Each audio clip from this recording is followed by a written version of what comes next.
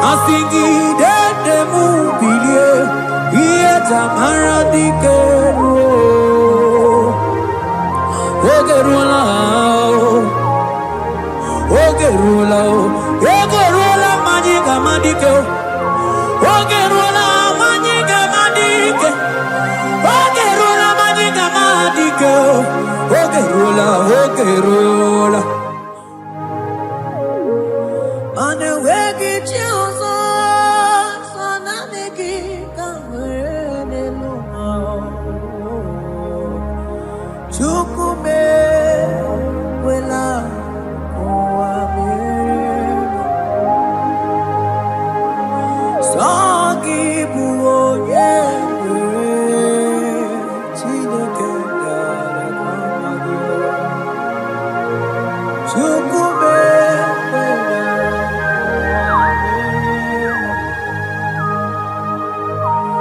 Agama korolo nye o, agama korolo nye, agama korolo nye. Agama korolo nye o, iye na kubumo.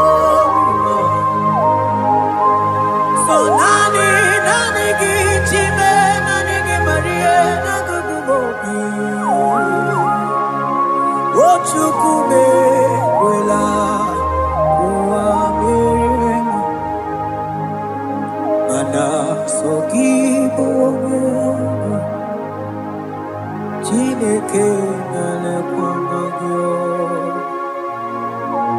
Chukume kwela kwa meriemo Sona niki monye Chime Chukume kwela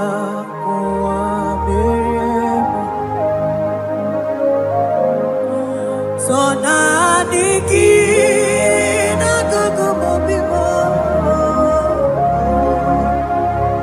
Chukume kwela kuameremo Akabana baruse baratakaba reteketeli barusama Eke mana baruselete barakabama mateli kidiki Sonani kibu onye mwero chimo ekwela o Chukwe ekwela kuwa meriemo Agame bidolo nye wekoma nyoma chu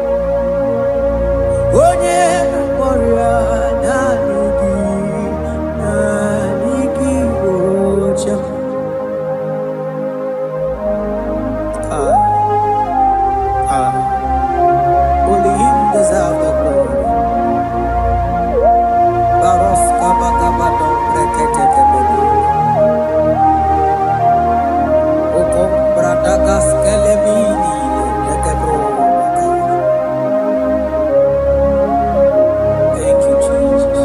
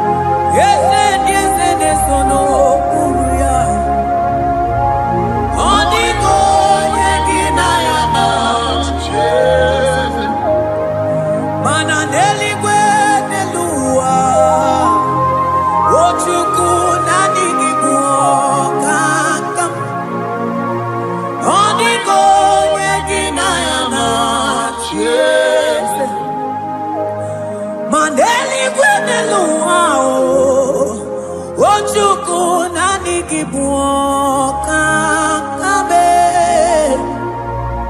odigo yedina yana cheers ane machala imana ni boka chala deto odigo yedina yana cheers cherubim and seraphim bow before you. 24 elders worship at your feet. Odigo yegina yana cheers. Oh yes, yes, yes, yes, no buria. Odigo yegina yana cheers. Oneligwe neluwa Ochuku nani gimu kakame Odigo yegina yana tiese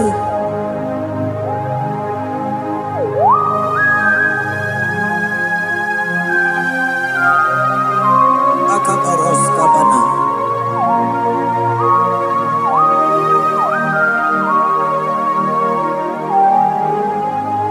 Patambras kete gebete binola Ekomandas kebete bronco bagabaras kete kubrini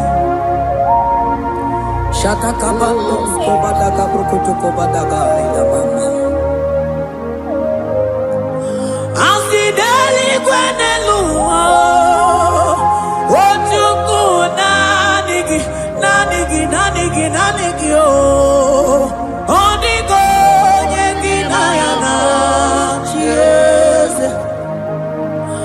singing daily when the Lord I see chukuna nigiboka kame odigo yekina yana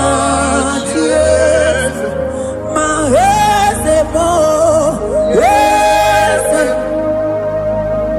hese hese sono puria odigo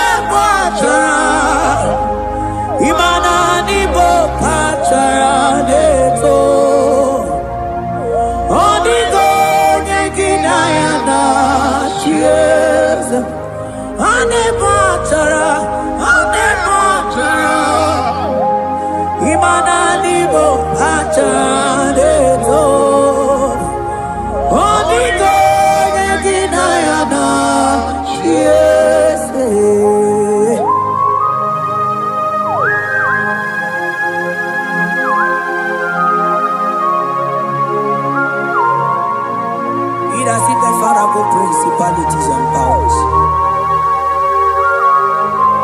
So nani ajureli wetu manine. Woko sisi na kuna kuruta. Onye matawe manechi. Ekele garangi Jesus. Manodigo nye iligi. Odigo nye dikagi. Hey, ibu ebele bejono. Onye gani jene numili. Onye tiwa barati watomo. Onye bere waji wedi mewe moma nanguya. Hey Jesus. Rateke beteni maraska bagaba. Oh mantam rasko bagaba kobete kete.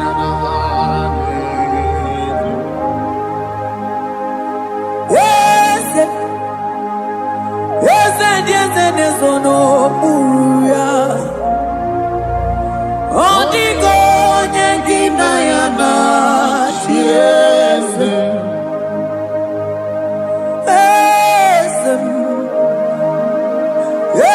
ese sono buya odigo nyengina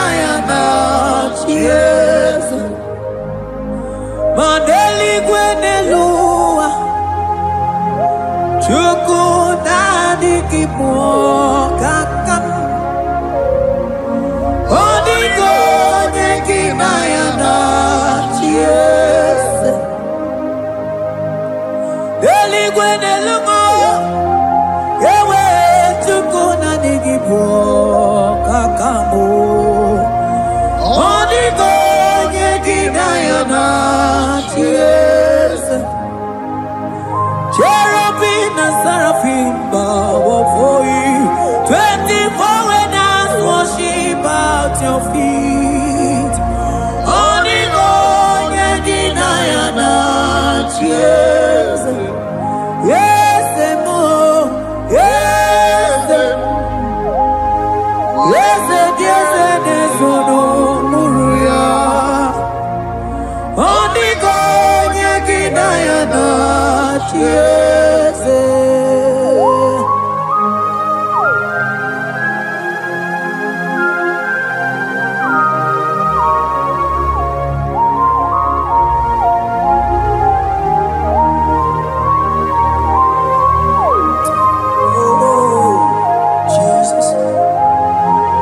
Akabata Getleboko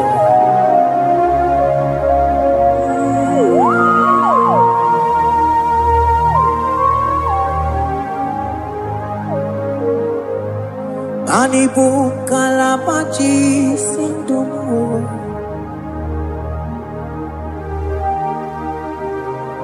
Ibo Kalabachi Sindumo Onye nemema Ibo Kalaba Ibo Kalaba Ibo Kalaba Jisindomo Ibo Kalaba Jisindomo Oh Ibo Kalaba Jisindomo Onye nemema Ibo Kalaba Ibo Kalaba Ibo Kalaba Jisindomo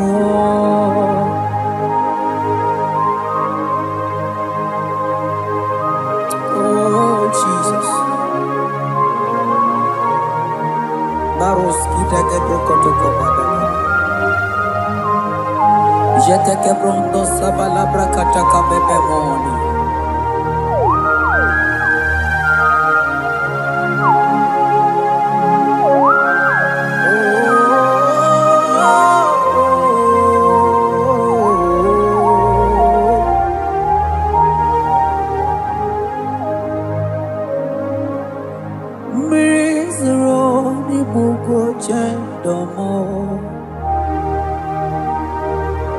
Mana nanigi oni akamo oni akama oni akame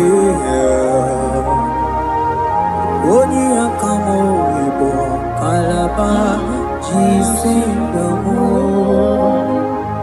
ibo kalaba ibo kalaba jisindomo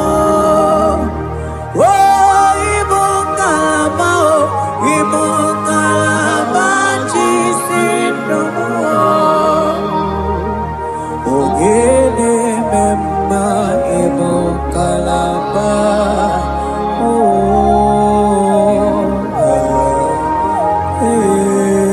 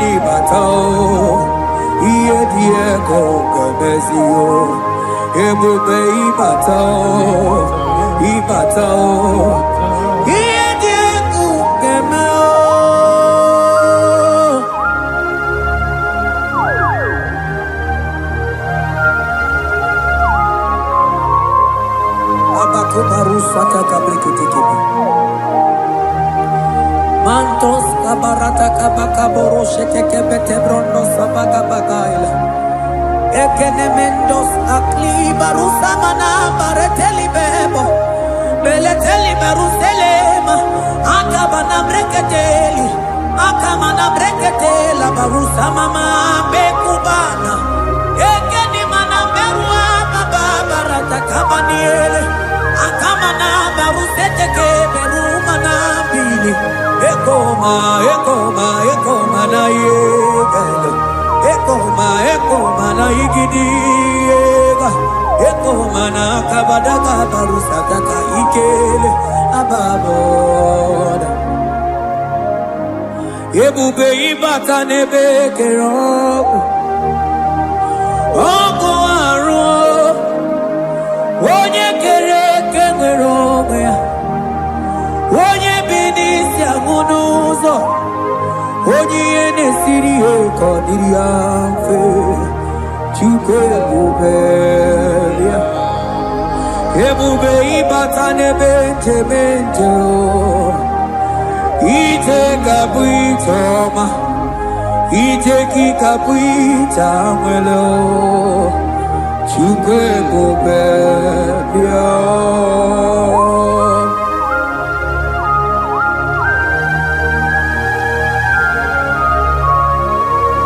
Just lift your hands and appreciate Him because He's worthy.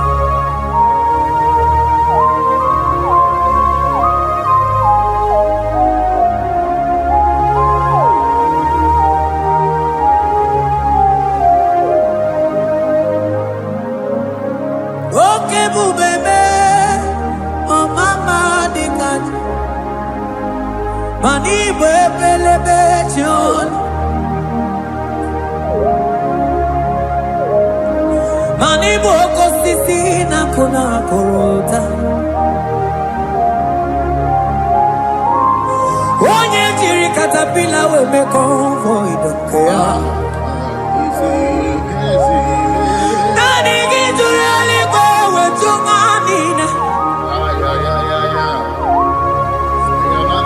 So nani gigani tena la motunu kolota.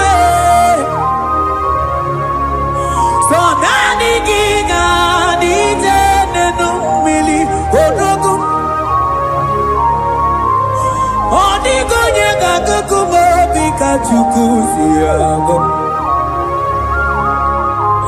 Asige bubebe Ebobebo ebubebe, ebubebo, ebubebo.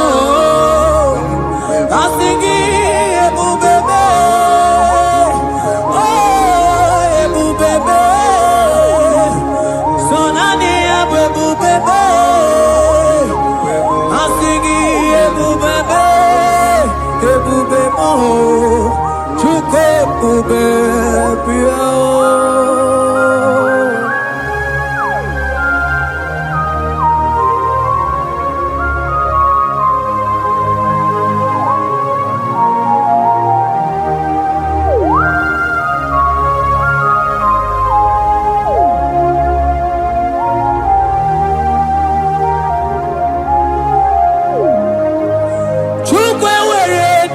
Chogi, chukwe were dina chogi, ewere dina chogi chi. Onye na choma na chogi o chima. Onye na chego na chogi, mane were dina chogi. Asiki chukwe were dina chogi, imano mogi na chogi chukunamo. Asiki were dina chogi,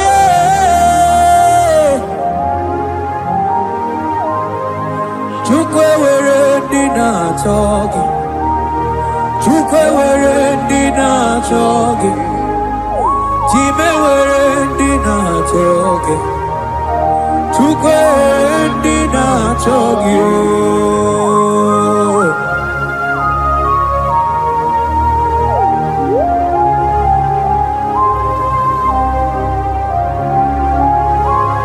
Kabarusa. Ewere ike sinelu, manewere ike sinelu, manewere ike sinelu.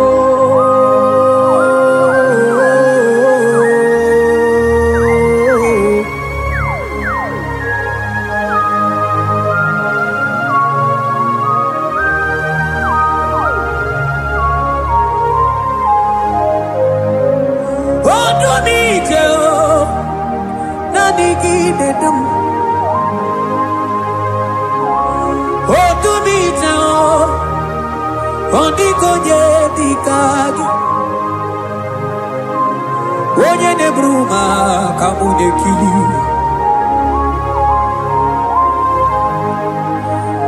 Mano wego nye no no agemere bi fetsuku meremo. O wego nye no no Get the baby to kudum. Hey, Casinello. Manere, Casinello. Manere, Casinello. Manere, Casinello. Eweremo. Ewerebe. Casinello.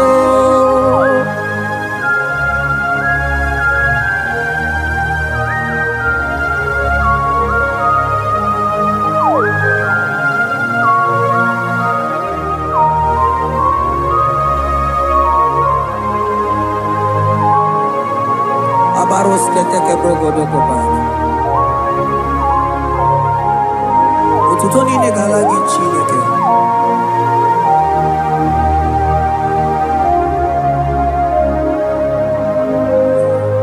Ana manilaita wokoma mandiamu mabalu. Manilaita wokoma mandiamu mabalu.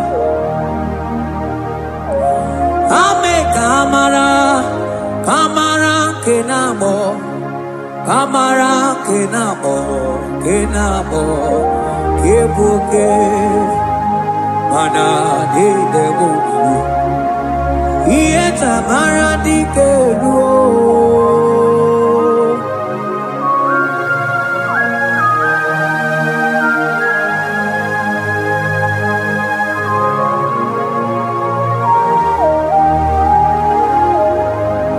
Bokwala no balegi, mano barite.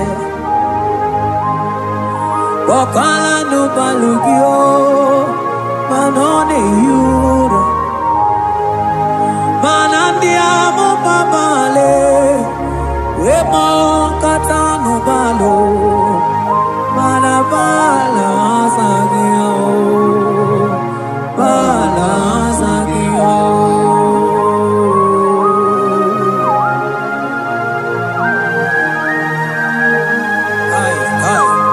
Jeteke brokotokoba. Imana from morning to night, bala sagimo.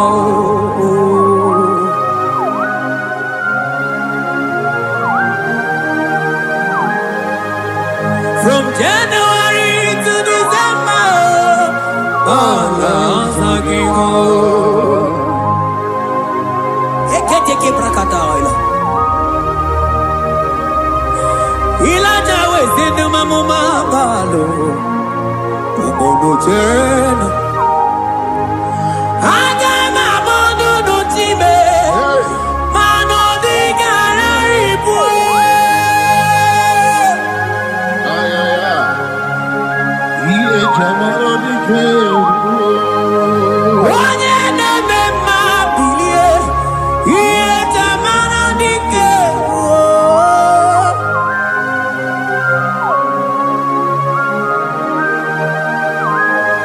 Ay, ay, ay, ay, ay.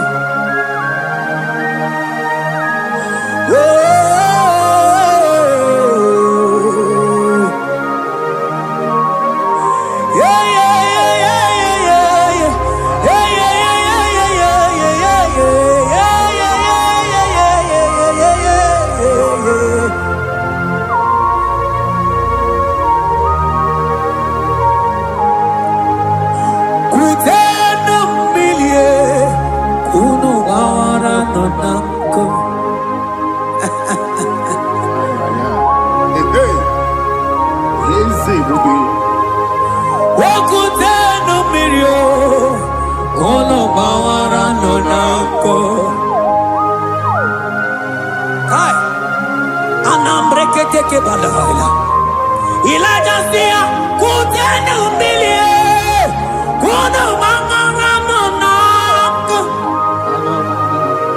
Ay, ay, ay. Mana diamo mabao weto tata kamili ana maya nako ana maya nako.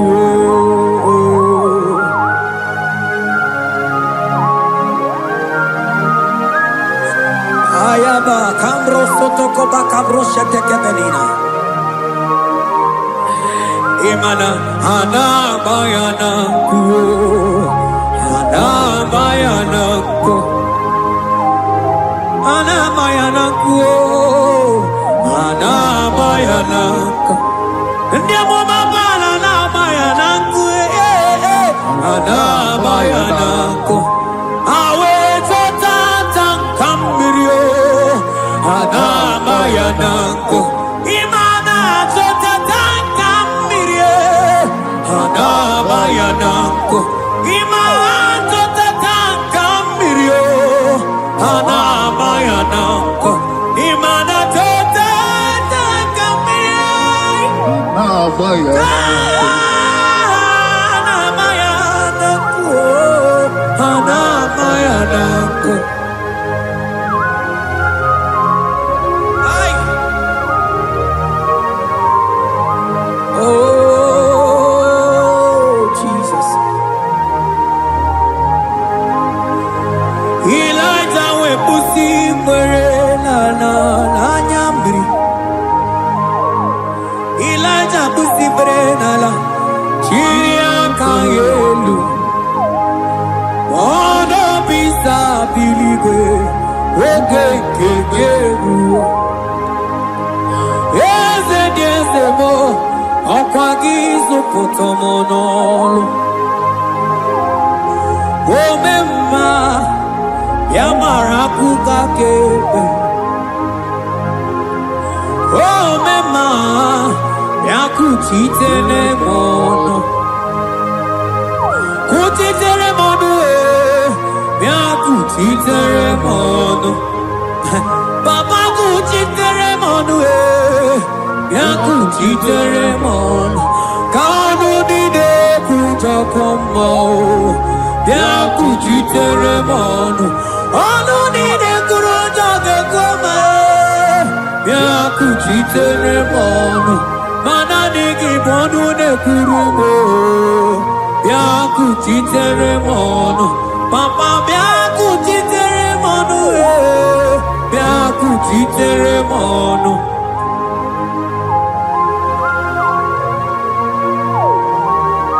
Akabade.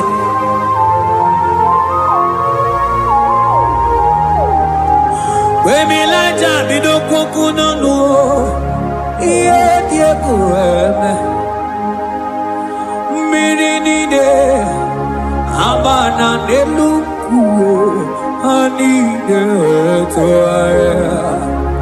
Weburu nukeze, anide toaya.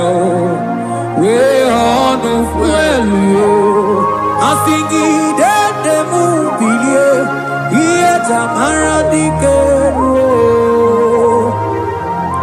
ogerula, ogerula, ogerula majiga madike, ogerula majiga madike, ogerula majiga madike, ogerula, ogerula. Ogerola, ogerola, ogerola, ogerola, ogerola, papa bilie, ogerola bilie no chiezekio, odumetebe, odumanao, odumete, odumanae, okosisina kona konotae, akude igwe, amone loliago, ogeruo. Papa, ogeruo chigo, ogeruo dadime, kanyega madike, oh bilie, bilie, bilie, bilie, oh bilie, bilie, bilie, bilie, bilie, bilie, bilie, bilie, no chezegio,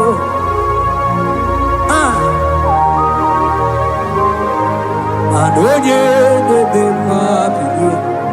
Iye tamana dikeru.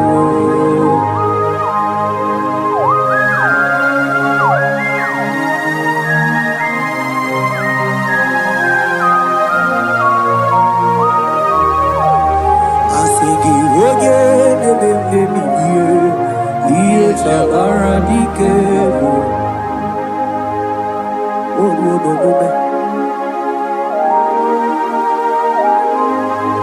Baby like a coconut no, iye dia kueme, imatonda kike, bawa bawa, imana mama kike na, asigi mani kuku kike na, asigi mana no funta bianyo.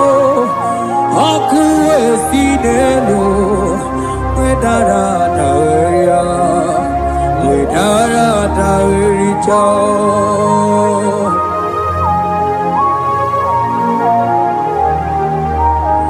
Manonya neme mabiye, iye tamara dikeru.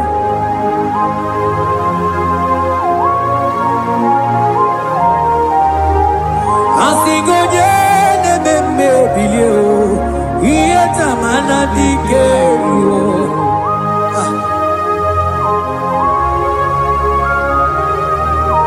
Ay ay ay ay ay ay ay ay oh yo yo yo yo yo.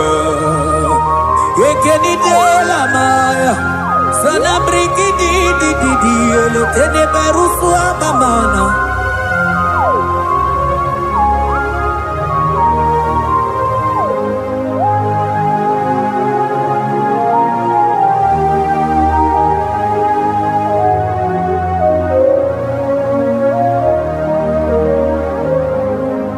Manideme, kamadu ni netwogeko. Ineme, kamadu ni netwogeko. You are the God who breaks impossibilities. Ineme, kamadu ni netwogeko. Manideme, kemadu dine twogeko. Ineme, kemadu dine twogeko. You are the God who breaks impossibility. Ineme, manasong ineme.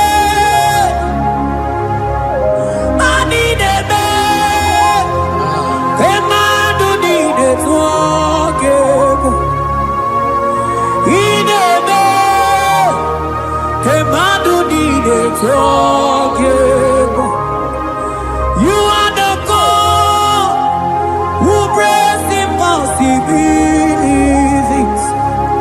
Manideme, kemadu dide twogeko.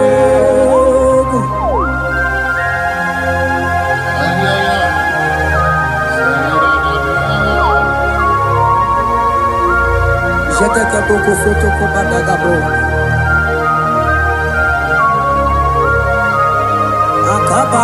Akabayo.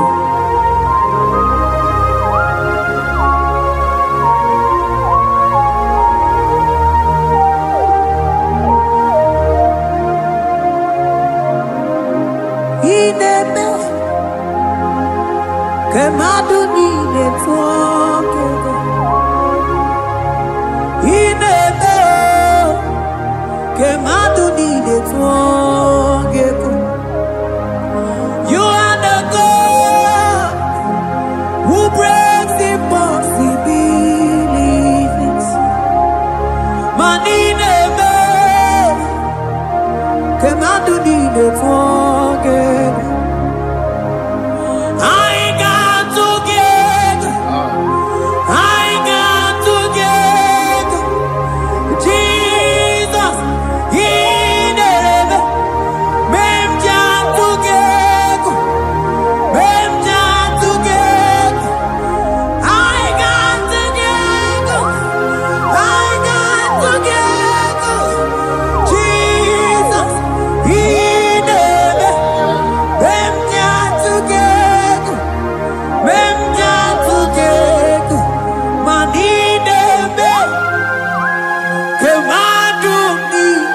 twage inebe kemadu dine twage. You are the God who breaks impossibilities. Inebe kemadu dine twage.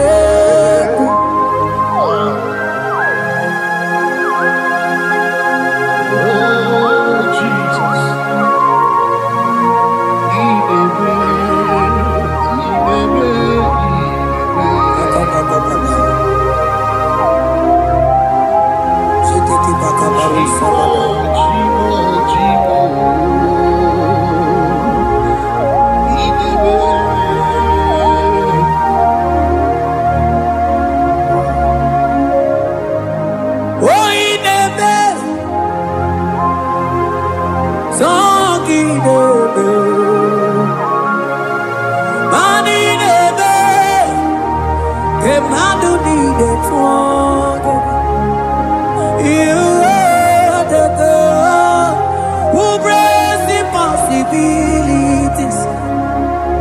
In a day, come out to need it. I ain't got together. I ain't got together. Jesus, in a day, them jam together. Them jam together. I got together. I got together. Jesus, in a day, them jam together. Them jam together. Madine me, que madu di de together. In a day, que madu di de together. Mana iye di de gore de luwa o sinagi. Mana iye di de gore de luwa o sinagi.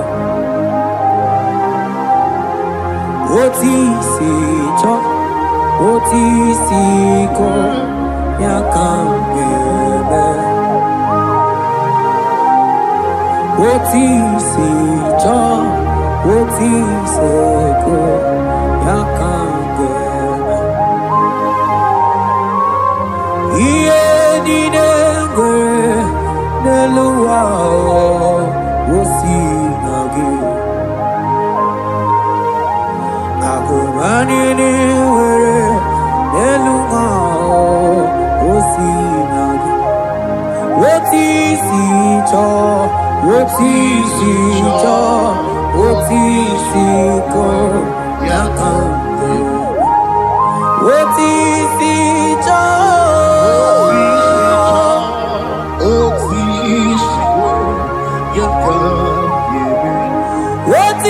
si cho. Oh yeah yeah yeah, yeah. Asoti si cho. Oh,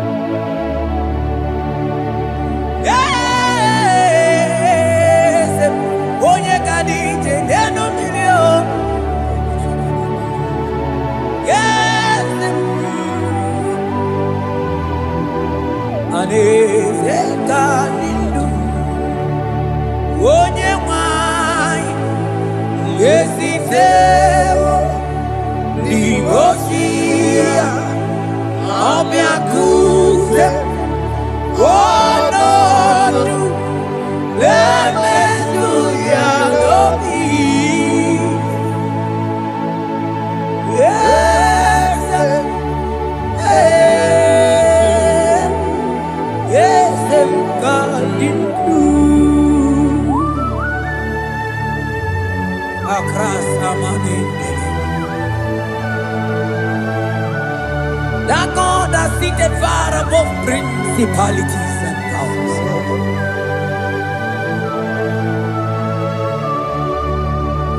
Yes, mo. Akune chembamo. Okwangi urawune lope. Yes. Akune ligwe. Yes. Adidu.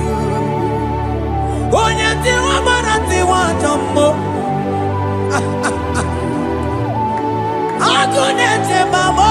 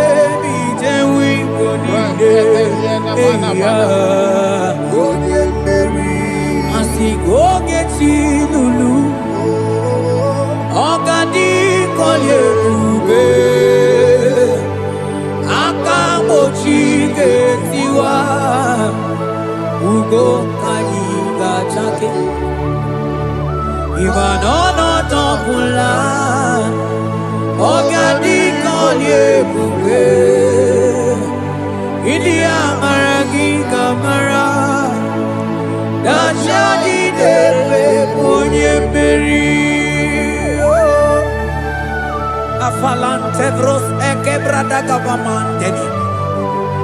Eteni ma barua bakaba salibre teke banda lemo. Yene barusali bene brukodo bada barateli kede barasani deli.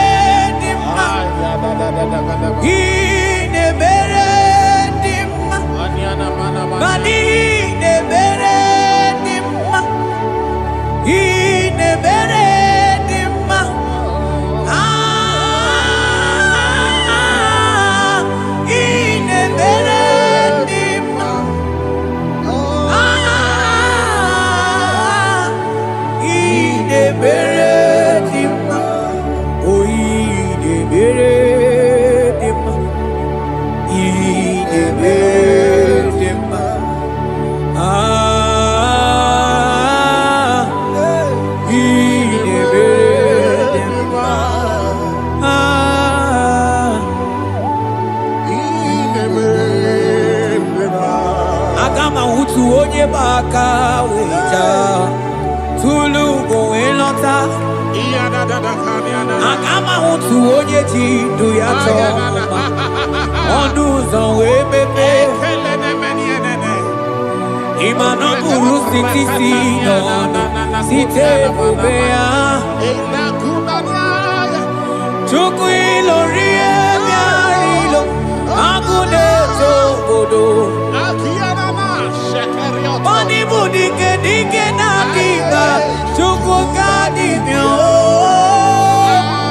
agama utu onye baka weja tunu go elota agama utu onye chindu ya choma onu so emepe imano buru siti sinonu site kubea chuku ilori emiarilo aya chuku ilori emiarilo chuku ilori emiarilo just that chuku ilori emiarilo lori emiarilo ilori I think ilori I think ilori Timo I think ilori I think ilori I think ilori lori what to ilori lori Papa ilori I am an abarakata ikli proba Selebe mana ikidi brenege mana ile Yakane marwa takai kruva na bruatei Antingi lori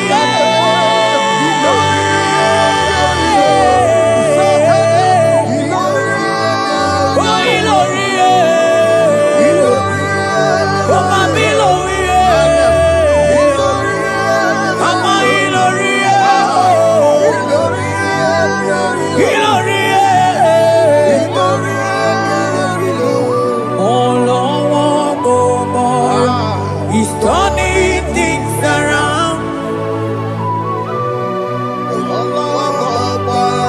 He's fixing life again.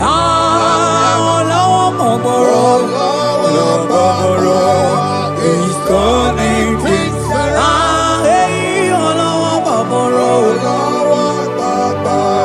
He's fixing life again. He's fixing life again. Oh, yeah, yeah, yeah. He's turning things around, oh. He's fixing life again. He's fixing life again, oh. He's turning things around. He's turning things around, oh. He's fixing life again. Agama utu onye baka weja Tunu go elota agama utu onye chindu ya choma onu so wemepe imano buru siti sinonu site kubea chuku ilori emiarilo agune togodo ibu dike dike nadima chuku kadimia Hey, hey, hey. It's turning things around. Turning things around. It's fixing life again. It's fixing things, oh. It's turning things around. Onye neme ma izuroke nesia. Onye ma neme ma izuroke nesia. Onye nyaye kwe kiyere memo tima. Izuroke nesia. Onye tiwa brati wajo molio tibe tibo. Izuroke nesia. Asigi hagune temba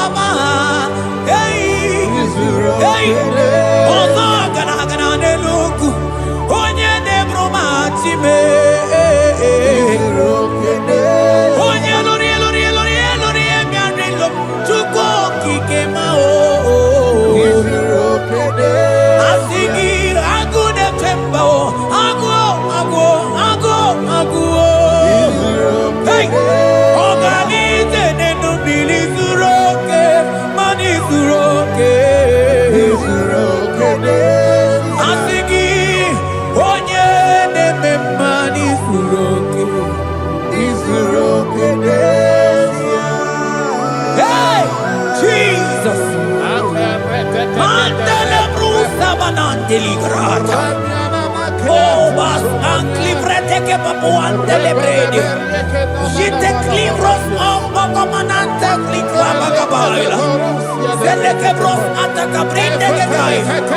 Jite clivros ambacabagabaila macono.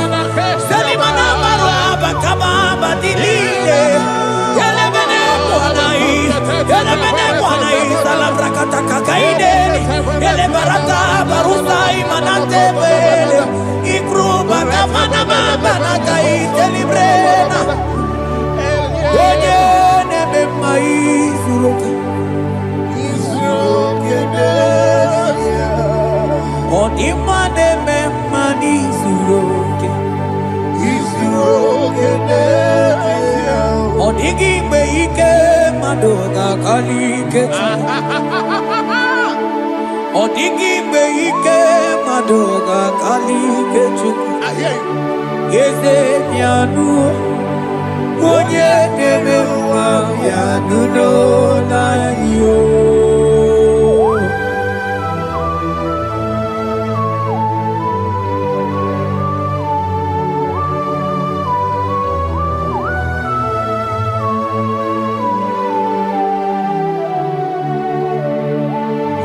Okwangi buike tabamba oh nikumya oh onye kwako na Jerusalem omezono ya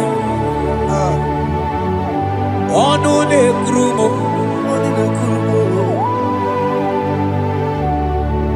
okwangi buike mo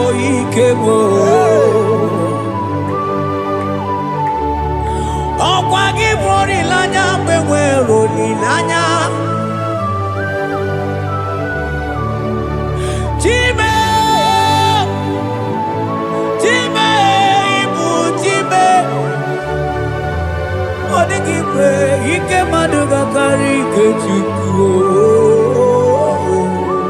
Yeze bianuno Onye dere wa bianuno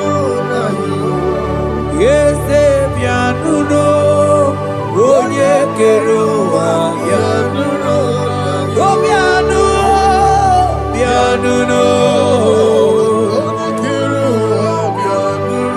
asigi bianuno,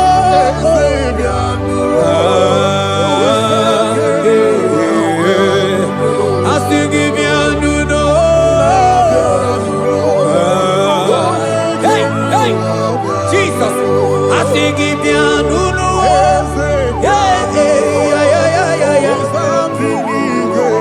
Abana, asigi bianuno, yeah. Oluwanya lunia,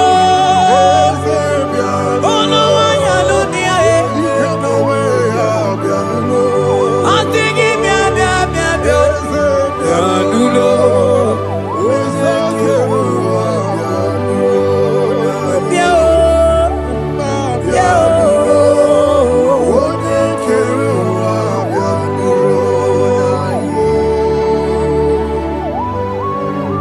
Say a thing, and it cometh to pass when the Lord has not commanded it.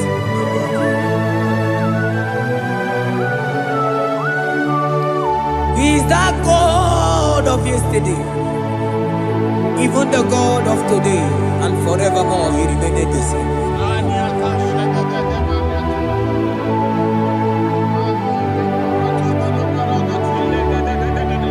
What can I use to appreciate your goodness in my life? Agame tigini wekeneki. Agame tigini wekeneki tukuna. Odoro manyo. Mami gayeliti. Chinekemo, maniga ya ritio. Okwazo mangala kigeje chuku, oga yeli amancho. Ekele sina na lopi, obi fe chuku moneli.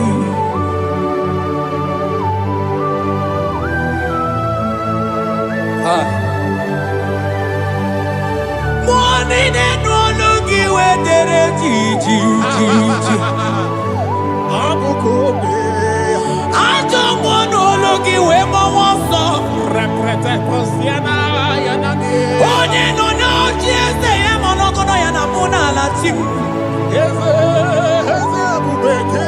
Odigi eti ma pugibe. Okwa ya moronye na gaite we gaite sali. Mosi ona gaite we fuwanta ke muna we so kwa so.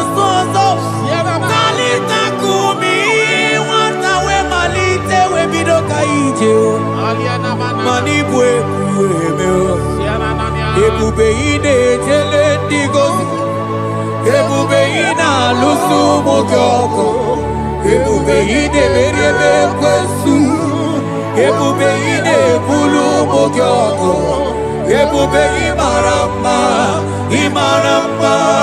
Ibule bube dowe kiyo.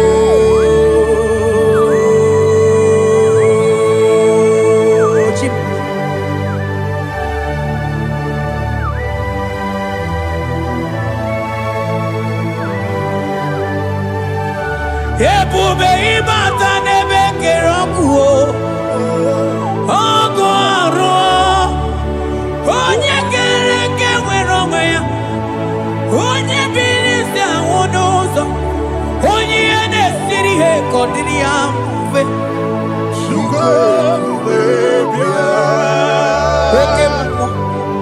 Ekemo.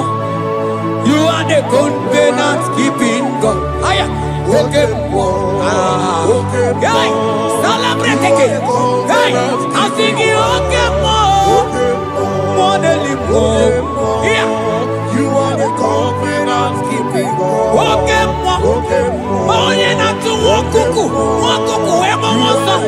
Onye wa tu wokuku manda okemo. Ana kuno wako na kamwande. Asigi okemo. Onye joku eliacha. Asigi bu okemo. Modelimo.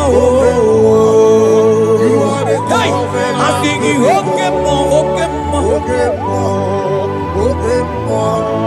You are the covenant keeping God. For you are the covenant keeping God. For you are the covenant keeping God. You are the covenant keeping God. What you say, that is what you do. You are the covenant keeping God.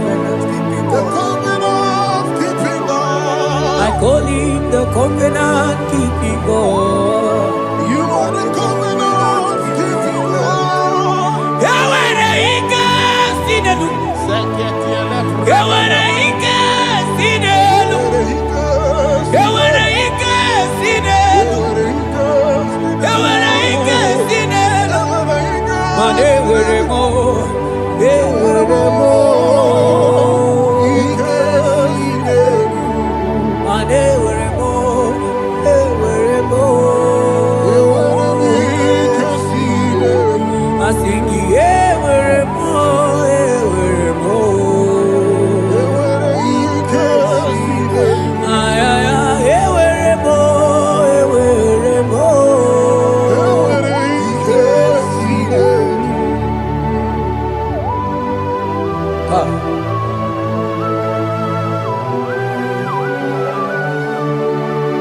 And they were ready not to get too good.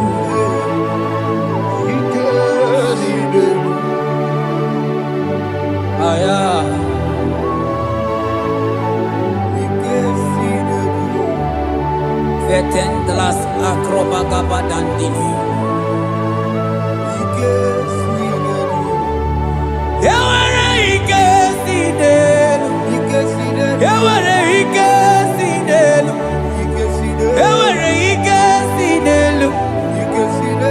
ewere ike si n'elu, ewere mo, ewere mo, ewere ike si n'elu, ewere mo, ewere mo, ewere ike si n'elu.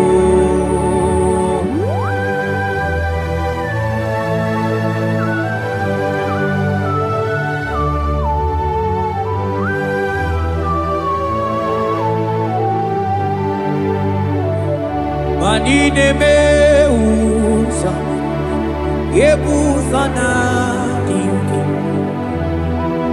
otiko yedi kaki. Nanikine meusa, yebusa na dingi, otiko yedi kaki. Mana odigo nyozo, odigo nyozo, odigo nyeiri Chineke keligwe, odigo nyake chimaya sobo ya iria, odigo nyeiria, papa mo iri chim. Odigonye iri Chineke keligwe, odigonya kechimaya tuzo. Odigonye iria, odigonye iria, odigonye iri Chineke keligwe, odigonya kechimaya tuzo. Anoye iri Chineke mo, oye aya, oye iri Chineke, oye, oye, oye, agama utonye iri Chineke ma, oye iri Chineke mo.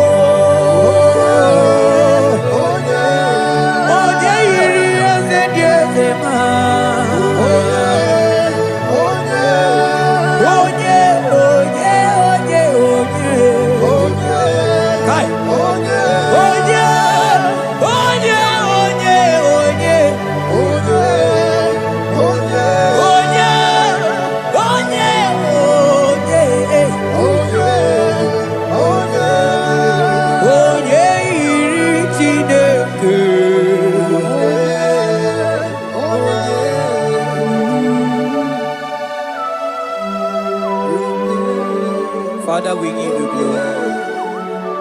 Thank you, Abba Father. Thank you, Jesus.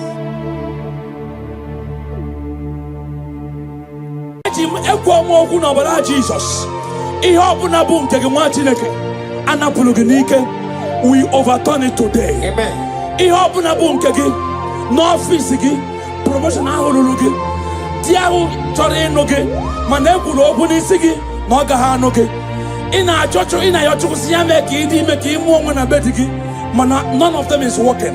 We overturn them today. Amen. We overturn them today. Amen. We overturn them today. Amen. For it to get to you. In the name of Jesus. Amen. And yet, we're up with Jesus. We overturn them today. Amen. We overturn them today. Amen. We overturn them today. Amen. We prophesy in your life. Receive your turnaround. Amen. Receive your next level. Amen. Receive your turnaround. Amen. Receive your next level. Amen. Receive your promotion. Amen. Carry your baby. Amen. Carry your husband. Amen. Carry your promotion. Amen. Go and prosper. Amen. Go and prosper. Amen. Expand in this land. Amen. In Jesus' mighty name it is done.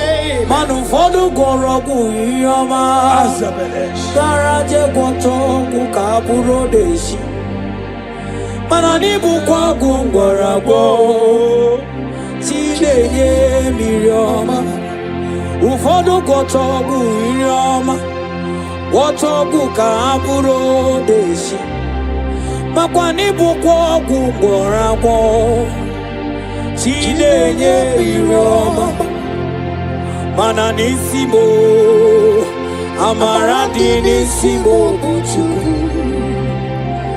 nandugo ike di na romo buchukwu asini nisime amara di nisimo buchukwu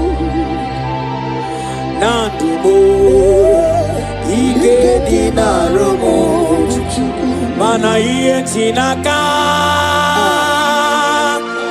okariri ego mana iye chinaka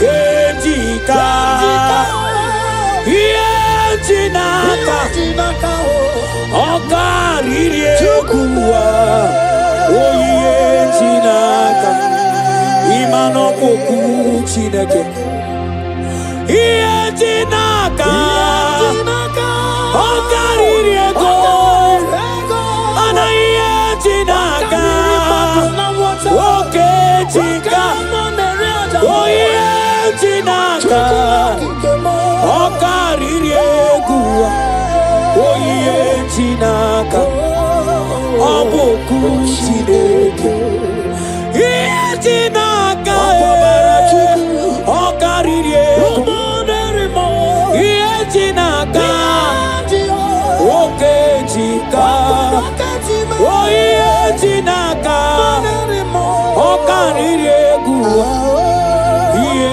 chinaka oboku chineke obatara be nwanya ganu akwa nwa obata ihe adịma oke chineme mmawo akpọlie chukwu ebube obugwongwo buru ya na obugwongwo buru onwe gị ego ịrịara ahụ ike agbala ọsọ oke chi ya bata ọgbọ oke mmụọ na-erole egbelo mmụọ o tigburu dibịa n'ilu aja n'ilu ụmụ mana ikuru ka ị na-eme anyị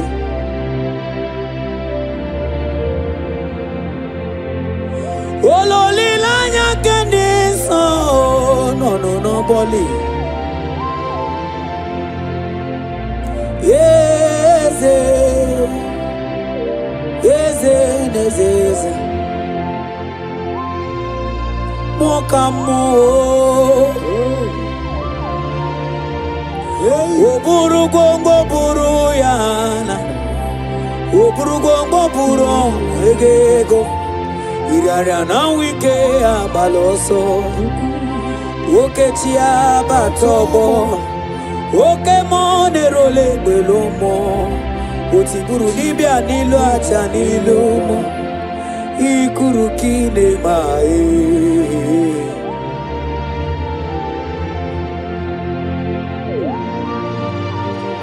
oh Jesus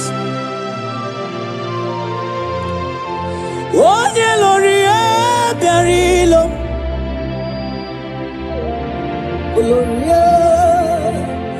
onye lori ebiarilo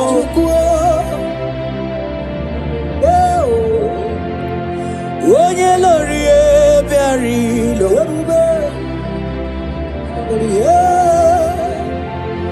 onye lori ebiarilo onye lori ebiarilo onye lori ebiarilo onye lori ebiarilo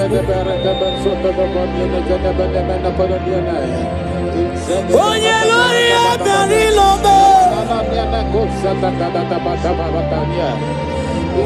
ike na dị mana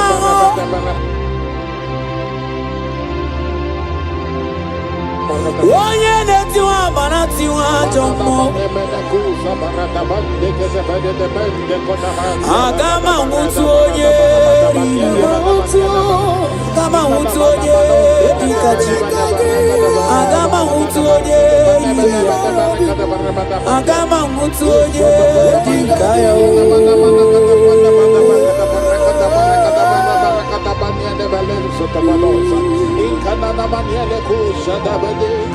Onye dikaya o. Agama hutu onye dikaya. Agama hutu onye yiri ya. Agama hutu onye yiri ya. Onye chieze chiamu. Onye chieze chumanina. Nani abu mwone limo. Onye jiri katawe kulumili.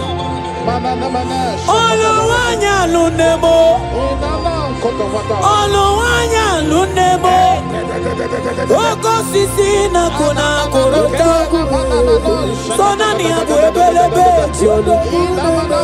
Agama utu onye iria. Agama utu onye ikaya. Sebale gado da de gada gada bale gada da. Enzo gado bale gada bale gada bale gada. Gada da da da da da da da da gada bale gada da. Etuana mana sebale gada da. Rodo da da da da da da da da bale. Saba ande bale gada brado. Zezela da da bale gada brado. Ronda de bale gada brado. Suza bradega de belede. Manonye puriguzo. Onye puriguzo. Onye puriguzo. Ni mobara watu. Onye puriguzo. Yara balaga da baladozas. Onye puriguzo. Onye puriguzo. Onye puriguzo. No balasuru. Ajama puriguzo. Ajama puriguzo. Ikemiri puriguzo. Ajama da puriguzo. Onye puriguzo. Nimo balasuru. Mano kukwe mdini meki. Azul. Onye nebema. Jesus. Okukwe mdini meki. Onye na gloria. Okukwe mdini meki. Onye nebema. Okukwe mdini meki. Onye nebema. Chanda de gede borodo gede borodo. Zeze gede bele gede balodo gede borodo. Okukwe mdini meki. Zeze zagada balagada balado gede. Okukwe mdini meki. Jesus. Okukwe mdini meki. Onye na gloria. Jibara borodo. Okukwe mdini meki. Zebara borodo. Onye buruma. Okukwe mdini meki. Onye buruma. Child of God, hear this. I have a word for you in Psalm 35 and verse 1. The Bible said, plead my cause, O Lord, with them that strive with me. Fight against them that fight against me. I stand under this word. I prophesy to you. Every hand contending with your next level. Any man or woman that say you will never live where you are. Anyone that say you are not suited for your next level. Let that person expire today. In the name of Jesus. I pray for you, my sister. Anyone that is battling with your next level. Whoever that say your marriage will not stand. Whoever that say your pregnancy will not come to pass. Whoever that say your promotion will not be fulfilled. In this meeting, let that person expire. In the name of Jesus. Let that person expire. In the name of Jesus. I prophesy your freedom. I prophesy your freedom. I speak your freedom. I speak your liberty. In the name of Jesus.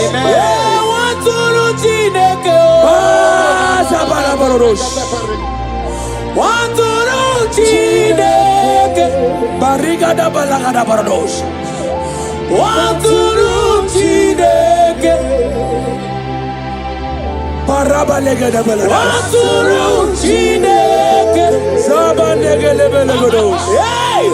Waturu Chineke. Zaza zaza zaza zaza. Waturu Chineke. Waturu Chineke. Zezelebelagada barados. Sabaragada barados. Waturu Chineke. Na na na na na na na na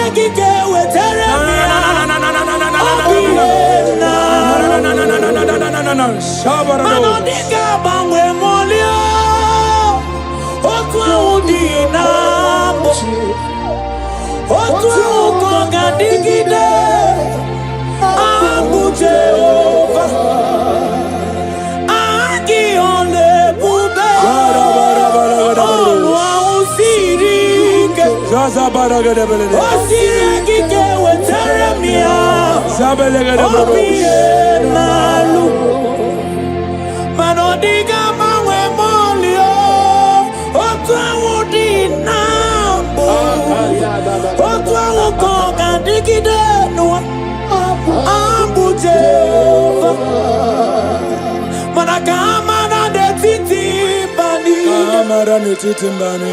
O kamara netiti mbani. Kamara kamara Jehovah praise. Jehovah praise. Jehovah praise.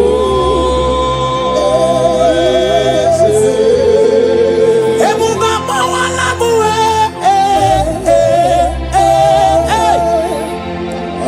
Ebuba mawala muwe.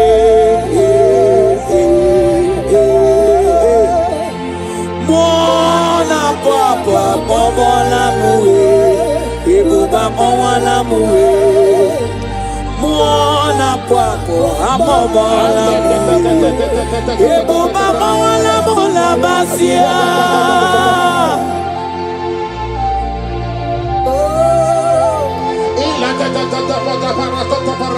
Sana bala gede bolodos.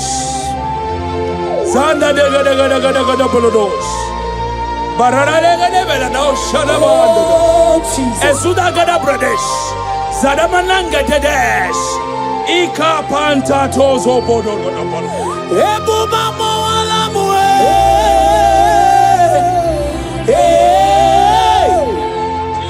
Ebuba mawala muwe.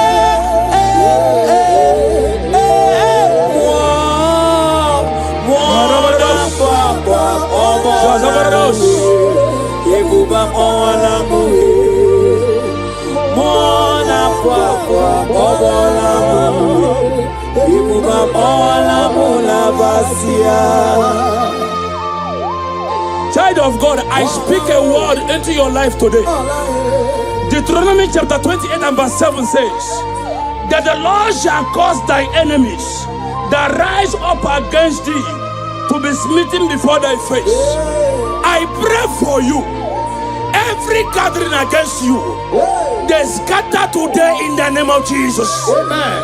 Any man or woman that vow to frustrate your progress, that vow to frustrate you in destiny, they scatter today in the name of Jesus. Amen. The glory of God will cause you, will take you to your next level. Amen. The glory of God over your life will carry you to your next level. Amen. The glory of God over your life will celebrate you before men in the mighty name of Jesus.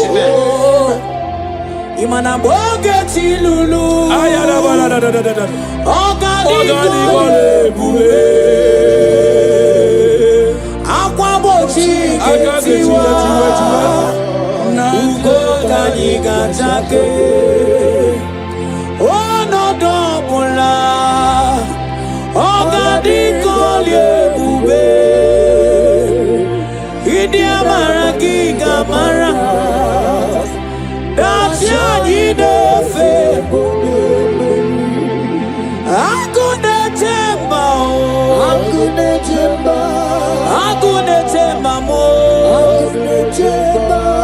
Agunete bijewe monine. Agunete ba. Agunete bamo. Agunete bijewe monine. Imana mogeti lulu. Ogani kolye ube. Akwa bochiegeti. Imanu kani gachange. Ono dobola. Ogani kolye ube. Idi amara giga mara. Dachiani. Imana dolitem, dolitem. Papa dolitem, no, no, no, no. Dolitem, dolitem. Aha, aha, aha, aha, aha. Dolitem, dolitem. Papa dolitem, no, no, no, no. Dolitem, dolitem. Zebaraborodos. Dolieme, dolieme. Papa dolitem, no, no, no. Dolitem, dolitem. Onyeneme ma dolieme, no, no, no. Dolitem, no, no, no. Child of God, hear this. Isaiah 55, verse 17 says, no weapon formed against thee shall prosper. I stand on that word, I decree, every death sentence over your life, every attack of hell over your finance, everything that has risen over your health, today, the Lord is setting you free. Jesus is setting you free. Jesus is setting you free. Jesus is setting you free. Jesus is setting you free. In the name of Jesus, I declare your freedom. I declare your deliverance. I declare your freedom. Every power, every demonic power, every ancestral power refusing you to breathe, today they scatter in the name of Jesus. They scatter in the name of Jesus. They scatter in the name of Jesus. Thank you, Jesus. Papa, don't let them, no, no, no, don't let them, don't let them.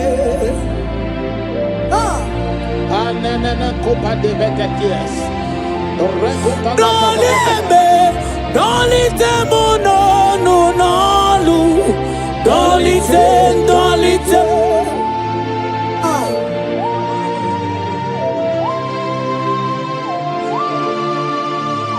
Oh Papa, don't let them, no, no, no, don't let them, don't let them.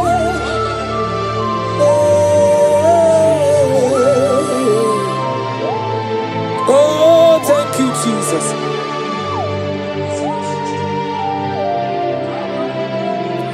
Obaraya boko simiri, Obaraya boko simiri. Obara Jesus boko simiri, Onye karo weto mwe. Obaraya boko simiri, Obaraya boko. Obara Jesus boko simiri, Onye karo weto. Obaraya boko simiri, Obaraya boko.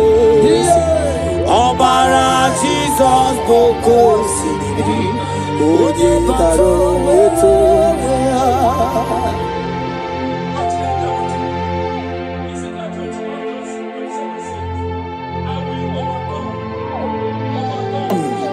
Overturn it, and it shall be no more until he comes, whose right it is, and I will give it to you. Jesus, we overturn it today. Amen. n'ọfịs gị promotion ahụ ruru gị di ahụ chọrọ ịnụ gị mana ekwuru okwu n'isi gị na ọ gaghị anụ gị ị na-ayọ Chukwu si ya mee ka ị dị ime ka ị mụọ nwa na be di gị mana none of them is working. We overturn them today. Amen. We overturn them today. Amen. We overturn them today. Amen. For it to get to you in the name of Jesus. And yeah, we're up, but Jesus go we overturn them today. Amen. We overturn them today. Amen. We overturn them today. Amen. We prophesy in your life. Receive your turnaround. Amen. Receive your next level. Amen. Receive your turnaround. Amen. Receive your next level. Amen. Receive your promotion. Amen. Carry your baby. Amen. Carry your husband. Amen. Carry your promotion. Amen. Go and prosper. Amen. Go and prosper. Amen. Expand in this land. Amen. In Jesus' mighty name it is done. Amen. Manu fodu gorogu yama Garaje kwoto kukaburo deshi Manani bukwa gungoragwo Chileye mirioma Ufodu kwoto gu yama Kwoto kukaburo deshi Makwani bukwa gungoragwo Chileye mirioma Mana nisimo amara di nisimo buchuku nandugo ike di na romo buchuku asini nisime amara di nisimo buchuku nandugo ike di na romo buchuku mana iye chinaka okari diego mana iye chinaka kejika iye chinaka okari diego oye chinaka imano poku chineke iye chinaka okariri ego ana iye chinaka oke chika oye chinaka okariri ego oye chinaka oboku chineke iye chinaka okariri ego Chinaka, oke chika, oye chinaka, okariri egu, iye chinaka, oboku chineke, obatara bewanya ganu akwanga, obata iya dima, oke chineme mau. Abolie chukwe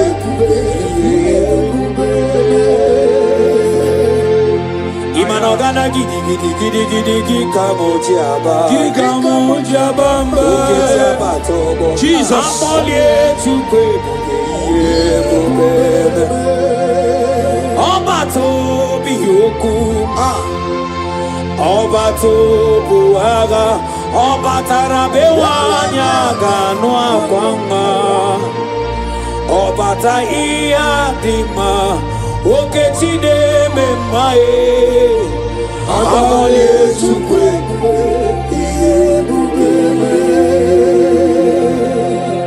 Child of God, hear this word. Romans chapter 8 and verse 31. If God be for us, who can be against us? I stand on that word. I prophesy to your life. They say, baby will not cry in your house.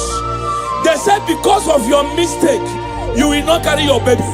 I pray for you now. Because God is on your side. Carry your babies. Amen.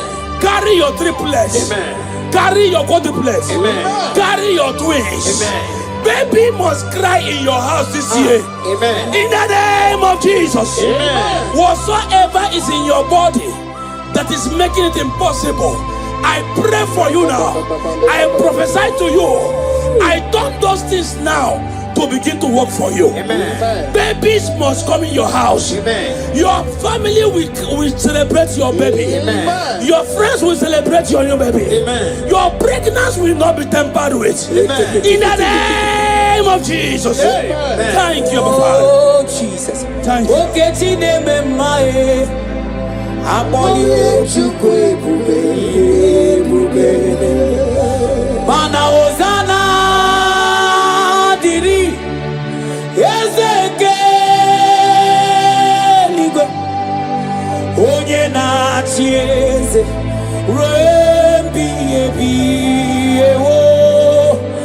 Nimozi Kigwe. Anaboisiala. Anasiso. Kachiovadi. Manonye Nimozi na madunekele. Ibu onye Nimozi na madunekele. Onye Nimozi na madu na misialanye. Onye Nimozi na madu nekele. Ibu onye Nimozi na madu nekele. Onye Nimozi na madu na misialanye. Angwetie.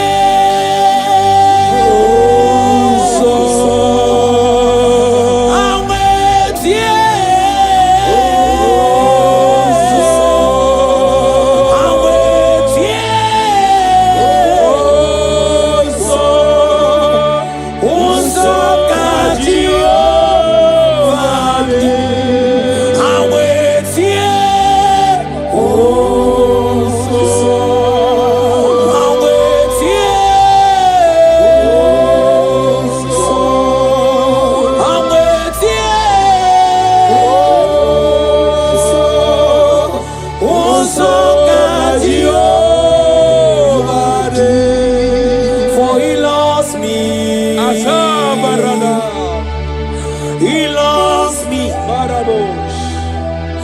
Now I know that joy that feed my soul.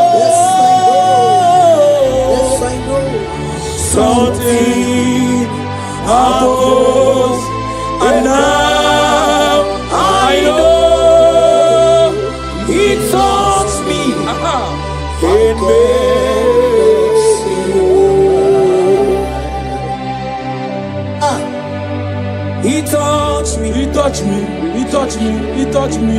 He touched me. He touched me. Oh. Now I know the joy that fills my soul. Jesus.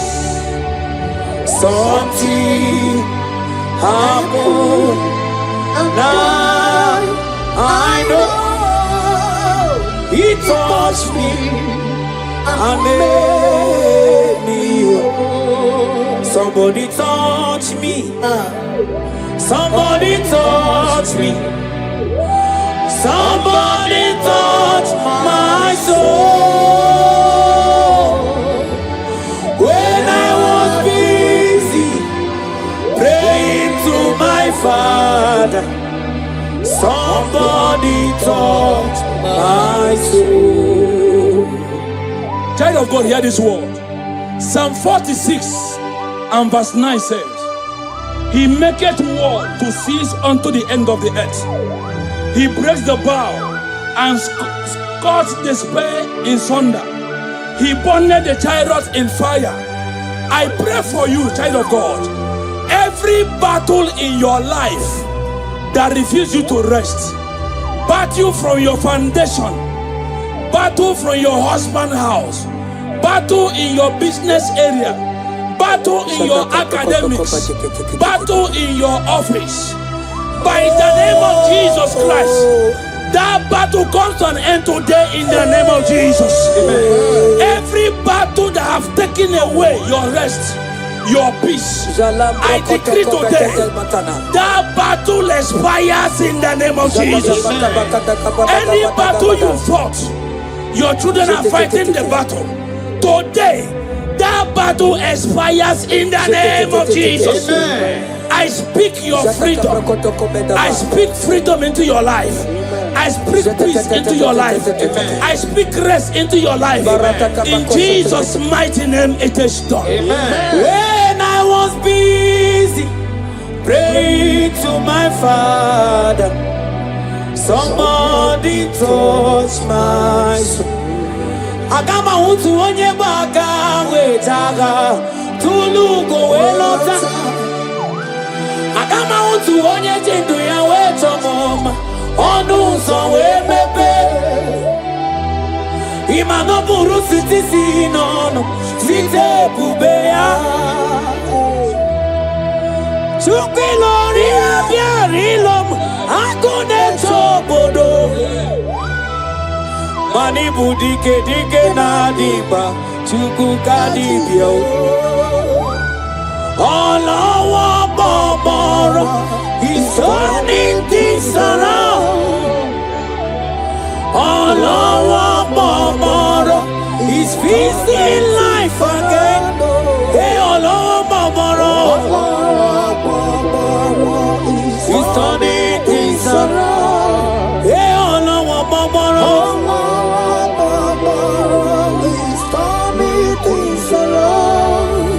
Olúwa dìde, Olúwa o dìde, dìde o dìde, ọba fìyàbá. Olúwa, Olúwa, Olúwa dìde, Olúwa o dìde, dìde o.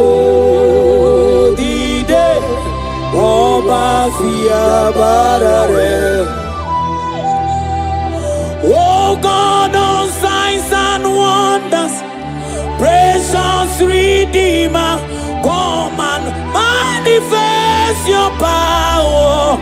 Dideo. Oh God of signs and wonders, precious Redeemer, come and manifest your power. Dideo. Olúwa dìde, Olúwa o dìde, dìde o dìde, ọba fi agbára rẹ̀. Child of God, I speak into your life today. I speak directly from the womb of the Spirit of God. The Lord said I should tell you, rest and peace will begin to manifest in your life from today. Amen. Your life has been experiencing trouble. Before you eat, you struggle. No man's visits you, no man shows you pity. Nothing good happened in your life. But I hear the Lord say, tell this person, from today, you will begin to experience rest. Amen. From today, you will begin to experience rest. Amen. Whatever you do, the presence of God will go with you. I pray for you from the womb of the Spirit. Everything that concerns you, will begin to work for your favor. Amen. Men will begin to favor you. Amen. Women will begin to favor you. Amen. Spirit will favor you. Amen. Nature will favor you. Amen. In the name of Jesus. Amen. Thank you, Lord. Obodo kwenigo, obugi chiezi anwugangu. Aro obodo kwenigo, obugi nachi. Manichisa ichitakwa, otetekidirani mae. Mwanerimo. Manamiliterezo amakwaniro. Iwelugo wetimonaka. Simuga batulujo ujembi ewilo manakwagi kuro kwagi jidi demba onye wari agerio iye melebeka ineku abataka batania jete Ratakaba sombroko beteketeni. Ratakaba kaba ratakaba kaba latana. Shiatelia, shiatelia, shiatelia, babuso baka.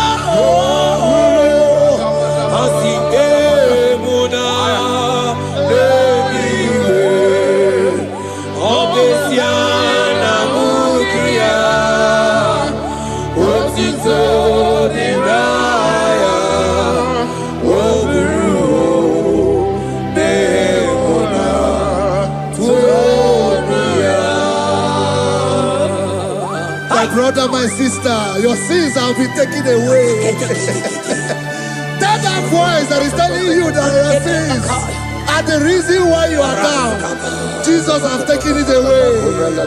Jesus has taken it away through the blood of Jesus. Say I am. Say my sins has been taken away. Our sins has been taken away. Romans chapter 5 verse 10. For if when we were enemies, we were reconciled to God by the death of his son, much more, being reconciled, we shall be saved by his life.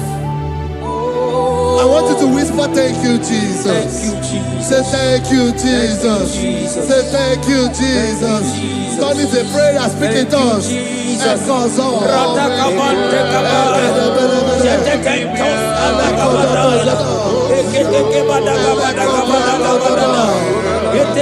you for the sacrifice on the cross. Thank you for the sacrifice on the cross. And I call.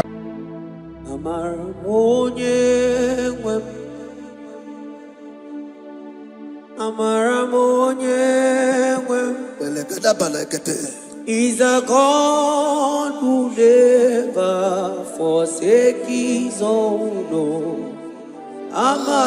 forsake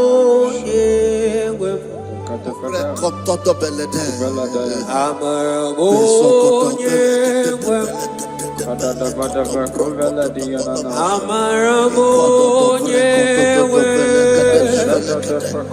He's a God who never forsake his own.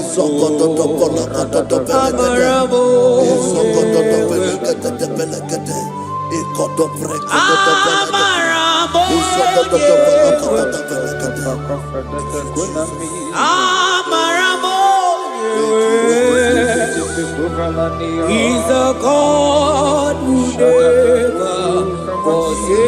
his own.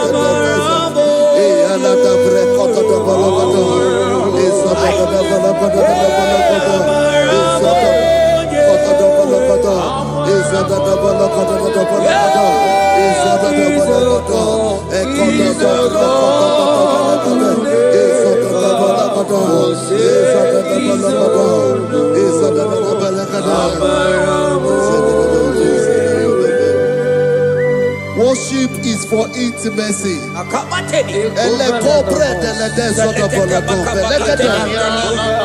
We are going to worship for intimacy this morning. This land, wherever you're watching us from. The Bible says, he said in James chapter 1 verse 4, James chapter 4 verse 8, draw near to me and I will draw near to you. He said, cleanse your head, all you sinners, purify your hearts, you double-minded. When you take one step closer to God, He will direct your path. Say, oh Lord, my Father, as we worship this morning, I pray for intimacy with the Spirit of God.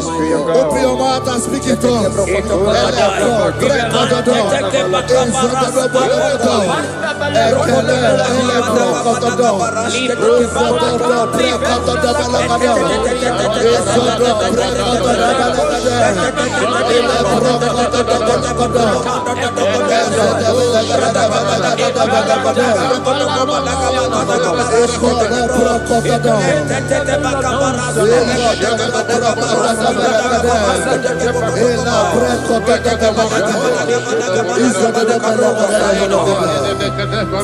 Oh my God.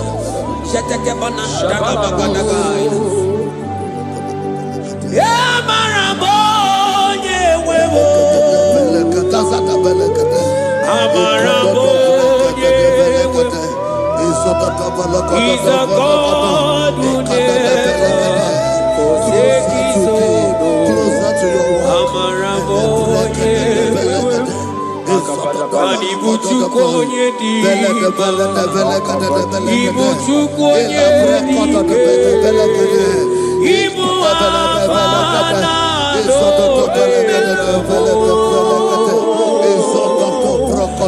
onye buru diba, Molize na yakanchi nasi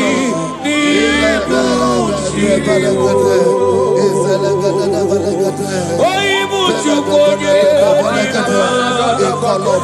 Ibuchukonye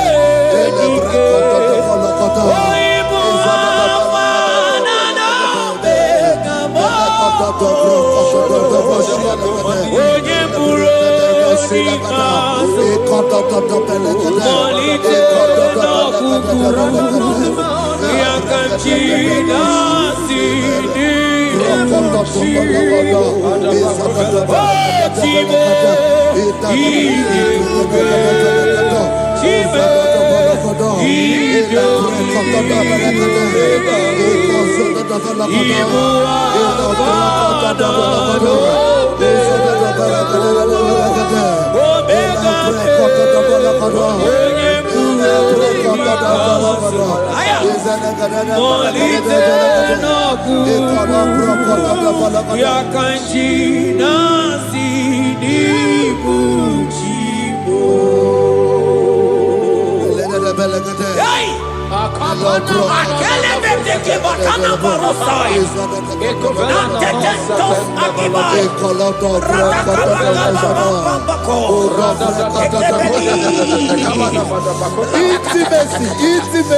Intimacy with our King.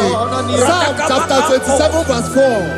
One thing I have desired of the Lord, that I will seek after, that I may dwell in the house of the Lord all the days of my life, to behold the beauty of the Lord and to inquire for His presence. Oh my God. Say, oh Lord, my Father, Oh Lord, my Father, intimacy is found.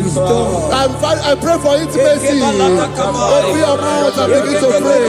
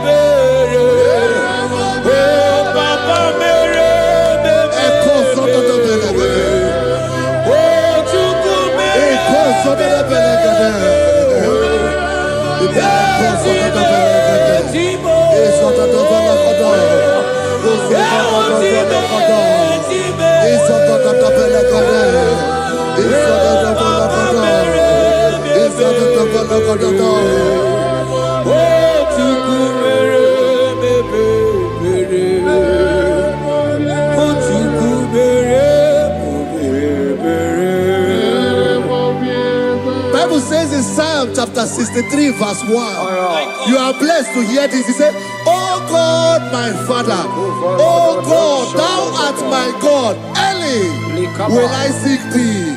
Early will I seek thee."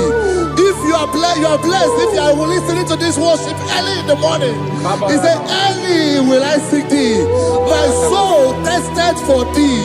My flesh longed after thee. In a dry and thirsty land where there is no water. Early will we seek thee. Early we will seek you, all our God." Echo batale breko to the belekade. Izoko to the belekade. Izoko to the belekade. Izoko to the belekade. Ekapelego. Shetenamante te fendo belekade.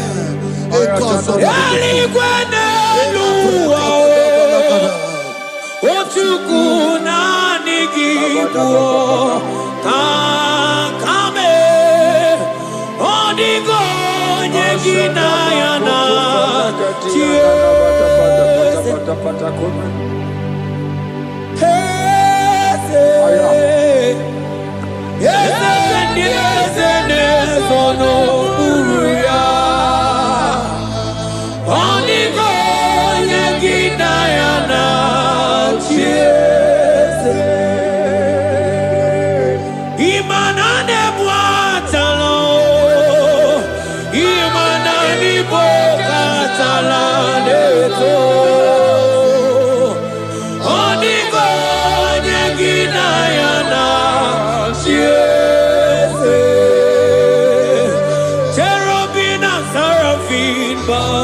for you, 24 elders worship at your feet. Onigo Yeginayana, and sing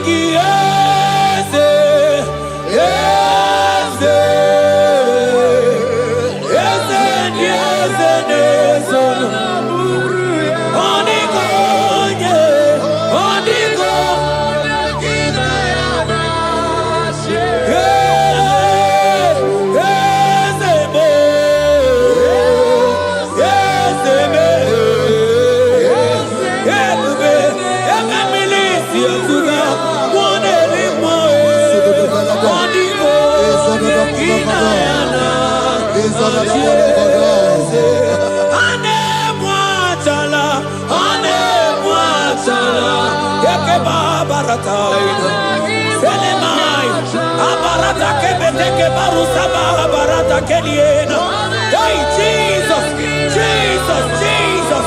Hey, I'm singing, man, Ibu oke mo, na na teku. Etakai, rata kapakine brokosai, onigo, nekina yana,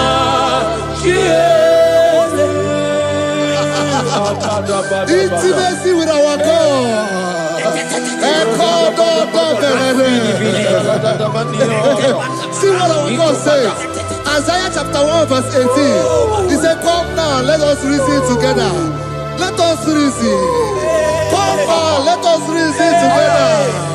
If your sin is as black as the scarlet, he said there will be white as snow. God is inviting you to come to him this morning with worship, with worship, with worship. Echoes of the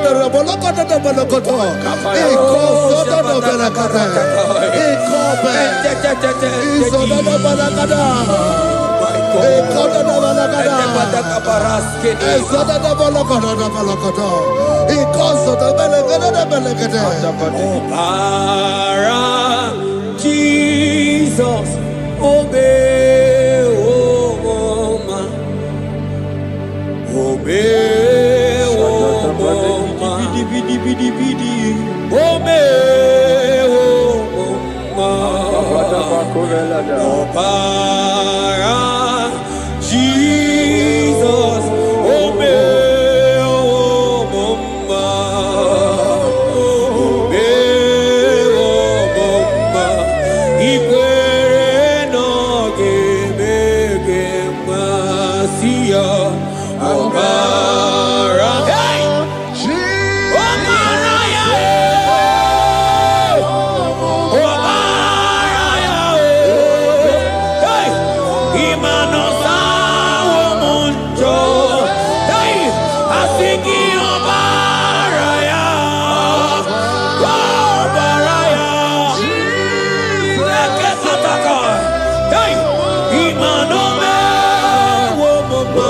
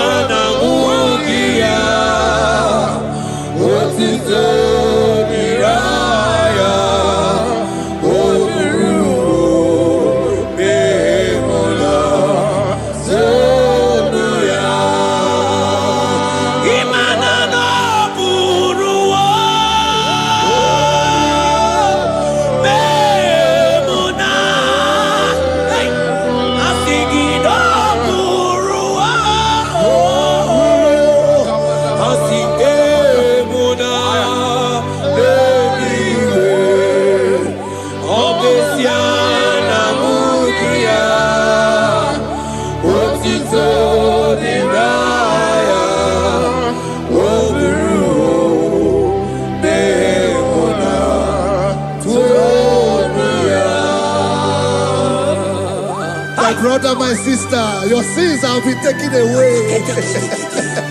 Tell that voice that is telling you that your sins are the reason why you are down. Jesus has taken it away. Jesus has taken it away.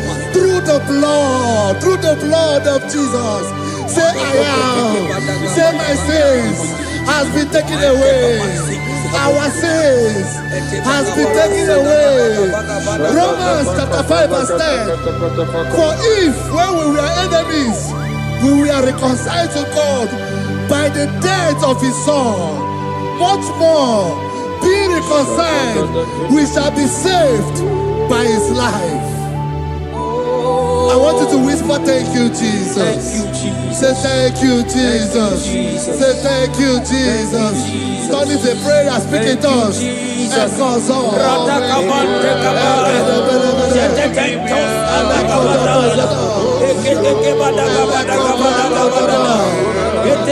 you for the sacrifice on the cross. Thank you for the sacrifice on the cross.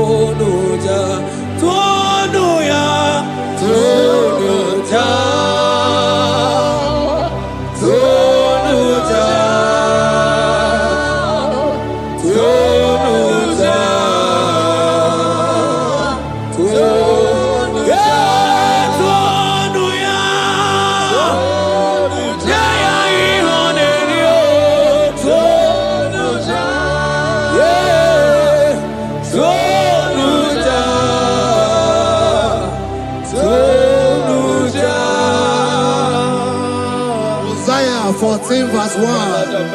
Oh Israel, I don't want you to put Israel, put your name.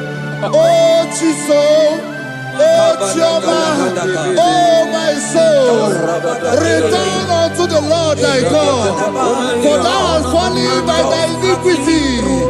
Take with your word and return to your God. I will return to my God. I will say, Father, I have sinned against you. I have sinned against man. I have sinned against God.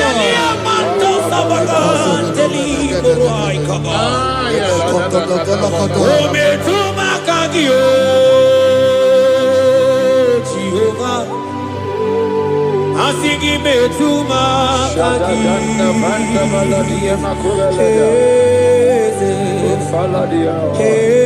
kwe kwalaka andiro tawila betuma kaki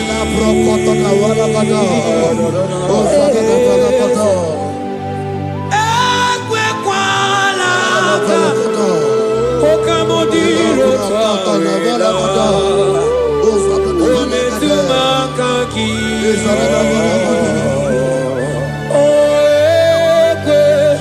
Ekwe kwalaka Andiro tawila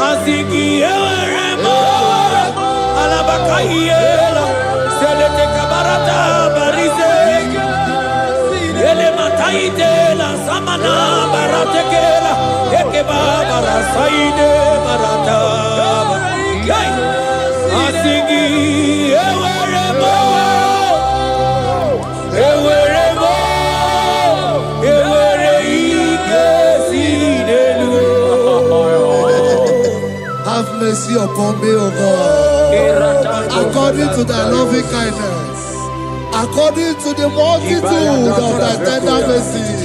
Blot my transgression, wash me thoroughly from my sin. I pray for intimacy. Open your mouth, I can hear you. Intimacy. Intimacy in my spirit, intimacy in my soul. Do not take your spirit from me. Cast me not away. Cast me not away. Cast me not away from the presence. Cast me not away from the presence. And not come back another. And call so bella.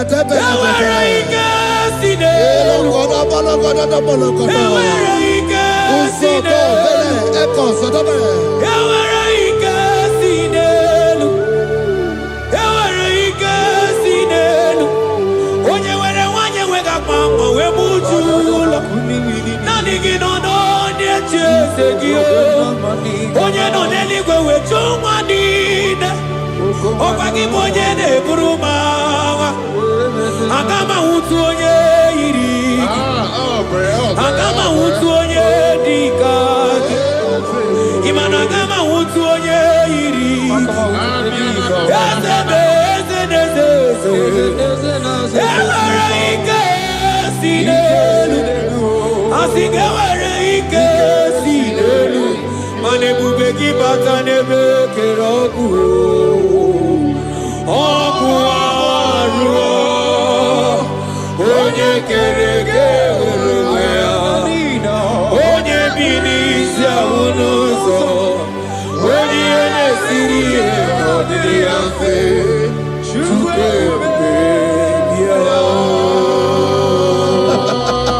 is here. He's here. He's here.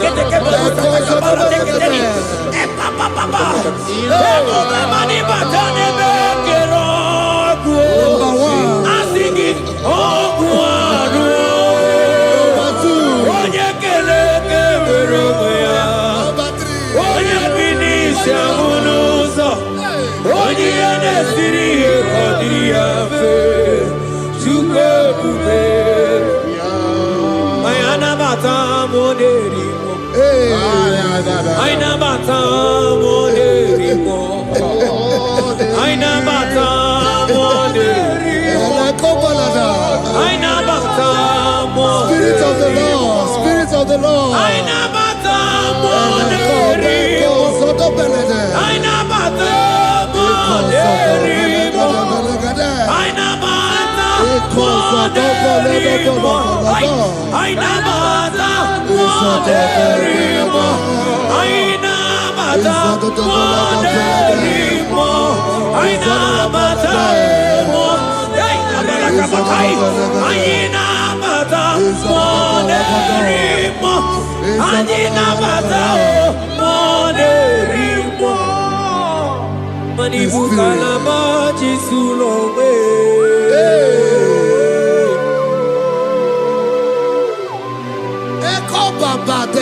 Kalavaji Sulombe.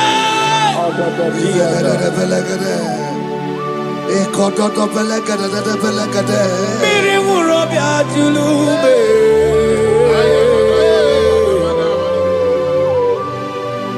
Onye done kuko na bamba.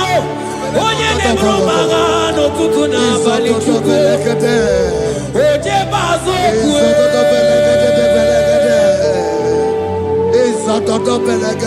Chukwa ukere. Manawugim chikere. Ojingwa emoji. Ojingwa emoji. Ojingwa emoji. Onye were wanyi wedime.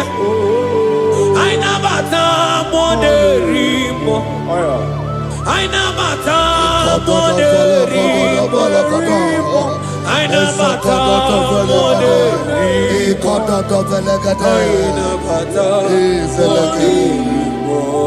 Create in me a clean house, O God, and renew a right spirit. The spirit of God, the spirit of peace, the spirit of love, the spirit of sound mind, the spirit of grace, the spirit that is in Christ. The Bible says, if the spirit that is in Christ is in your mortal body, it will weaken your mortal body. We welcome you, Spirit of God. Elekozo neako belede, elekozo no belede, ekono prokotada.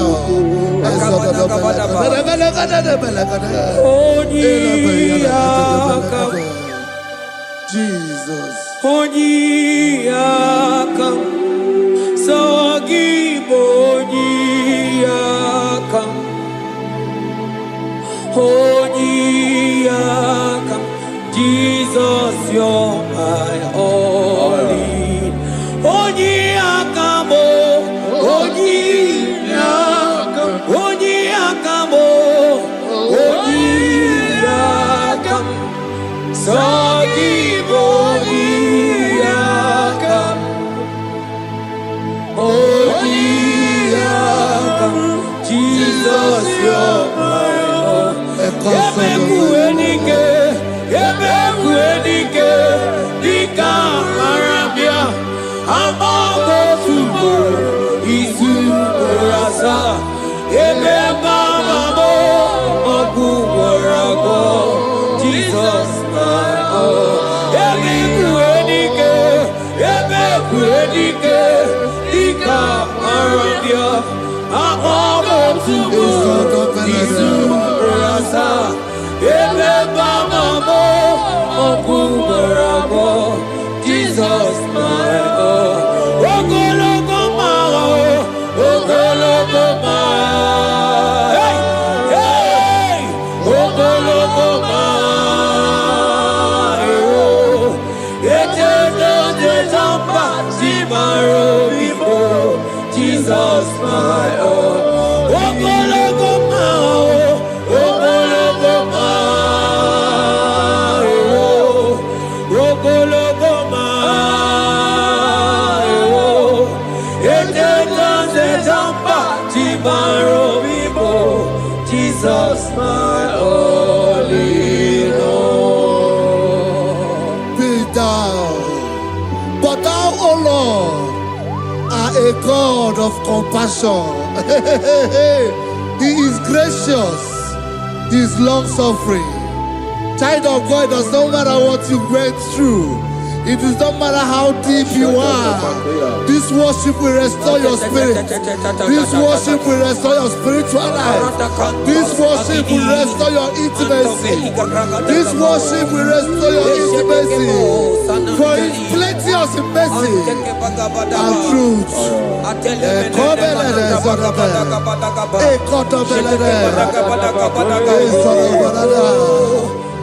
Have mercy upon me. Have mercy upon me. Have mercy upon me. Have mercy upon me. Ebube ine tete, ebube ebube inala o onye na-ehita mmanya mmiri o ebube inejeje onye na-eburu m agha zoro ebube ebube mo asị gị ebube inejeje ebube inala onye gaghị ekwe ka ihere mee m onye gaghị ekwe ka ihere mee m mmiri ṅụrụ obi atụrụ ume ebube inejeje ụmụagbọghọ chibe ebube mo ebube ebube ai ebube jebe ebube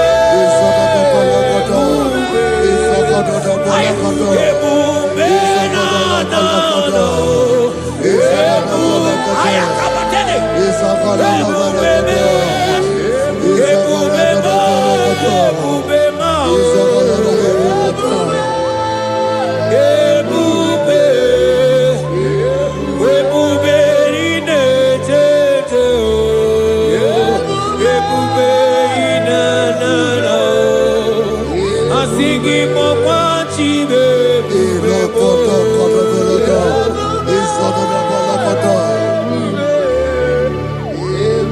ọ batara be nwanyị aka nụ akwa mma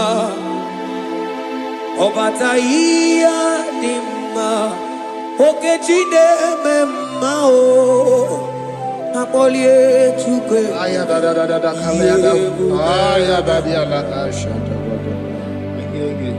Imano gana gidi gidi gidi gidi gidi kamoja bamba okechi abatobo akpọlie Chukwu bebe ibu gana gidi gidi gidi gidi gidi kamoja bamba okechi abatobo akpọlie Chukwu Yeze mama to, oma to biyoku, oma to muana, oma tarabe wanya kadua kwamba, oma tahiya dimba, okechine memae, amole Chukwu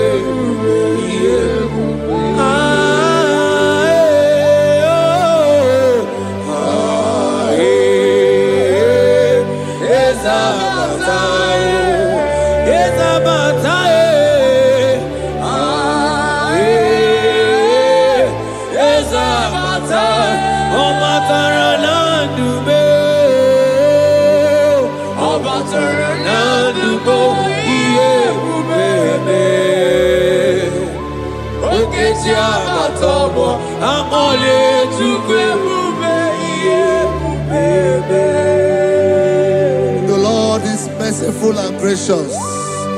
He is slow to anger and plenteous in his mercy. For thou hast dealt with us not after our sin, nor rewarded us after our iniquities. As far as the east from the west is far as he has removed our transgression for us. Thank you, Jesus. Thank you, Jesus. Thank you for the sacrifice. Thank you for the sacrifice of the blood. Thank you for the sacrifice of the cross. Thank you for the sacrifice of the cross.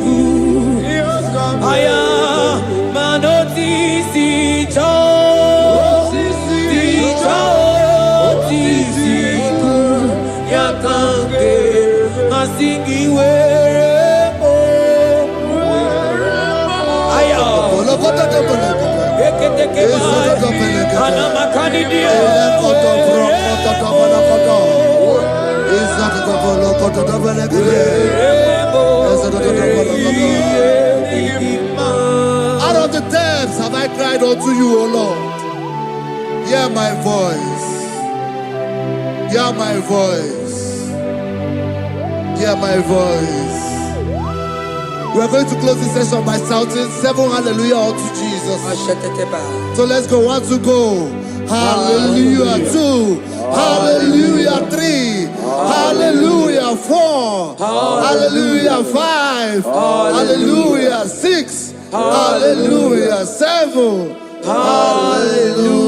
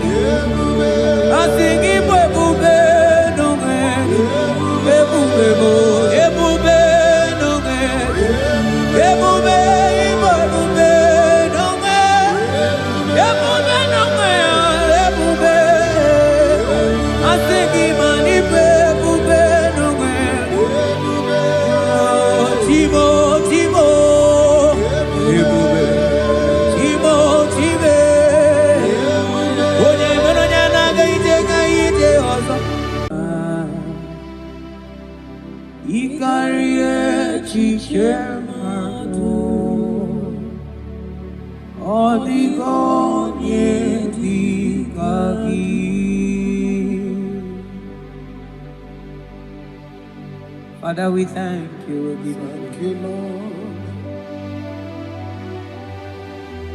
Bakachambros elegagana.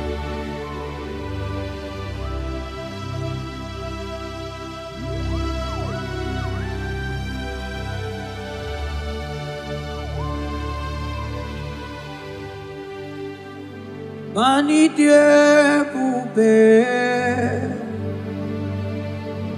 Onodonimi ilikuwa itunanya ikarie chichemado Oligone dikagi mani diebobe idiomimi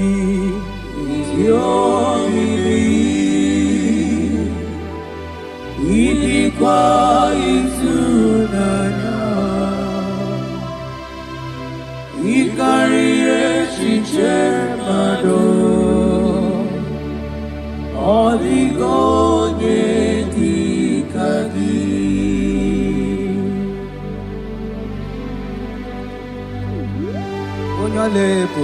Thank you, Jesus.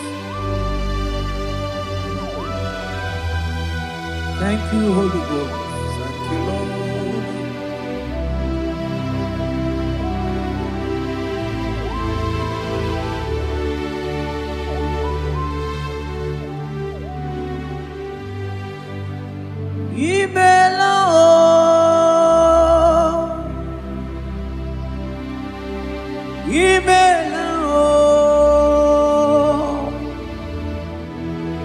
Imela chimwero yoma imela agone tembamo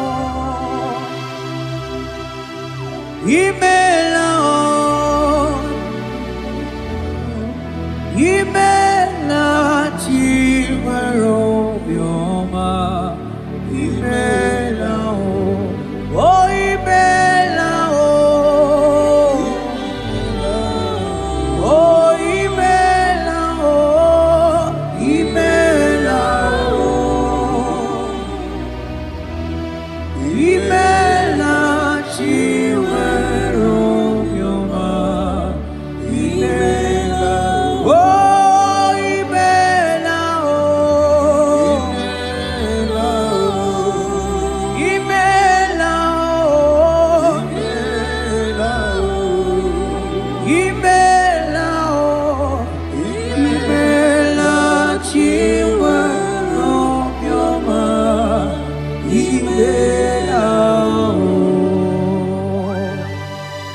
Arateke bros amblende genega. Beletendos lenge barusa vlaka barate tekeni. Thank you, Holy Ghost. Thank you, Lord.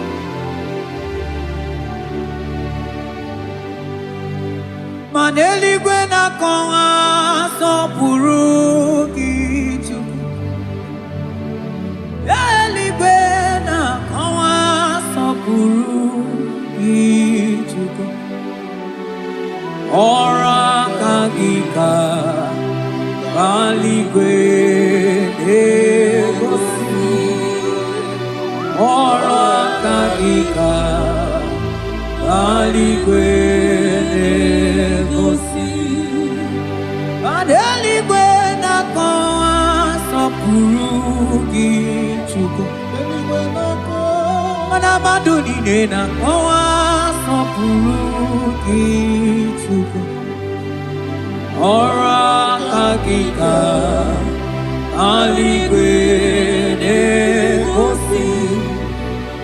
Ora kagika bali gwene gosi. Mani ne mere dema. Oh, yes, Lord. Ne mere dema. Mani ne mere dema. Ne mere dema.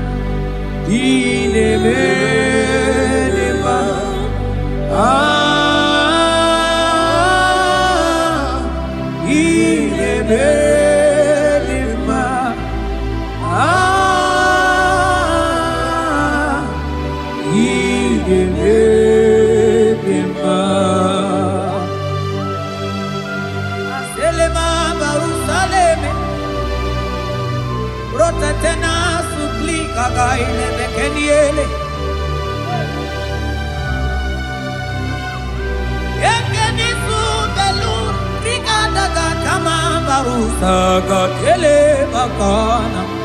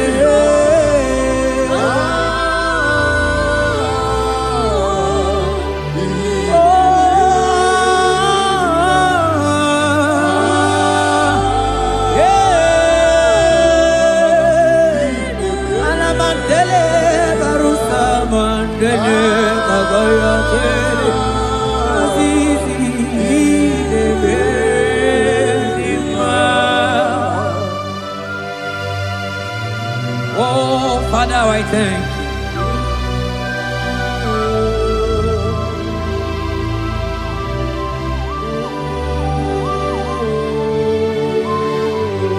Yahweh, Yahweh, Yahweh, Yahweh,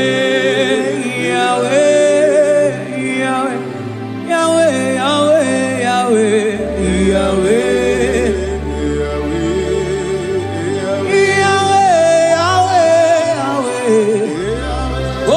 Katakuru miri moneli mochuko akone temame wakati na kuna kuroto Yahweh Yahweh Yahweh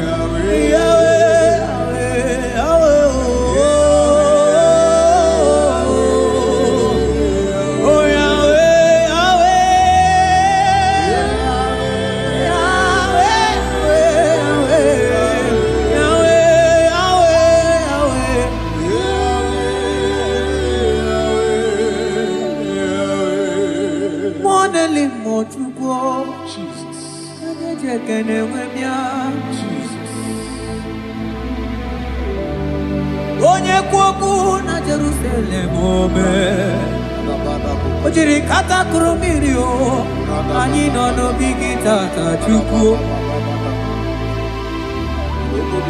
Ọkwa gị mere nwanyị wee n'ime o Chukwu Ị na-emere m mma o Yahweh Yahweh Onye nọ n'eluigwe atọ Mana ọ dịghị onye yiri gị Chukwu Yahweh, Yahweh, Yahweh, Yahweh, Yahweh, Yahweh, Yahweh, Yahweh, Yahweh, Yahweh, Yahweh,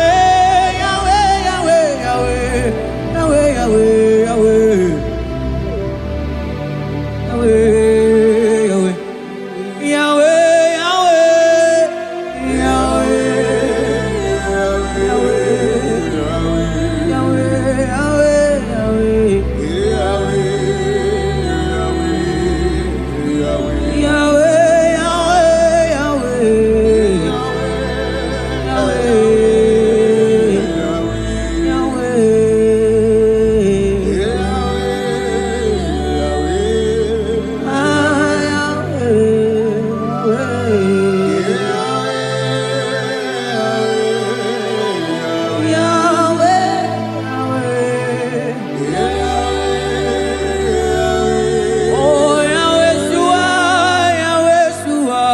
Yahweh Shua, Yahweh Shua, Yahweh Shua, Yahweh Shua,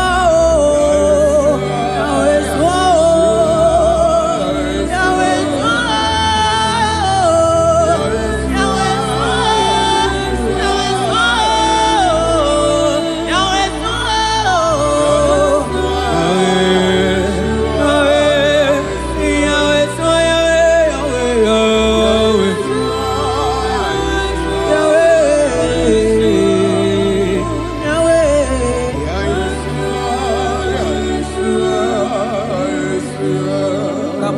Sata bandete aklapa krus efebena selete ke brokoto ko bakaba jete ke brusa bantekeli abarasa bakaba barata kabakaba us emleke barusa bakai jete ke barusa babana balaba Mane bubegi batane bekeroko Oboharo Onye kere kemerome Onye bi amuno Onye nesiko iriafe Chukwe kobe biao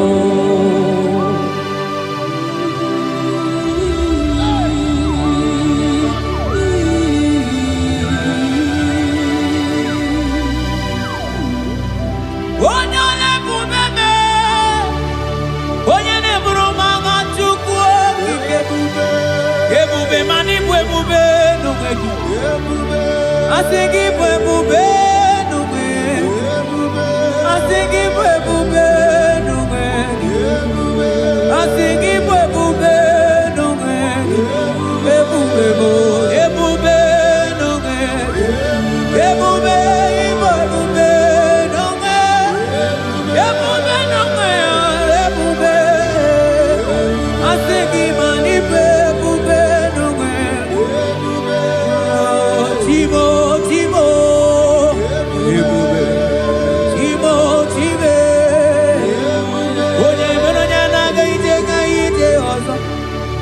Mani bwe nungengichu Oh, ebube nungengichu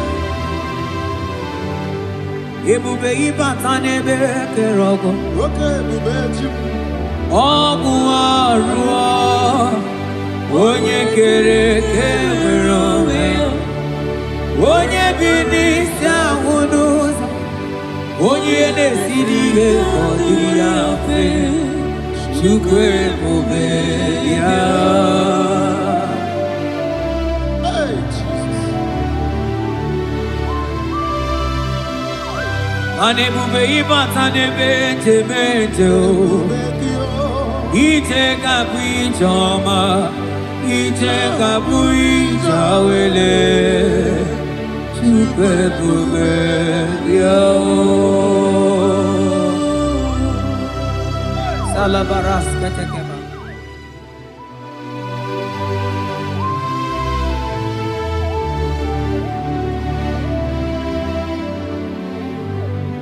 For you are the covenant keeping God.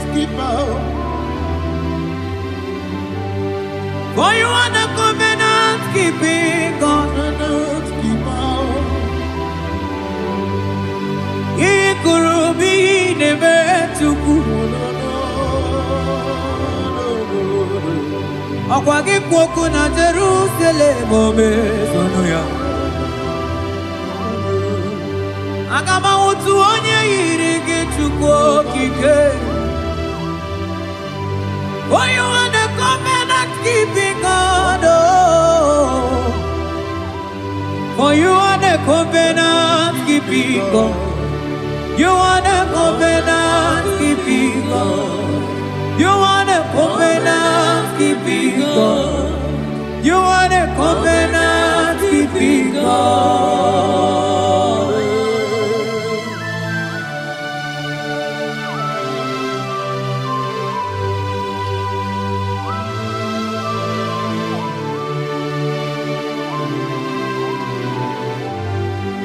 Agama utu onye dika gi, agama utu onye yiri gi, agama utu onye dika gi. Oke maoru tumaya, agama utu onye dika gi. Ikri koko, agama utu onye yiri gi. Obere fine brodu eburu fine boy. Onye diri katakuru mirio. Yes, Lord. Moka momo delimo. Agama utu onye yiri gi tukuo. Agama utu onye dika gi. Agama utu onye, agama utu, agama utu, agama utu, agama utu onye irikio, agama utu, agama utu onye, odigo onye iriki, odigo onye, agama utu onye dikagi. Modelimo agudelibe asinga ngama utu oye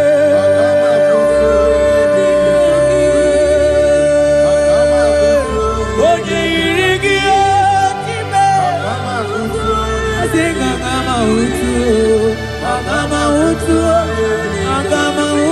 oye irigi oh agama utu oye irigi. Kabarasete kebrekitiki. Asante brus abla kabarate kitiki. Zete kebrokotoko badaga bara. Odigi beige maduga kalikechu. Odigi beige maduga kalikechu. Eze bianuo, onye nebe mma bianuno nanyi. Eze bianuno, odima nebe mma bianuno nanyi. Okabe bianuo, otideke bianuo nanyi o.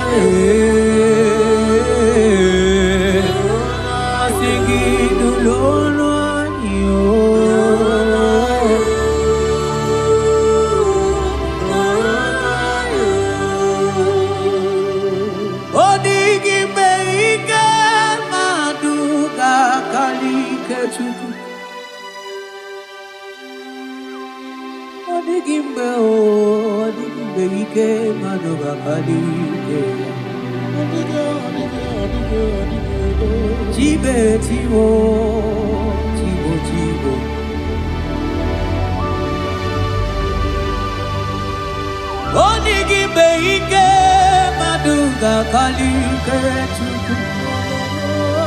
eze bịanụ onye na-eme mma bịanụ n'ụlọ anyị n'ụlọ anyị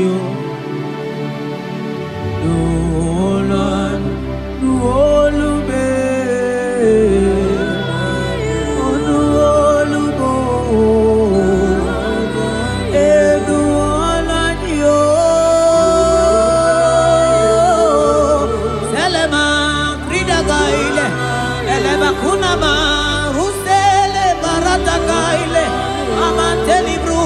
Kabana baretekele saikelie mandudi diginaga gai ele mana barusaketele eseli baruka basada de nulolaniyo asigi nulolaniye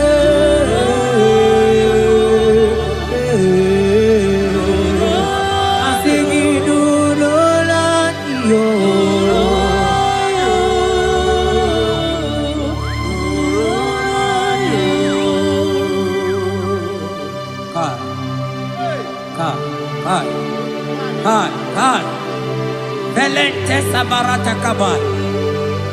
Seteke beteke baras kabroto kabakabara. Seteke badaka baras efli. Rate, ese nama barusa bakaile. Eteli barusegele. Eke bana barata laba barusa mamberetele. Eteke baga baratele. Bebe digidele bana kabiele. Ese barata naga lebetele. Okwagi lorie biarilo. Oye lorie biarilo. Adigi lorie biarilo. Adigi lorie biarilo. Oye tiri vero mawo. Sonani abu ego diju. Ajo monolo ya weba wonso. Onye no neli kwa togoro ya na punala. Mani lorie biarilo. Nani ya lorie biarilo. Nani ya lorie biarilo. Ilorie biarilo. Woni siawa nani gikamja bamba. Woni siawa nani gikamja bamba. Woni siawa nani gikamja ligio. Manoni siawa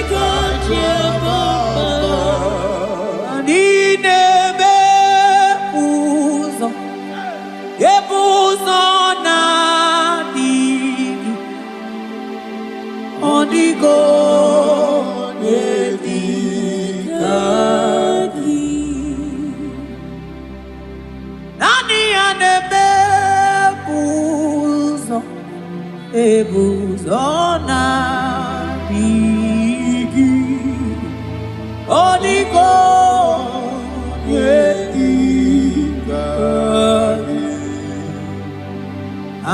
chote bube, kain chote bube, kain chote bube. Come chota mara, come chota mara, come chota mara. Come chota mara, come chota mara, come chota mara, come chota mara. Mara gidu bebo, hey. Aye bube gidu bebe. I'm chote bube, I'm chote bube oh. Oh, come chote bube, come chote bube, come chote bube. Hey, I'm singing come chote bube. Shane manai, shane la mai. Oh, come chote bube, come chote bube.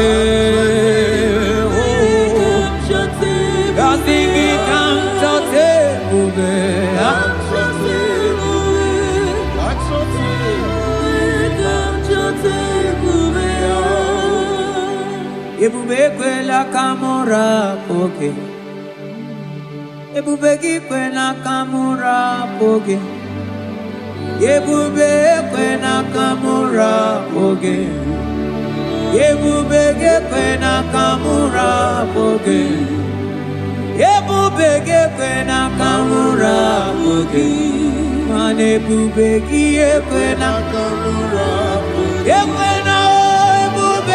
Ekwena kamura, ekwena ebubeki, ekwena kamura, ekwena kamura, ekwena kamura pochuku. Ine mere bonyake mere bio, ebine telebo ne mapu itelebia. Hey, amara ekwena kamura pugi. Ekwena kamura pugi,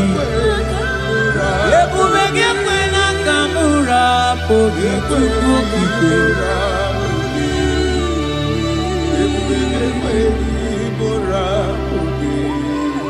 Ebube, ebube, ebube, ebube, ebube. Ebube, tukuni ebube, ebube, asigi mani ebube, ebube oh, asigi mani ebube oh, ebube.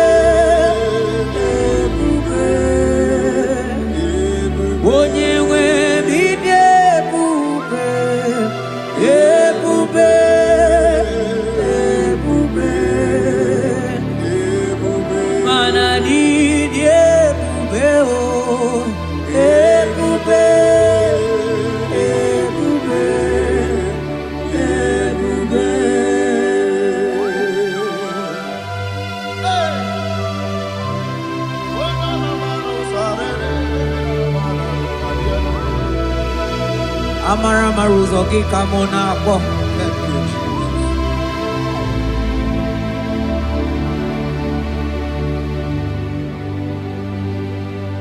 Mani debube, mani debube.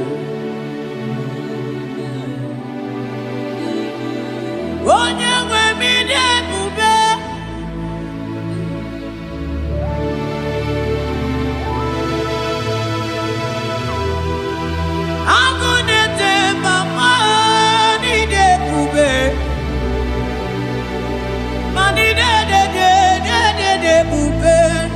Domo asigine ebube ebube idebube ebube ebube onye nwe bi ebube ebube ebube ebube mana ide ebube ebube ebube ebube ani ebube ebube ebube abara santa tedia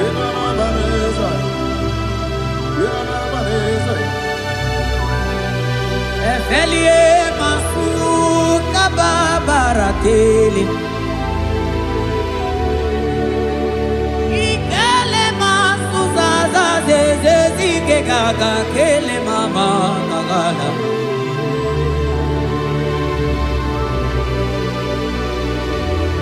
belete barusa barata barateli okobana barasele mana teligri gane gaga onye ne buri emelo nanigi kamuna mo onye ne nyere maka chuko kike onyole bube onyole bube onyole bube onyole onyole bube yeah bube bube bube mani de bube bube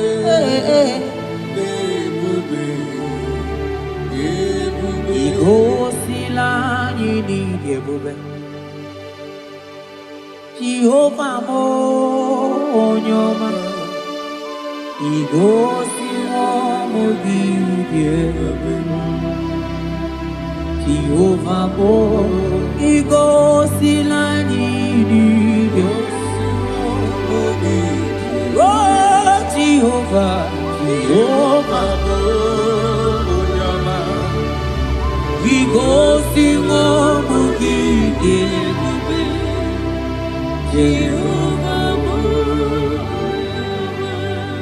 onye na-edu anyị taa o jọrọ m anya rie m ọnụ anụrụ m olu nke na-asị guzoro Chukwu guzoro n'onihe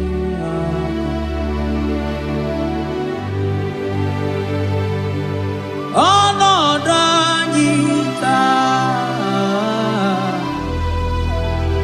o juru m anya rie m ọnụ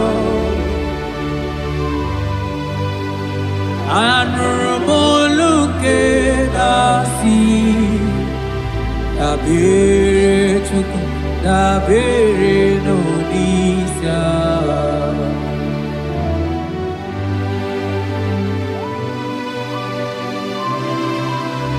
eluigwe o nyere anyị aka eluigwe o nyere anyị aka eluigwe o nyere anyị aka n'igwe onye aka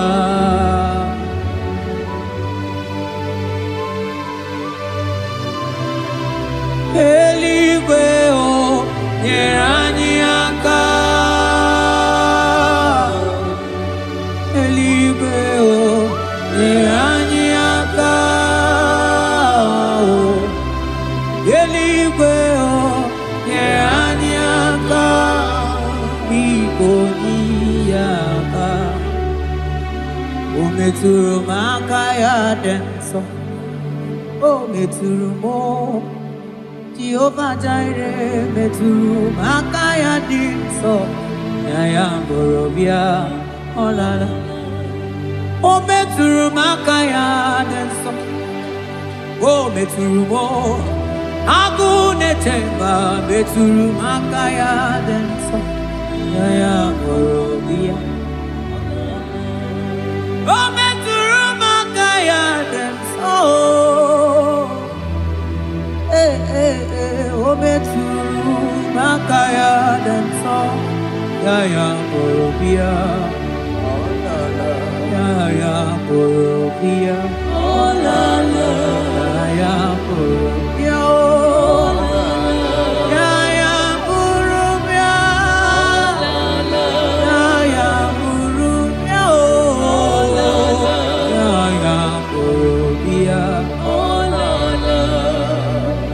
Ogini kamu keji wetuwere gi mana meso maine.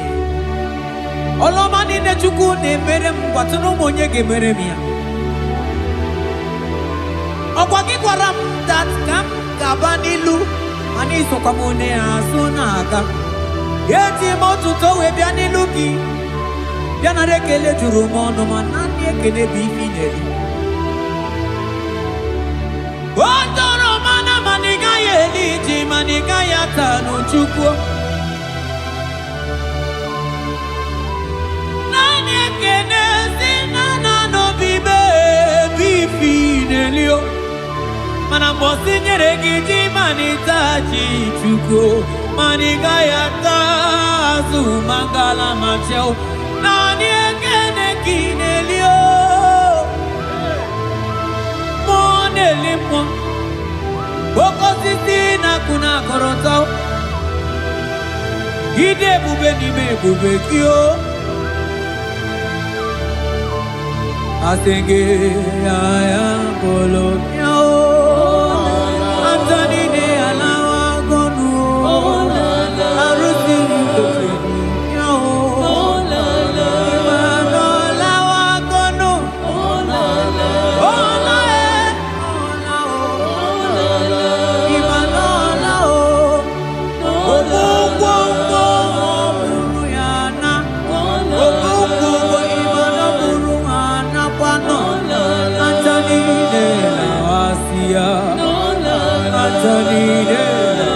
Kondo imana onago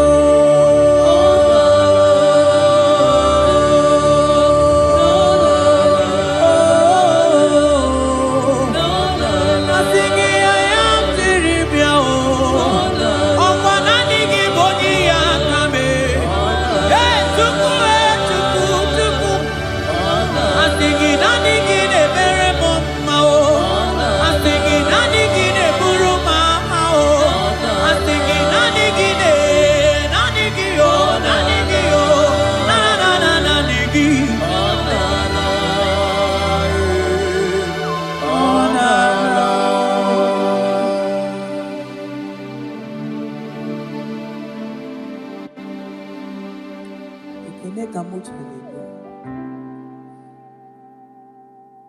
na rotu tutu mondo manaka akaya akaji ovade mema olwe bubeya gene rugari nebemno isi ikendu gena digi atata akaya akaji ovade mema asingi akaya akaji ovade mema olwe bubeya gene rugari nebemno isi ikendu gena digi atata akaya akaji ovade mema mabonwe buwezi chineke egwogwulato bonwe buwezi chineke egwogwulato agaghị gosi onwe m n'elu abụ m ọkụ na-erere agaghị gosi onwe m n'elu abụ m ọkụ na-erere ọkụ na-erere okunerere yabolabo okunerere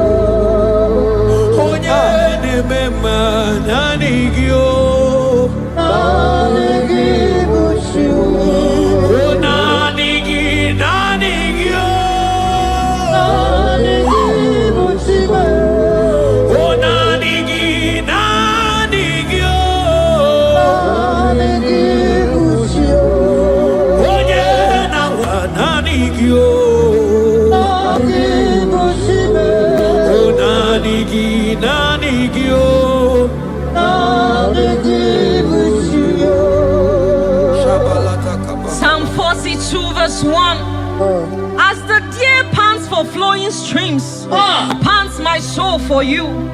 Oh God, my soul thirsts for you. My soul thirsts for the living God. Say this prayer with me. Father, restore my hunger and thirst for you. Restore my hunger and taste for you. Let my soul long for your presence. Let my soul longs for your presence. Fill me with your spirit. Fill me with your spirit. In Jesus' name. Mana miringu robi ajulubo. Miringu robi ajulubo. Miringu robi ajulubo. Ezemo ibo kaka. Miringu robi ajulume. Mana miringu robi ajulumo.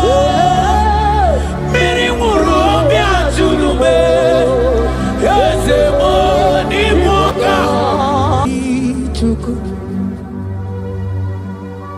Yena kwa sopuru kichuku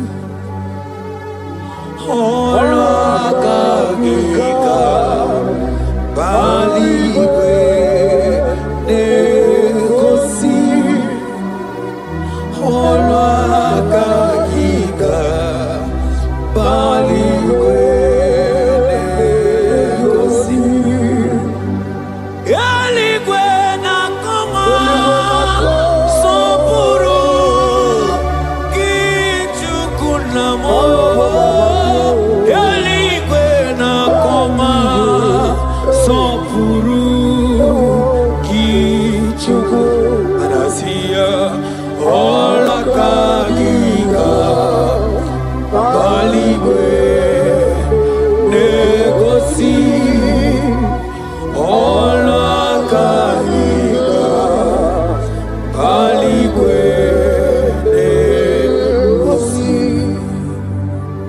Isaiah 40 verse 29. He gives power to the weak. Say this prayer with me. Father, I feel weak. But I receive your strength. Renew my spiritual energy. Help me rise again. And walk closely with you. In the name of Jesus. Amen. Oh my God.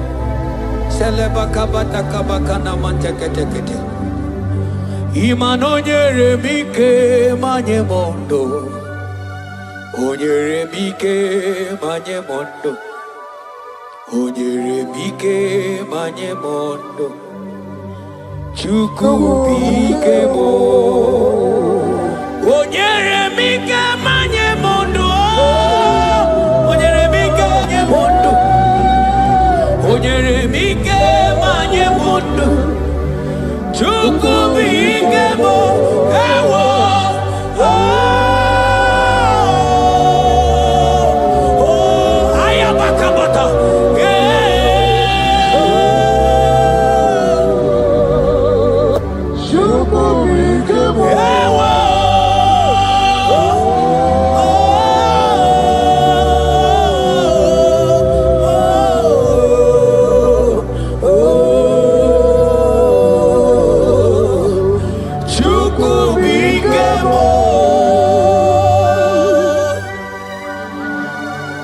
Ezekiel 36 verse 26.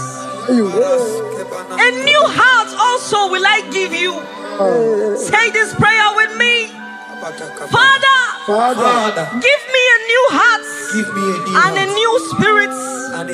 Remove every hardness or coldness in me and make me sensitive to your voice again. In the name of Jesus. Amen. Ibu chukwu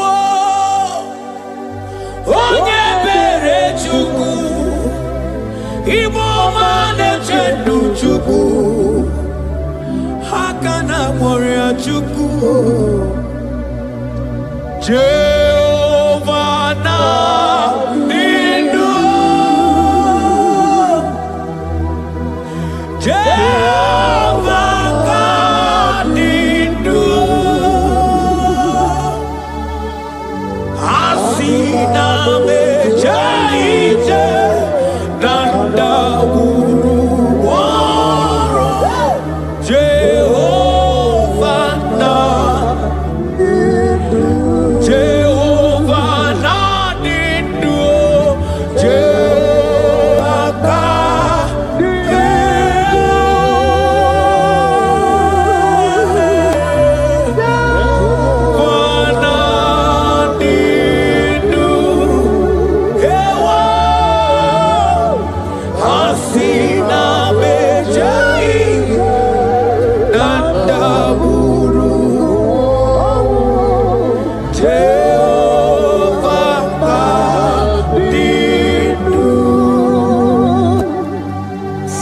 Timothy 1 verse 16. Stir up the gift of God which is in you. Father, stir up every spiritual gift and fire within me. Let my passion for you burn stronger than before. In the name of Jesus. Oh my God.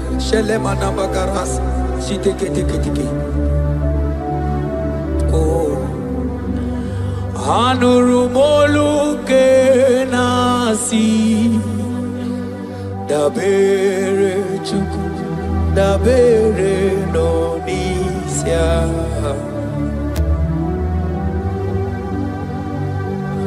ono anita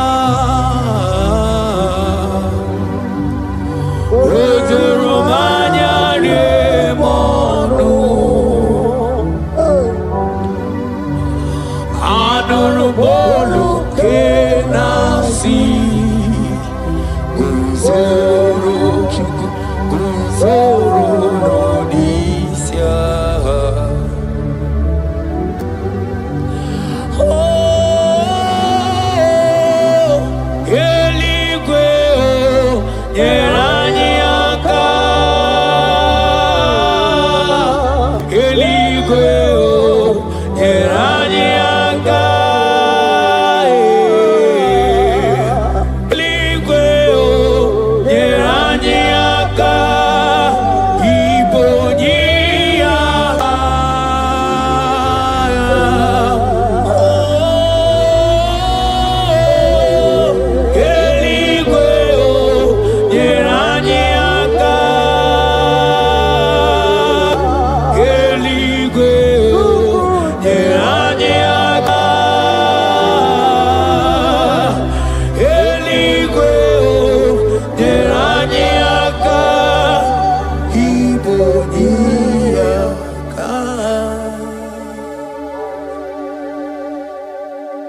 According to your word in Isaiah chapter 57 verse 15. Yes, Lord.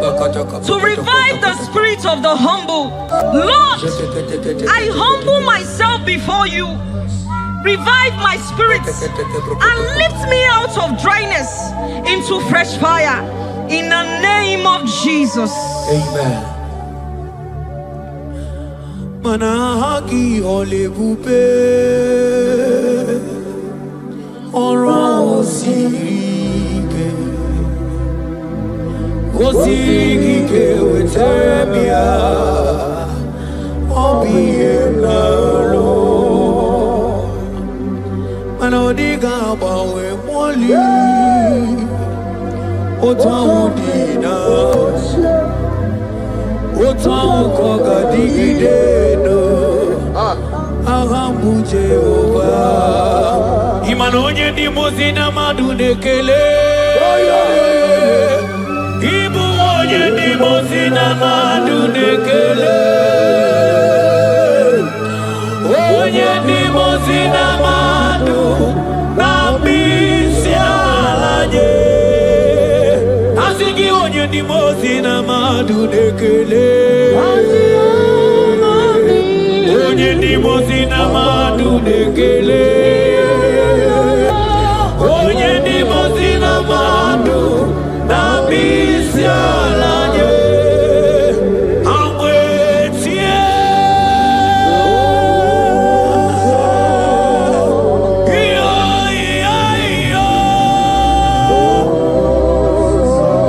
kai amwetie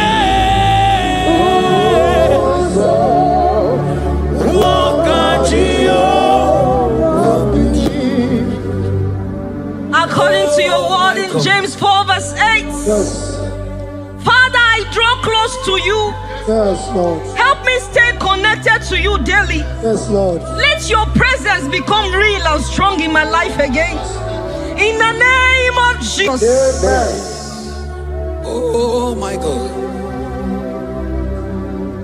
Onye di mozina madunekele. Mana ni onye di mozina madunekele. Onye di mozina madu nambisi alaje. Manisi ala nani giwe o. Ibera ala nani giwe. Isiala nani giwe o. Ibera ala nani giwe. Mana isiala mo. Ibera la mo. Manisiala mo. Ibera la mo. Asi isiala me. Mani ibera la mo. Nani giwe o.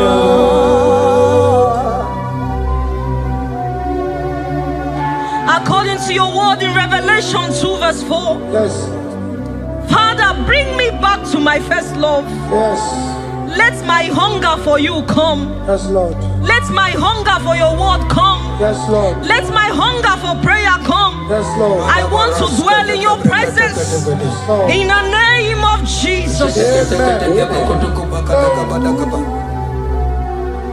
Oh, what you've done for me, nobody else can do. For Modot, Itoro, we come. I do not get it. I do not understand. Why does it be me? Oh, this must be true love. True love that makes you do what you do. Oh, what you've done for me, nobody else can do. Hakana kwe yo. Hakana kwe. Hakana kwe. Yeah, hakana kwe. Hey, hakana kwe. Hakana kwe. Yo.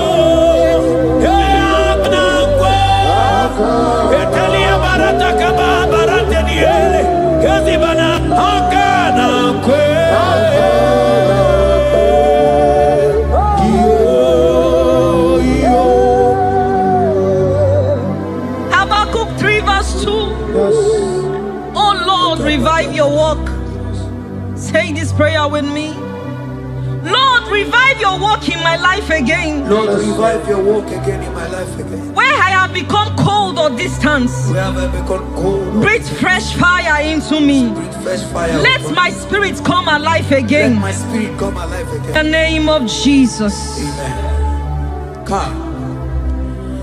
Imana obaragi ari maigeme. Obaragi nyari kosara Jesus onyebe. Obaragi nyari marigeme. Obaragi nyari kosara Jesus onyebe. Obaragi nyari marigeme o. Obaragi nyari kosara Jesus onyebere. Obaraya nemema. Obaraya nemema. Obara Jesus onyoma. Obaraya nemema. Sanjo Obaraya Obara Jesus Onyoma Obaraya Nebema Obara Nebema Obara Nebema Obara Jesus Onyoma.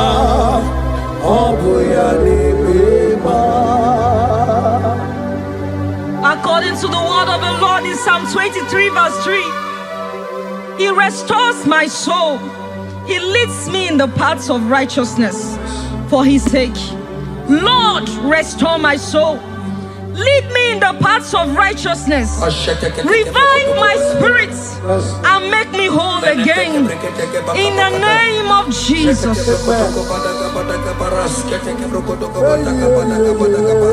Oh my God. Imanaka kaya Akaji obade bema Ole bubeya Kaderu hari nebeno Isi kedu Kena dingi atata Akakaya Akaji obade bema Imana akakaya Akaji obade bema Ole bubeya Eruari nebemno Isi kedu Kena dingi atata Akakaya Akaji obade bema Imana puodo suo Puodo suo Iburaya no suo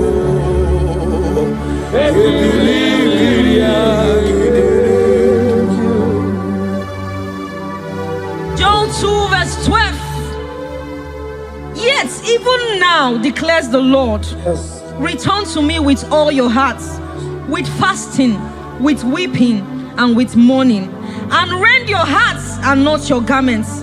Say this prayer with me. Lord, I return to you. I return to you with all my heart. with all my heart. Forgive me Forgive me for everywhere I have strayed. for everywhere I've gone astray. Draw me back into intimacy with Draw you. me back into intimacy. In Jesus' name. Oh, Iburaya nozuo. Ebilimiria gidere. Obasaraka ya nobe. Obasaraka ya nobe. Obasaraka ya nobe. Onye choro ndu ya bata. Obasaraka ya nobe. Obasaraka ya nobe. Obasaraka ya nobe.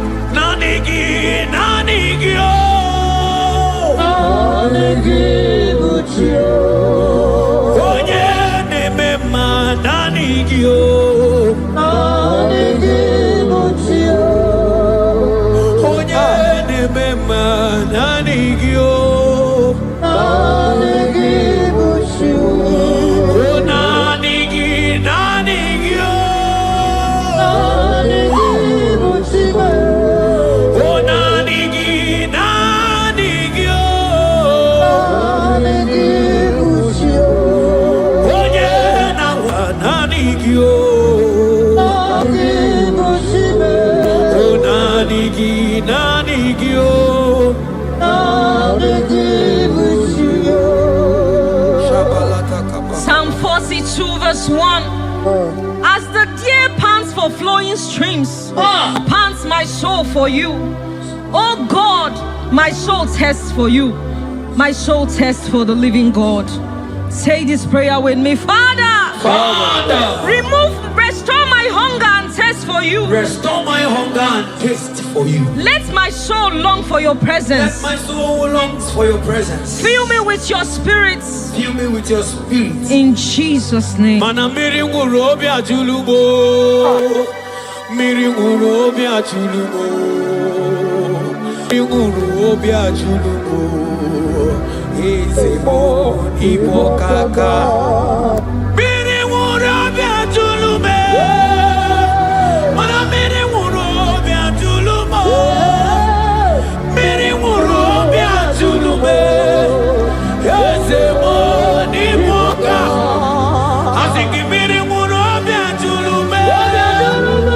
Miri ngurobi ajulume. Miri ngurobi ajulumo.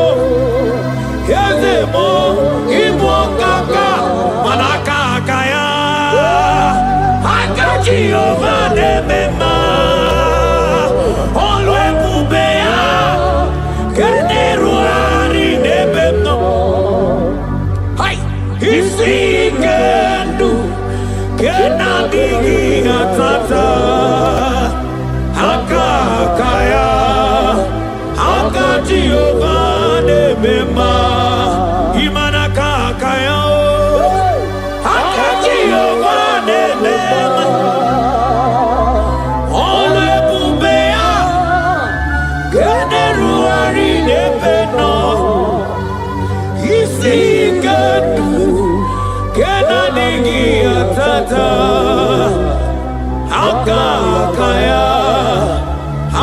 Jehovah nebema manojike ojike akababara ojike onye nebema akababara ojike onye nebema akababara ojike chukwu na gworiame akababara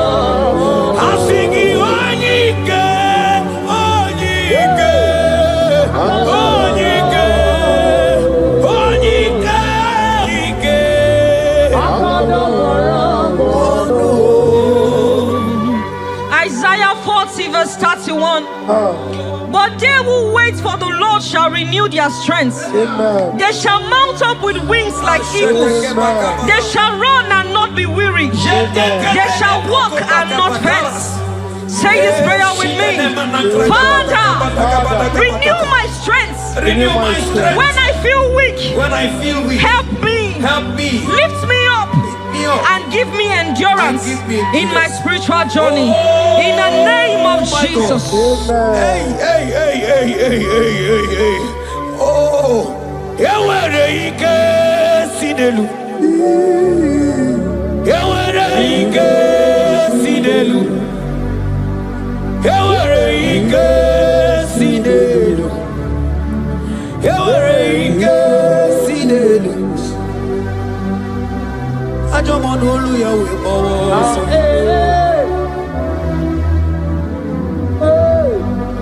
Onye na-emere mama anya bịakwa n'obi gị. Ọdụm ebo Juda. Ọdụm ebo Juda. Isi ikendo.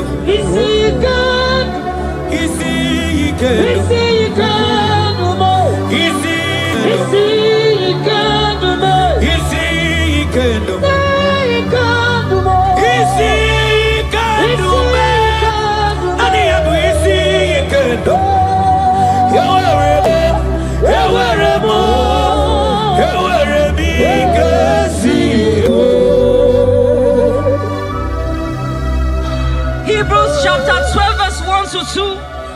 Let us run with endurance the race that is set before us, looking to Jesus, the founder and the perfecter of our faith, who for the joy set before him endured the cross.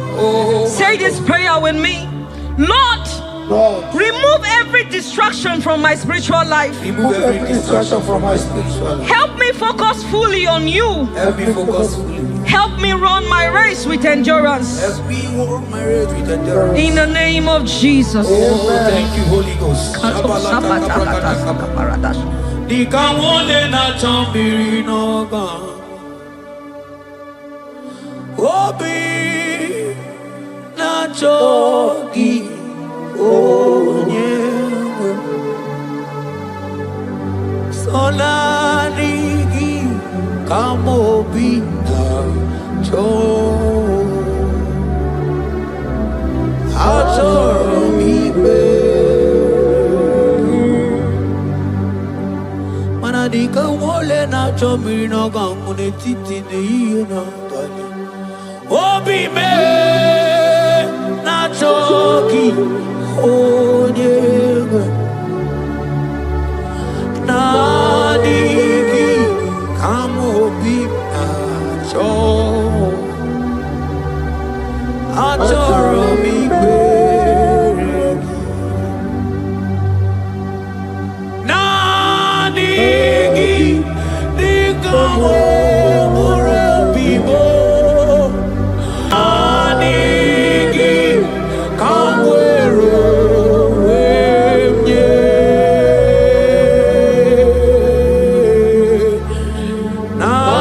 Nanigi Kamobina Cho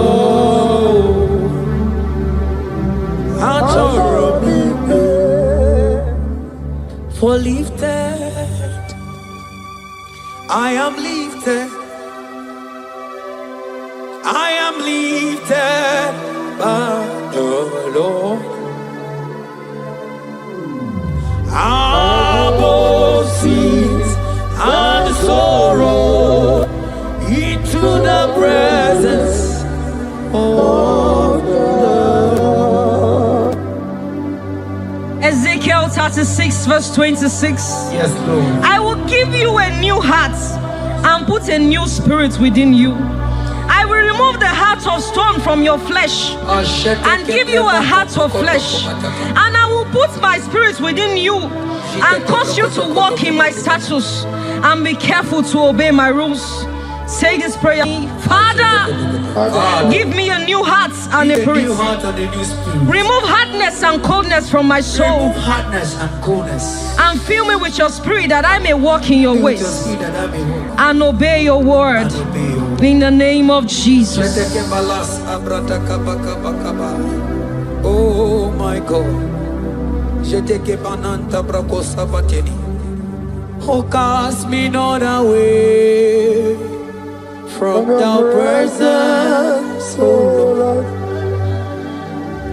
Take not the Holy Spirit from me. Restore unto me the joy of my salvation and renew the spirit within me. Oh, cast me not away from the presence, oh Lord. Take not the Holy Spirit from me. Restore unto me the joy of my salvation and renew the spirit.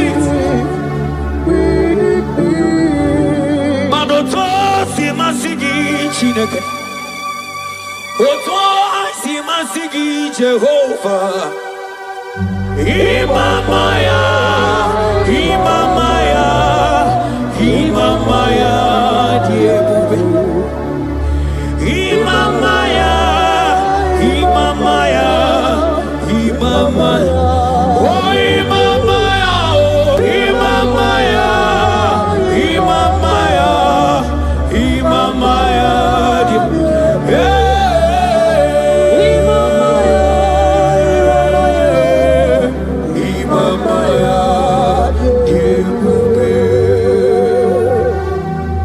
Psalm 85 verse 6. Will you not give us again, that your people may rejoice in you? Say this prayer with me.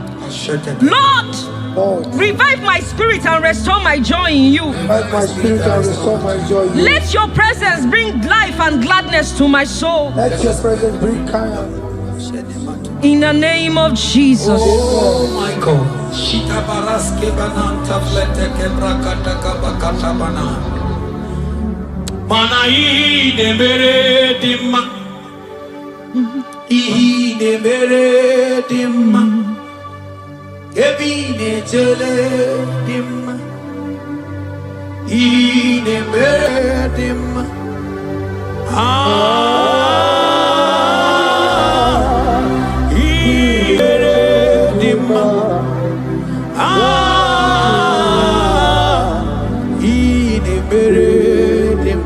Manamboge chilulu Ogadi kolimbe Akwambo chigetiwa Ugoka yiga chake Imanono dopola Ogadi koye bube Idi amaragi kamara Nachani de febonye beli Asigi agune chemba Agune chemba mo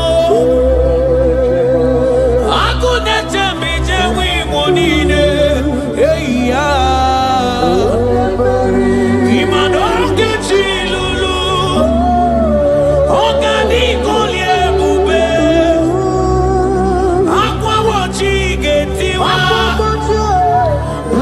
Kanyi gachake Ono dobola Ogadi kolye bube Manandi amaragi gamara Nachani de febonya Ebie biene rimo Ebie biene rimo bia Ebie biene rimo Ebie biene rimo bia Ma ieri obamo, ieri obame,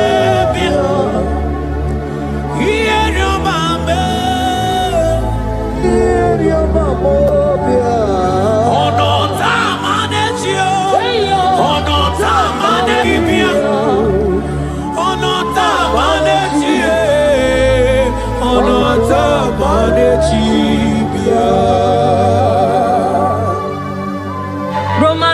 Verse 11. If the spirit of him who raised Jesus from the dead dwell in you, he who raised Christ from the dead will also give life to your mortal bodies through his spirit who dwells in you. Say this prayer with me. Holy Spirit of God, fill me with life and power.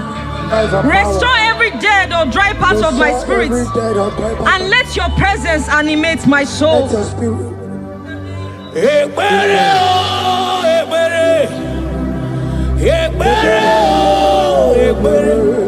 Ebere sini webianu wa ebere bikanyo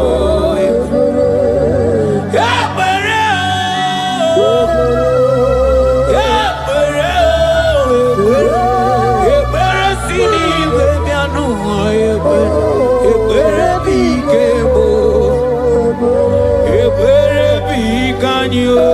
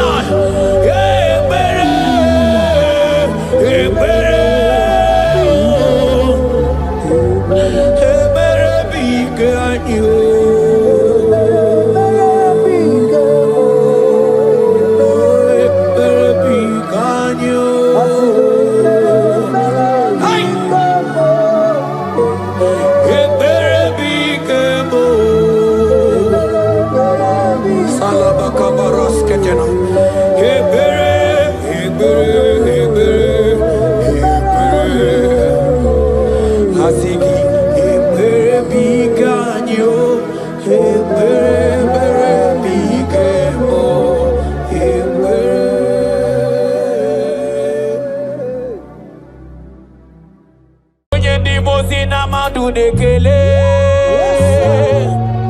Ibu onye ndimozi na madu dekele. Onye ndimozi na madu anamisia rateke beke na mai. Asigi onye ndimozi na madu dekele.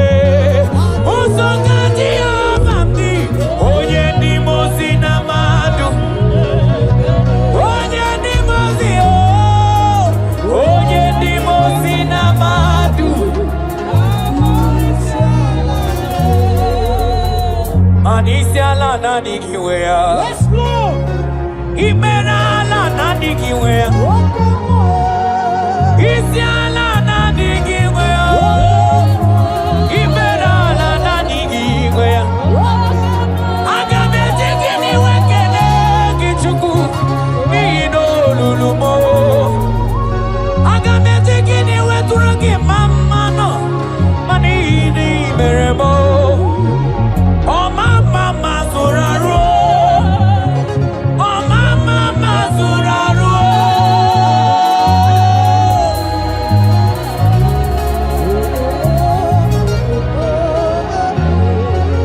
Akabaras kede benanta ligrigada. Ekele mananta pako boko manteli. Obolo ni nyegele maka ngeche yuku. Obolo ni naye ilibe ebe kamgada bere manibonda beremo.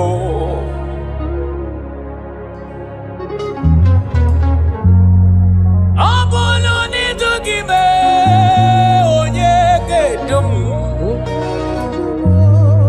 Obolo ni dizili maka ngeche yuku. Obolo ni naye ilime ebe kamgada bere manibonda beremo papabo.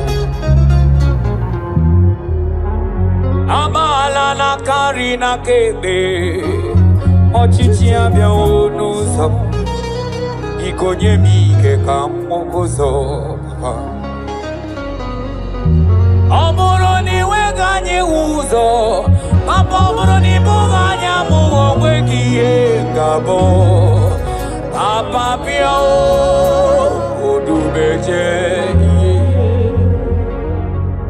Obolo ni dukim kwatro manyege dumo. Obolo ni zizili maka ngeche yuku. Obolo ni naye ilibe ebe kamgada bere manibu da berebo.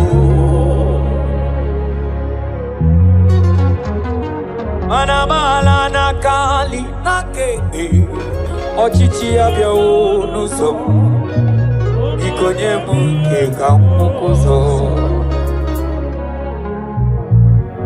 Obro ni weganye uzo papa. Obro ibu anyamu wekiye ngabo papa bia odubeje.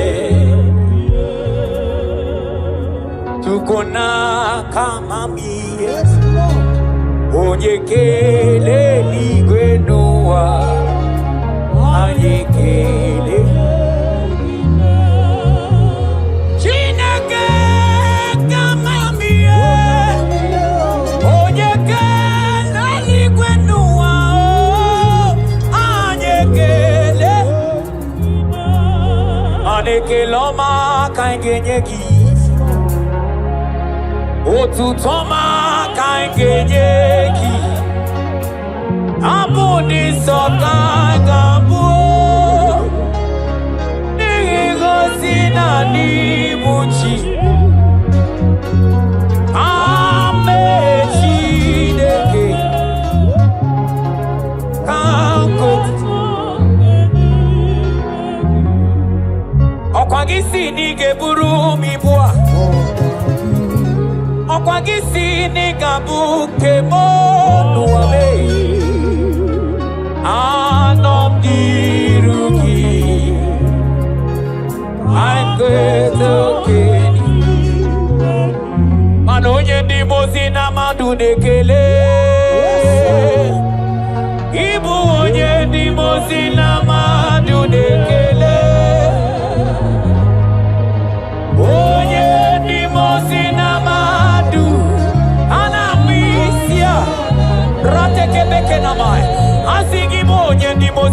madu nekele Osongati amamdi Onye ni mozi na madu Onye ni mozi Onye ni mozi na madu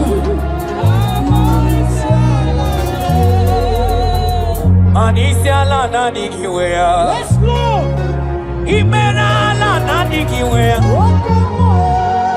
Isiala nani kiwea Imerala nani kiwea Agamete kini wekene kichuku Mino lulumo Agamete kini weturagi mamano Manini meremo Oh mama mazuraro Oh mama mazuraro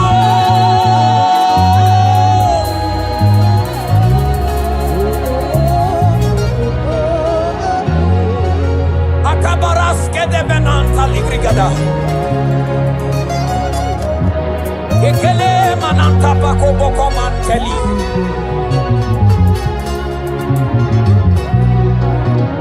That God that created the firmament without anyone being noticed. He rules over the heavens without no election.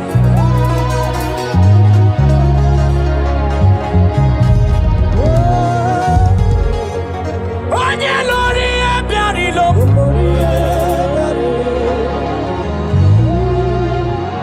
Mani lori ebiarilo. Onye lori ebiarilo. Sonani alori ebiarilo. Sonani alori ebiarilo. Sonani alori ebiarilo.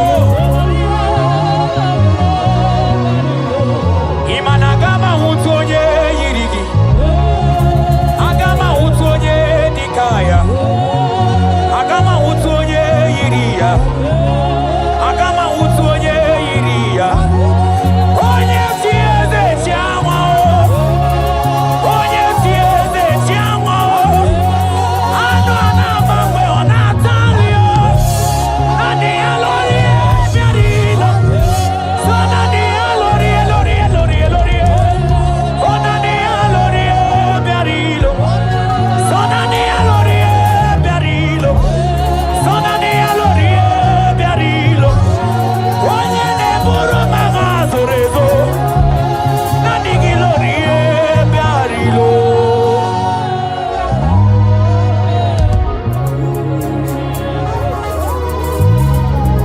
Ano buru gogo buru yana.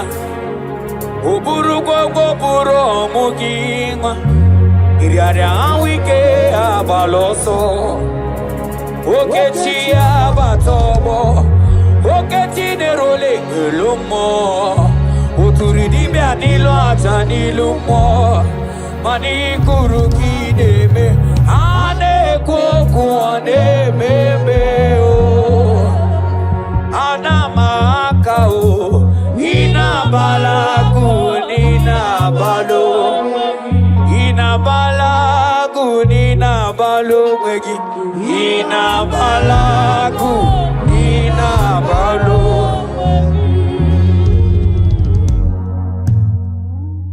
Asingi dede mubilie. Iye tamara dikeru. Ogerula Ogerula Ogerula majiga madike Ogerula majiga madike Ogerula majiga madike Ogerula Ane wegi chiozo Sonanegi kamene luma Chukume wela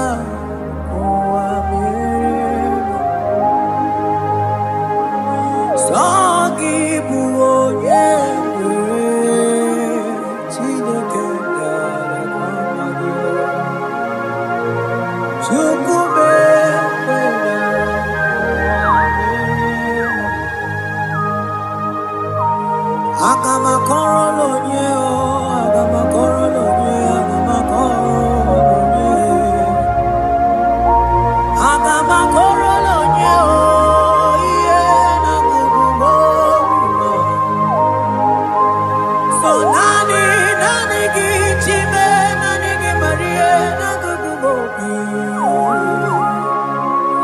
chukume kwela kuamirema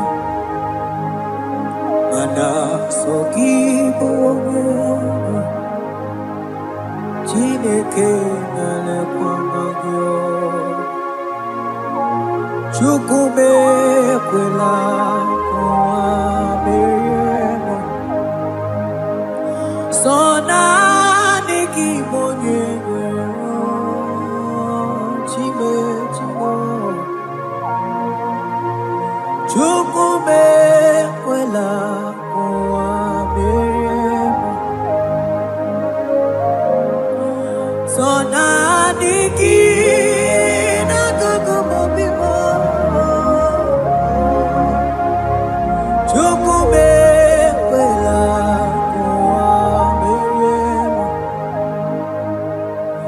Kabana baruse barata kababre teketeli barusama Eke mana baruselete barakaba mama teni kidiki Sonani kibu onye ngero chimo ekwela o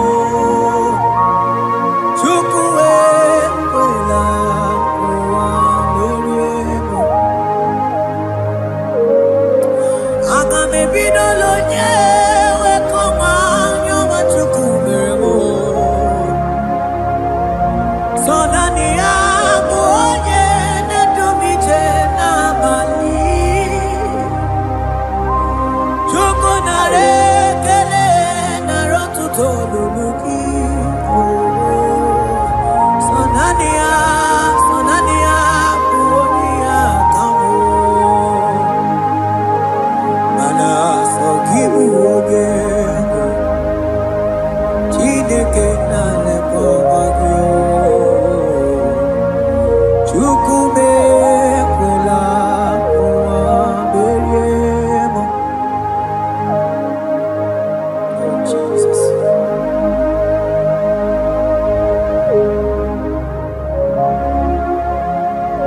Oh thank you Jesus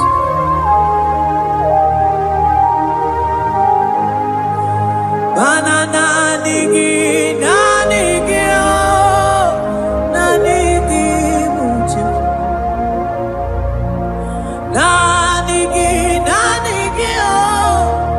Nanigi mucho Wonye netum nanigi mucho Nanigi mucho Nanigi mucho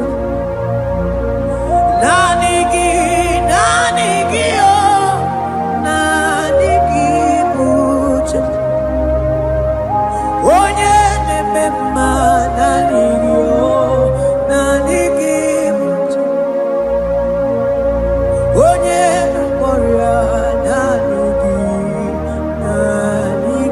mucho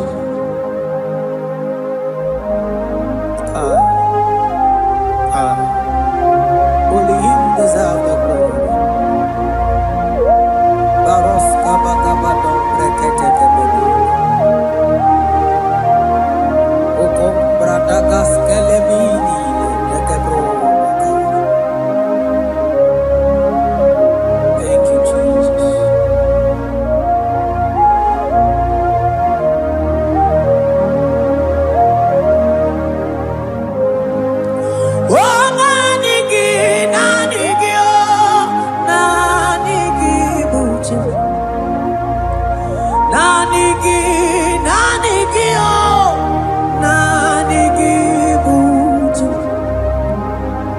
Onye na warrior nanigi buju Odumane mema nanigi buju Oh nanigi buju Nanigi oh nanigi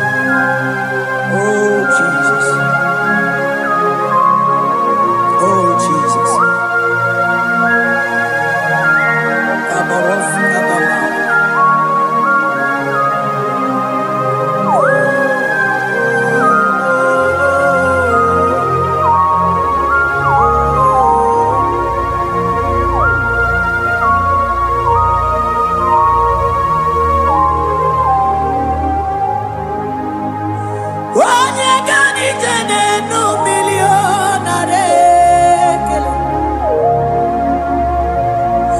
onye nedum mi jene no tuto o time manana ligide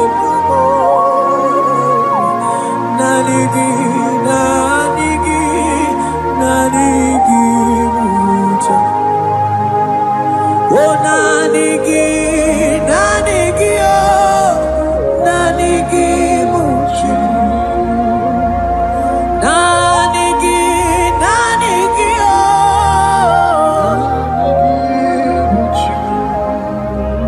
onye na warrior nanigi oh nanigi mucha isi ike no nanigi mucha nanigi so nanigi oh so nanigi so nanigi so na na na na so nanigi oh yeah onye na warrior nanigi oh onye nedum na ya so nanigi mocha. I will lift up my eyes unto the hill where comes my help, because only Him is where my help draws from.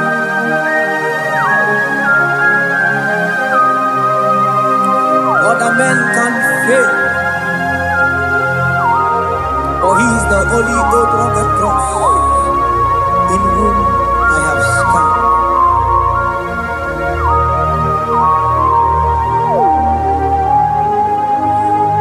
Manese,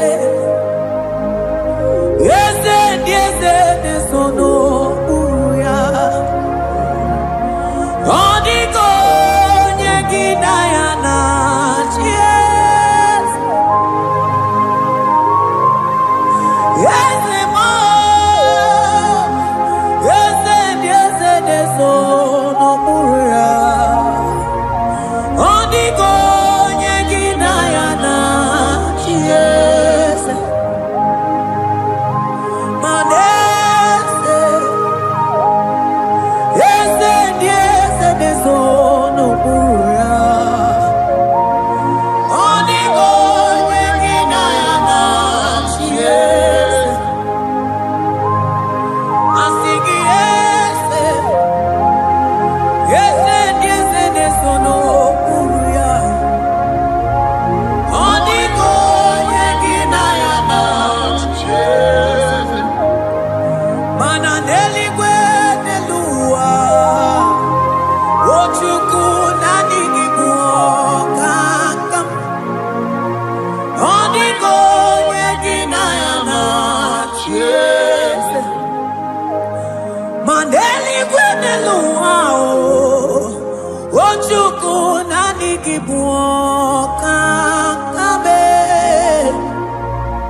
odiko nyegidaya na chies, ane mwachala imana niboka chala neto, odiko nyegidaya na chies, cherubim and seraphim bow before you, 24 elders worship at your feet, odiko nyegidaya na chies, oh yes,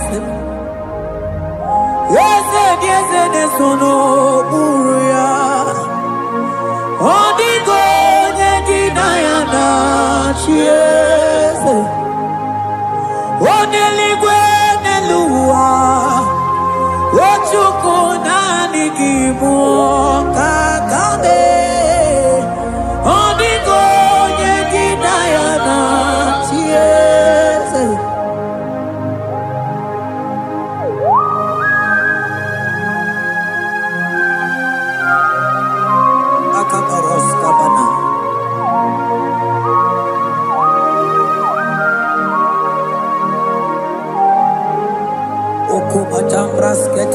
de binola.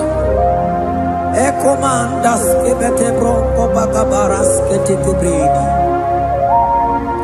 Shata kabandos ko badaga brukutu ko badaga ida mama. Asideli kwenelua. Ojuku nanigi oh. Onigo nyegi nayana chiese.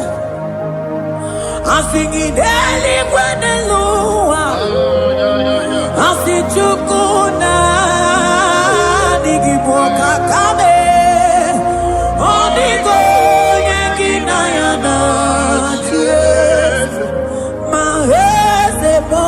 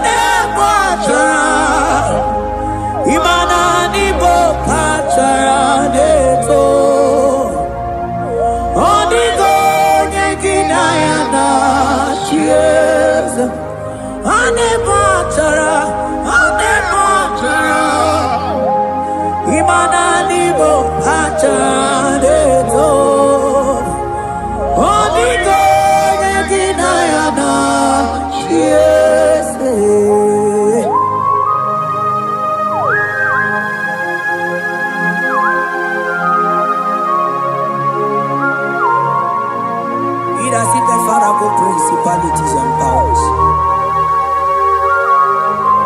So nani ajureli wetu manine.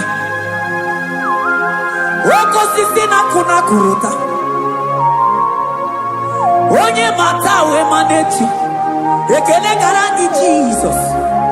Manodigo nye iligi. Odigo nye nikagi. Hey, ibu ebele bejono. Onye gani jene numili. Onye tiwa barati watomo. Onye mere wanyi wedi mewe mwana mbuya. Hey Jesus. Rateke beteni maraska bagaba. Oh mantam rasko bagaba kobete.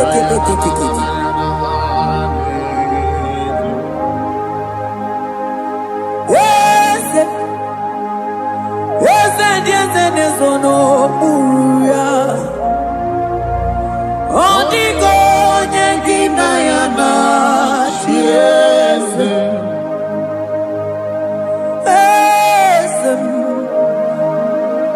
Ese sono buya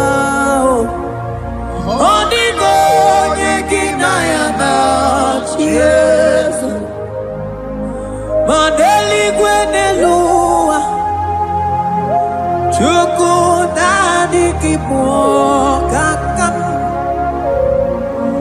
Odigo nyekina yana chiese Deligwe nelumo Ewe chukuna kipo kakamu Odigo nyekina yana chiese Cherubim and seraphim bow before you. 24 elders worship at your feet. Onigo nyegina yana chiese. Yes, mo. Yes, sono muruya. Onigo nyegina yana chiese.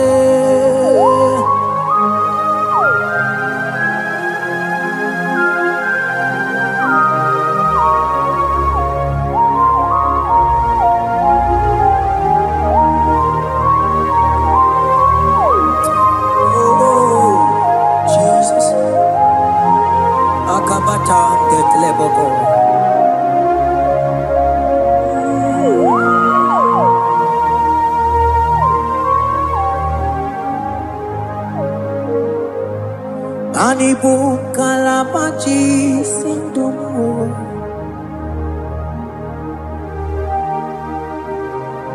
Ibu kalabaji sindomo.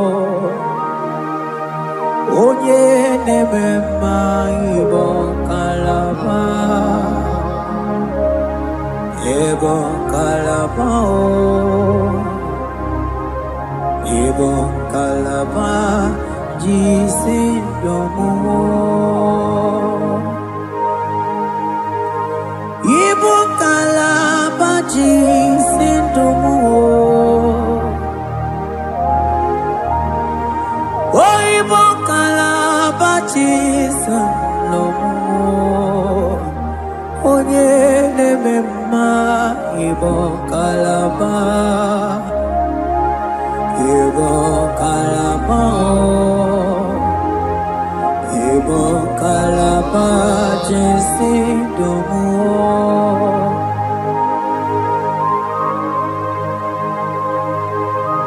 Oh Jesus, Baros kita kebrokotoko badana. Jete kebrondo sabalabra kataka bebemoni.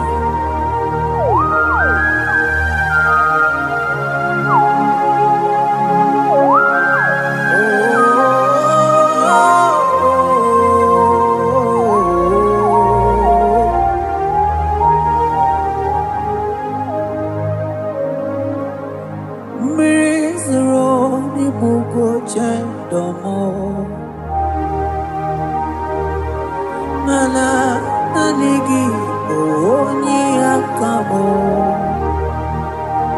oni akama, oni akame, oni akamo ibo kalaba jisindomo. Ibo kalaba, Ibo kalaba jisindomo. Oh, Ibo kalaba, Ibo kalaba jisindomo. Ogele memba Ibo kalaba.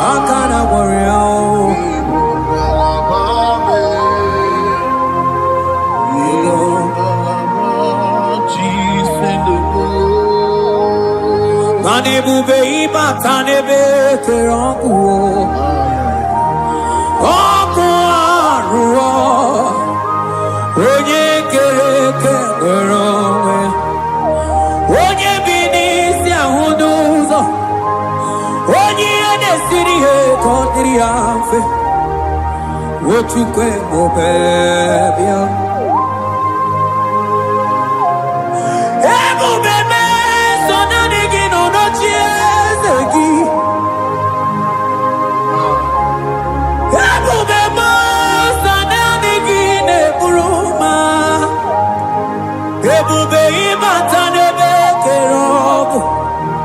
Imana ọkụ arụ onye kere eke nwere onwe ya, onye bi n'isi ahụ n'ụzọ, onye ihe na-esiri ihe ka ọ dịrị ya mfe. Chukwu ebube bịa, ebube ịbata, ịbata, ihe dị egwu ga-eme.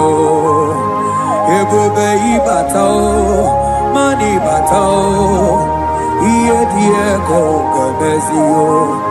Ebube ịbata, ịbata, ihe dị egwu ga-eme.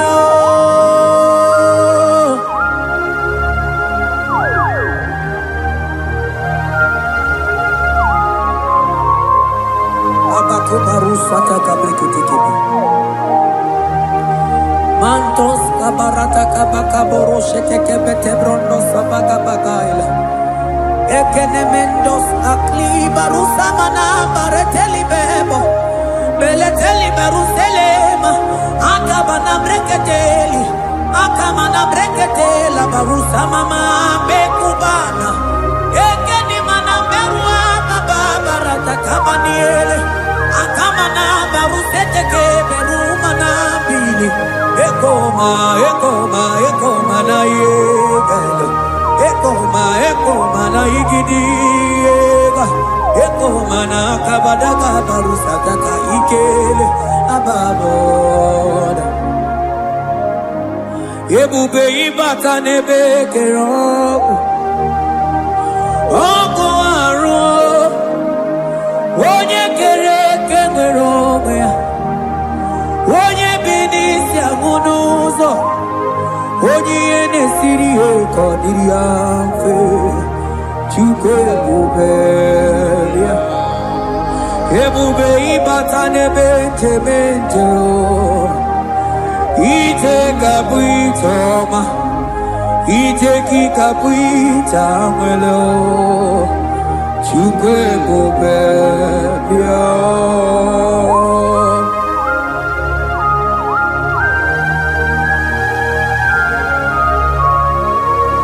Just lift your hands and appreciate him because he's worthy.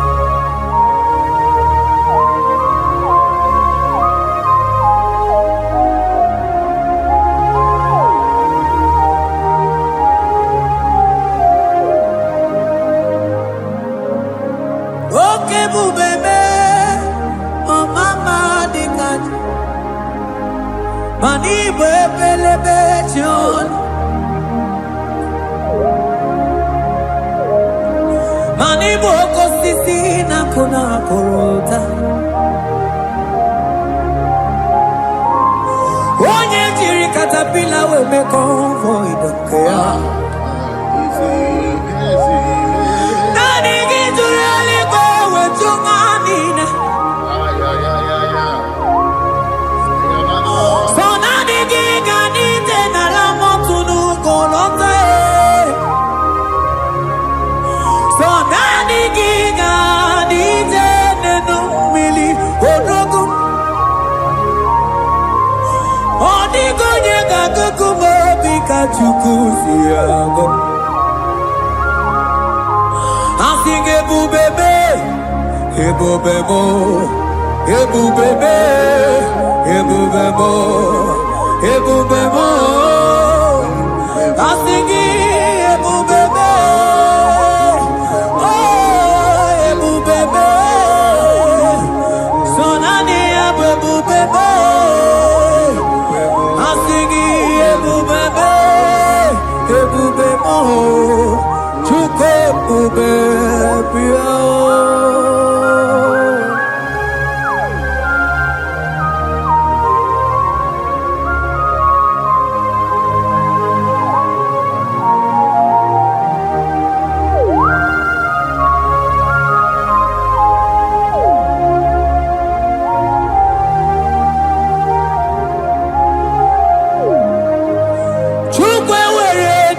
Choki, Chukwe were dina choki, were dina choki chi. Onye na choma na choki.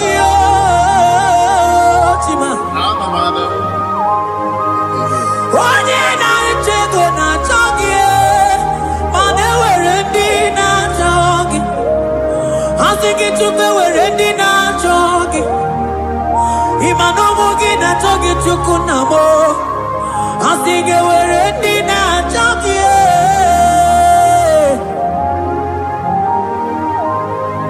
Chukwe weredi na chogi. Chukwe weredi na chogi. Chime weredi na chogi. Chukwe weredi na chogi.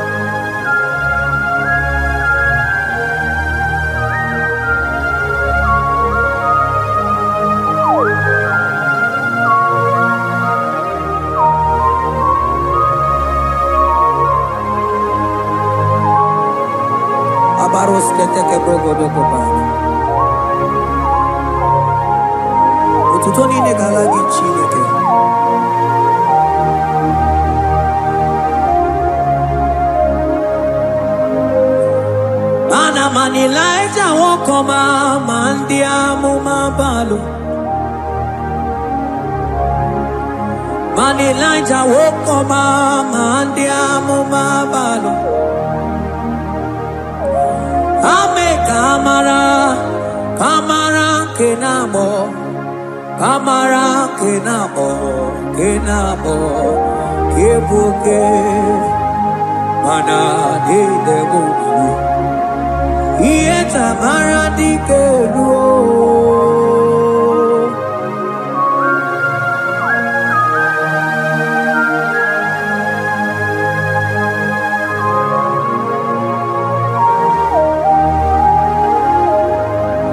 Mokwala no balegi, mano barite. Mokwala no balugio, mano ne yuro. Manandiamo babale, we mo katano balo, manabala sagio, bala sagio.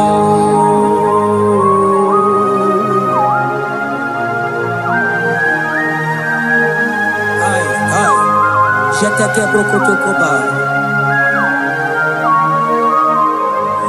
Imana from morning to night, balasagimo.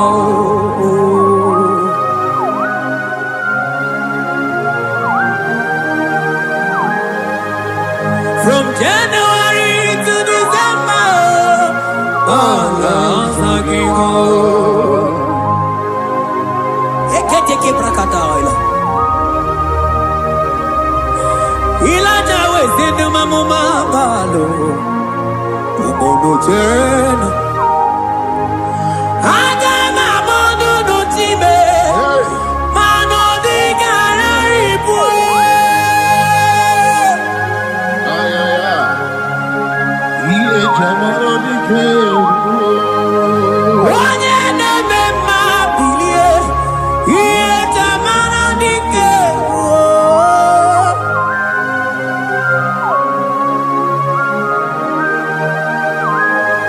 Ay, ay, ay, ay, ay.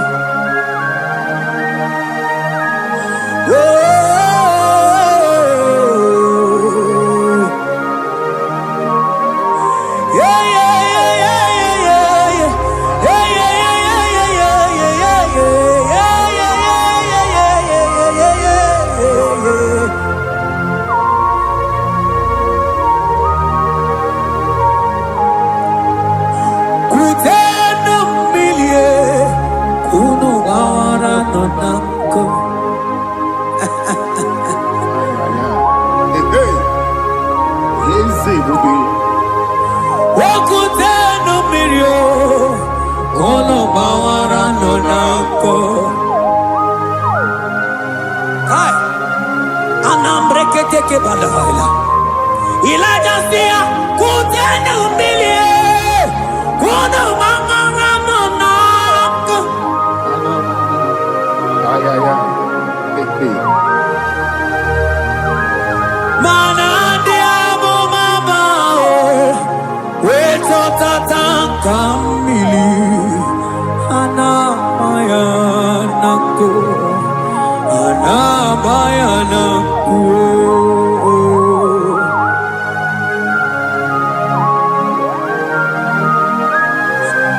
Ayaba kambro sotoko ba kambro sheteke benina. Imana ana bayana kuo, ana bayana kuo, ana bayana kuo, ana bayana kuo. Ndiamo mabala na bayana kuo, ana bayana kuo. Awe zotata kambirio, ana bayana kuo.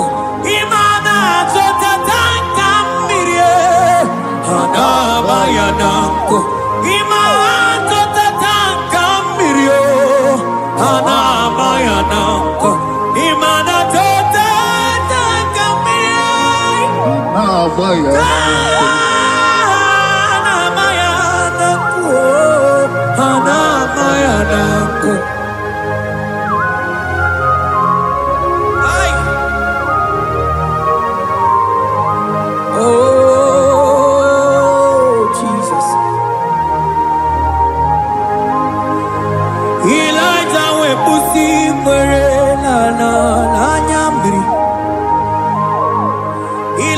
busibrenala chiria kayelu ono bisa biligwe oge kegeru eze diesemo okwagizo potomonolo omemma yamara kukakebe omemma yakuchitere mono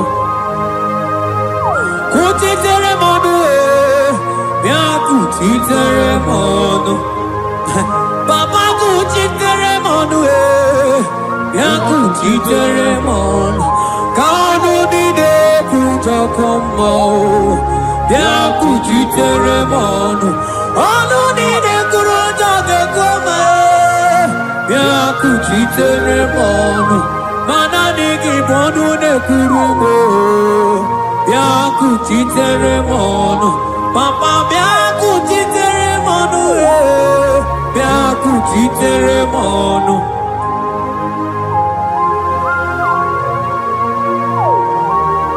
akabade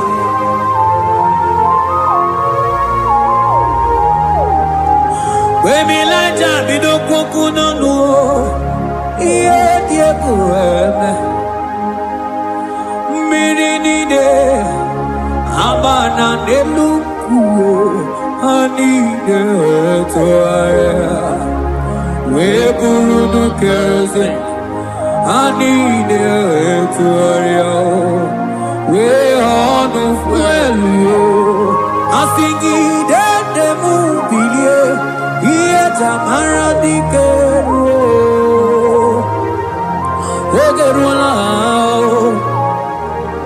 ogerula ogerula majiga madike ogerula majiga madike ogerula majiga madike ogerula ogerula ogerula ogerula ogerula ogerula papa bilie ogerula bilie no chiezekio odumetebe odumanao odumete odumanae okosisi na kona konotae akude igwe amode loli agwo ogeruo papa ogeruo chigo ogeruo dadime kanyega madike oh bilie bilie bilie bilie oh bilie bilie bilie bilie bilie bilie bilie bilie no chezegio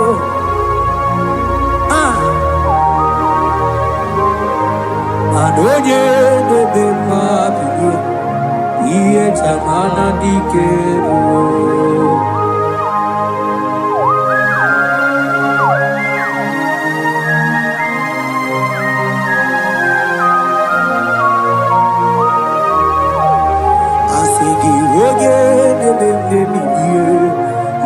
Chabara dikero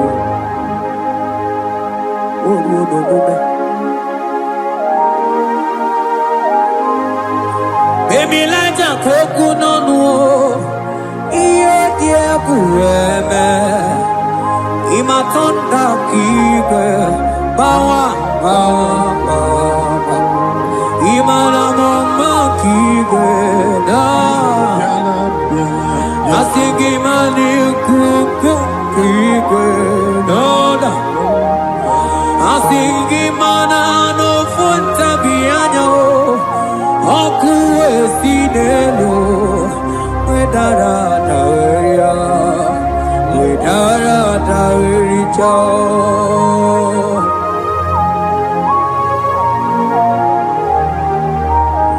Madonya neme mabilie iye tamara dikero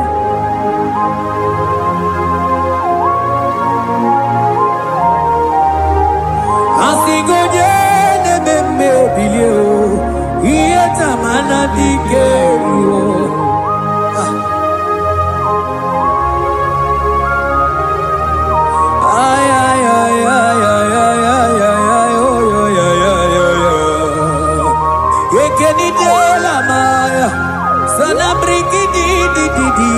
Tene berusu amamana.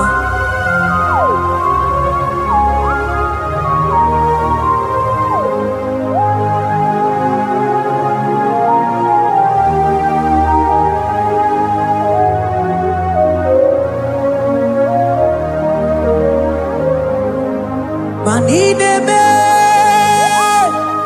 kamadu ni de tuogeku. Ine me kamadu ni de tuogeku. You are the God who breaks impossibilities. Ine me kamadu ni de tuogeku. Manine me kamadu ni de tuogeku. Ine me kamadu ni de tuogeku. You are the God who breaks impossibility. Ine me manasong ine me. Manine me kamadu ni de tuogeku. Ine me kamadu ni de tuogeku. You are the God who breaks impossibilities. Manine me kamadu ni de tuogeku.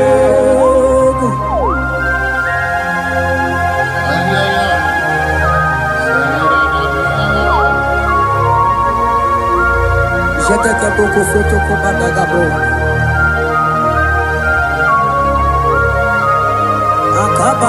Akabayo.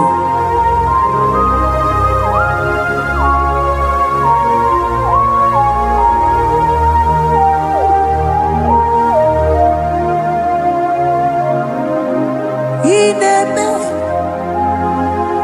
kamadu ni de tuogeku. Ineme kamadu ni de tuogeku. You are the God who breaks impossibilities. Manine me kamadu ni de tuogeku. I got together. I got together. Jesus, ineme mem got together.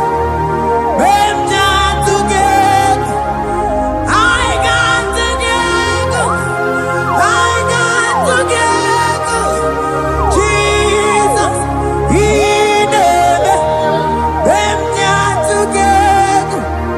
Mem got together. Manine me kamadu ni de tuogeku. Ineme kamadu ni de tuogeku. You are the God who breaks impossibilities. Ineme kamadu ni de tuogeku.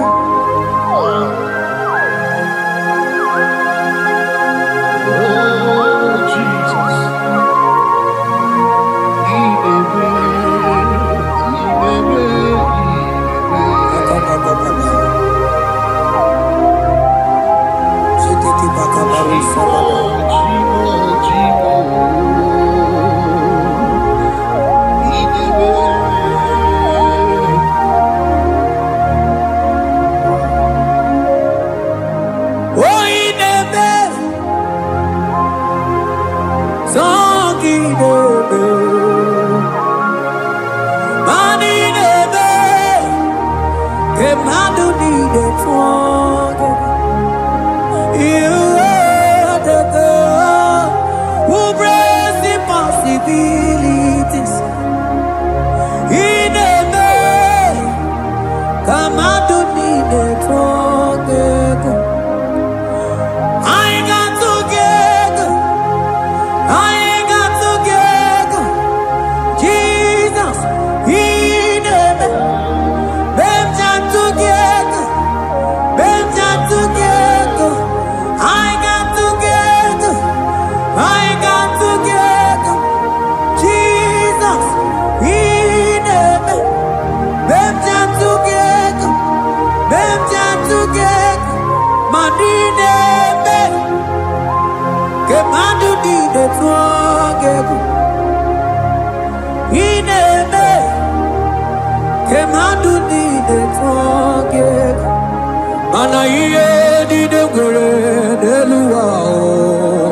osinage adie dinegwe elua osinage otisicho otisiko yakambebe otisicho otisiko yakambebe iye dinegwe elua osinage Akomanini were Neluma Osinage Otisicho Otisiko Yakambe Otisicho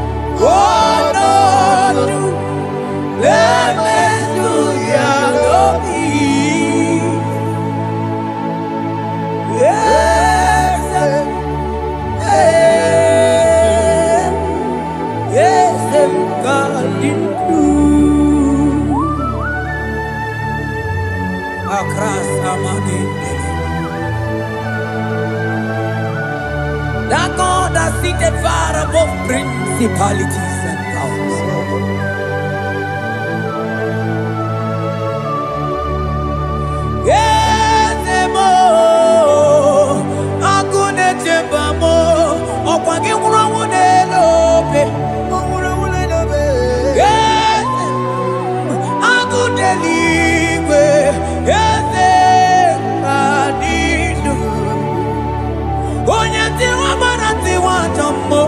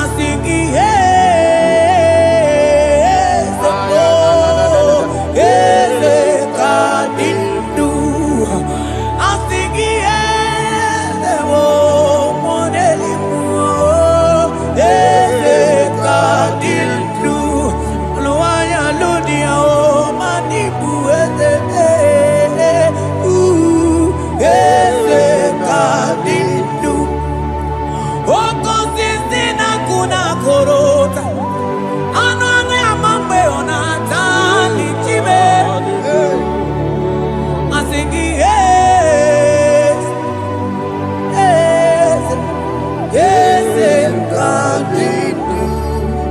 Manonye wanyi, esitero, dibosia, omeakute, wono, aya, manda libre que te quemante de asana libros abagana, manoge chilulu. Ogadi kole bube akabo chike tiwa ugo kaniga chake imanono dobula ogadi kole bube idi amaragi kamara nacha yidefe ponyebe Asingi agunete mao, agunete mao, agunete bike wibonide. Asinga agunete mao, asinga agunete mao, asinga agunete bike wibonide. Asigo geti lulu Ogadi kolye ube Akamochi getiwa Ugo kayiga chake Imanono topula Ogadi kolye ube India maragi kamara Dashadi dele ponye beri Afalante vros ekebrada gavamanteni Eteni mabarua bakaba Salibre teke banda lemo Yene baru salibene Brukodo bada barateli Kedebara sani deli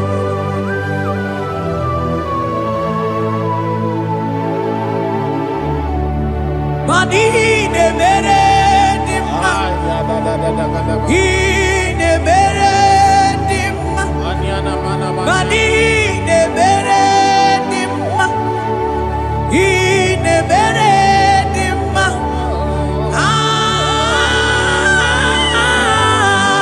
ne mere.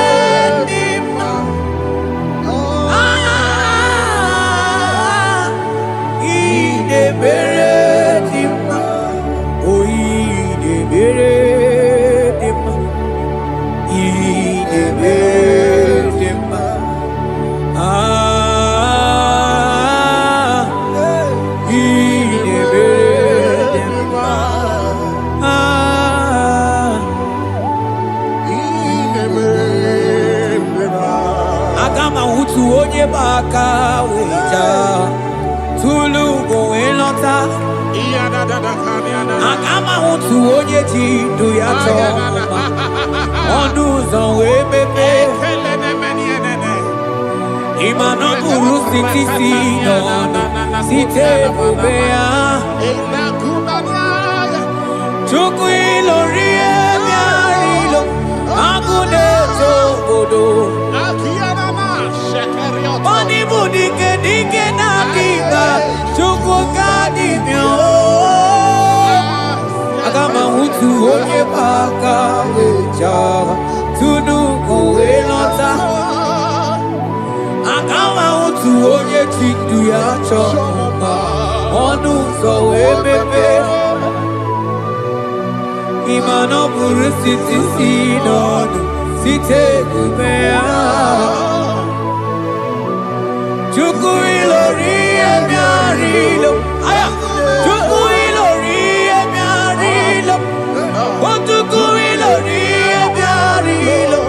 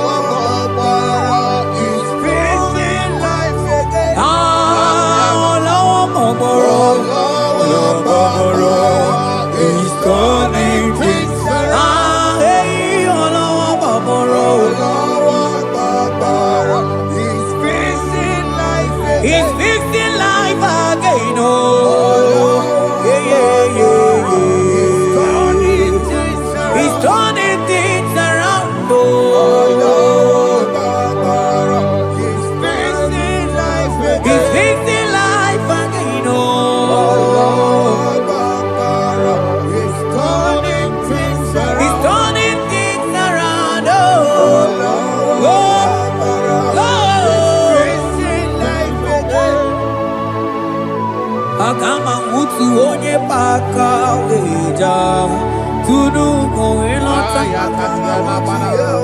Akama mutu onye chindu ya chomba Onu so wemepe Ima no buru sitisi nono Site kubea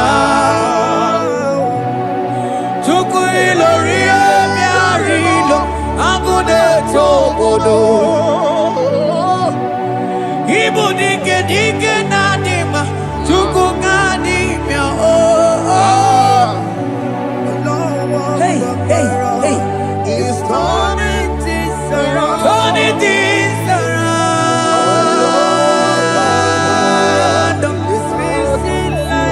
It's fixing things He's turning things around. Onye neme mma izuroke n'ezie Onye ma neme mma n'izuroke Onye gaghị ekwe ka ihere meme otu ma Onye tiwa bara tiwa ajọ mmụọ tibe Asị gị agụ na-eche mbaba ọzọ gara n'elu ugwu onye na-eburu ma chime onye lụrụ bịarịlụ Chukwu okike ma asị gị agụ na-eche mba agụ ọganize n'enubili zuru oke mmanụ zuru oke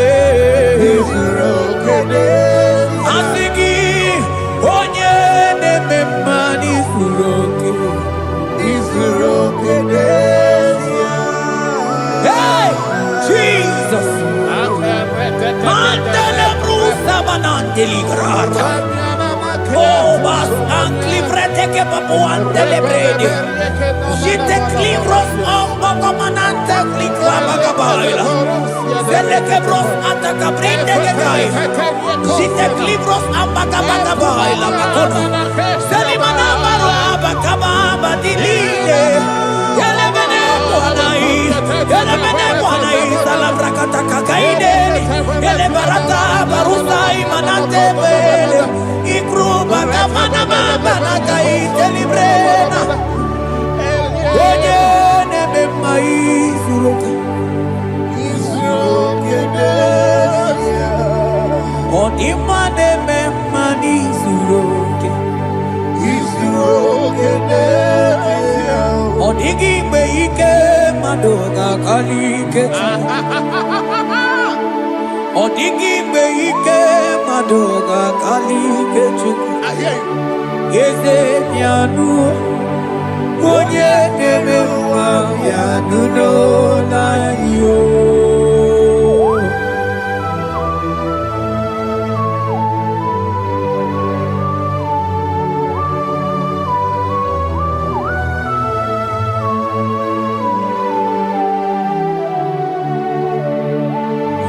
Okwangi buike tabamba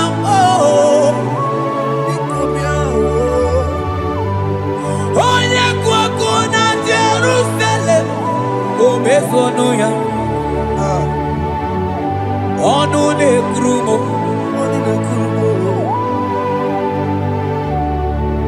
Okwangi buike mo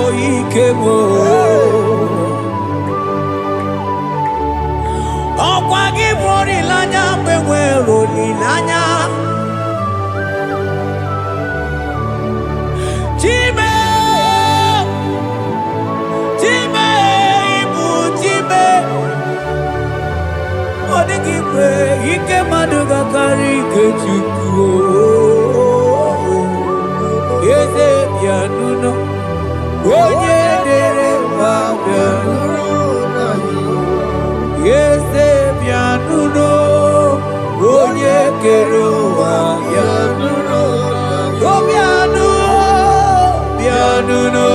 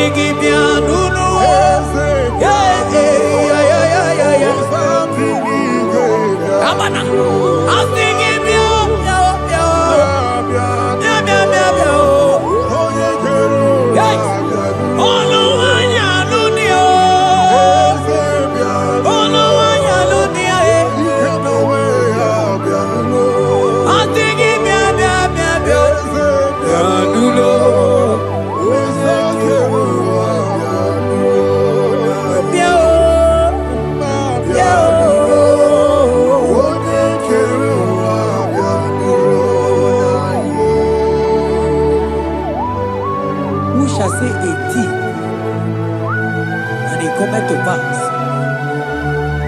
when the Lord has not commanded it.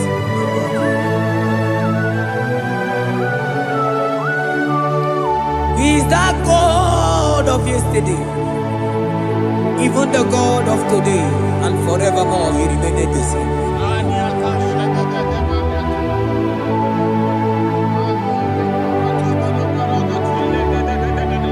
What can I use to appreciate your goodness in my life?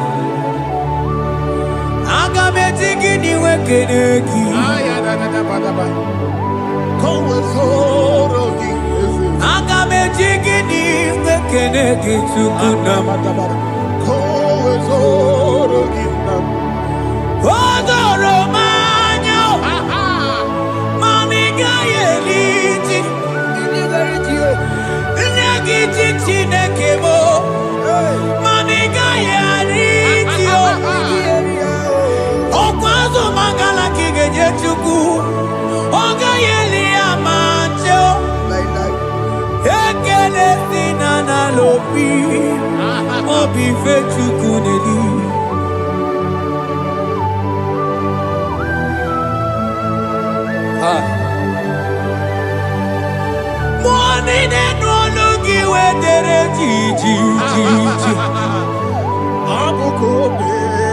I don't want to look where my son Onye no no Jese yemo no kono yana muna la chim Odigi tima pugibe Okwa ya moronye na gaije we gaije sali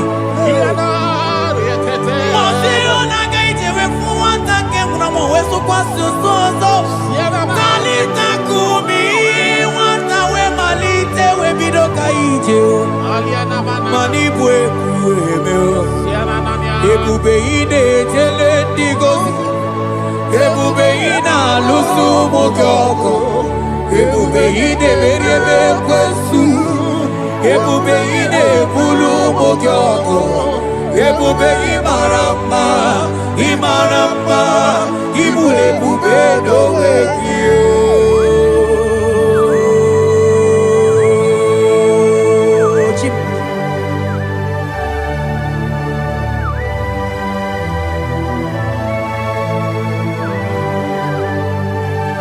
Ebube ibata nebe kerokuo Ogo aro Onye kereke weronwe ya Onye bilisi awonozo Onye ene siri he kodini ya mfe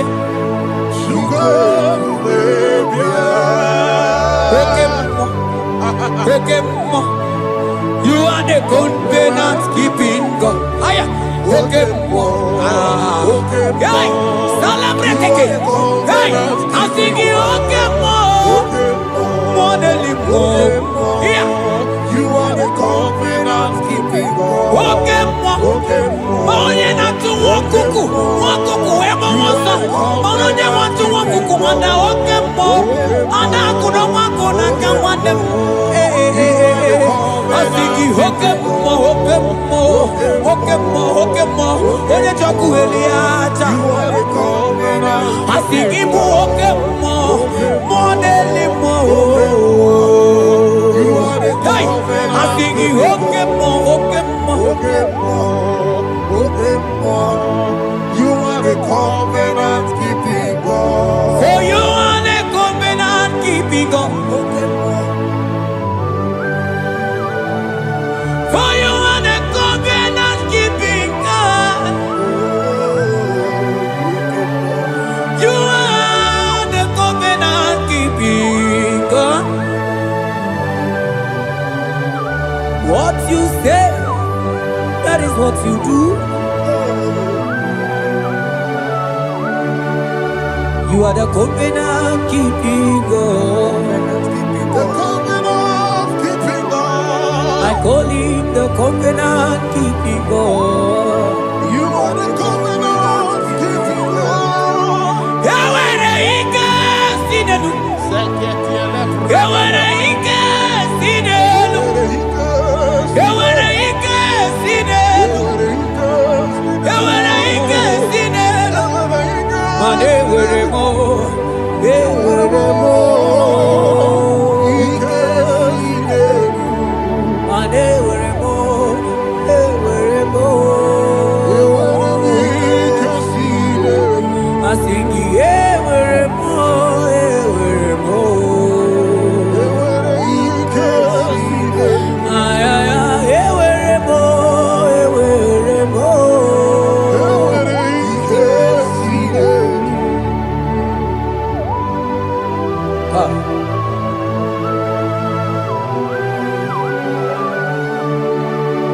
They were ready not to get too good.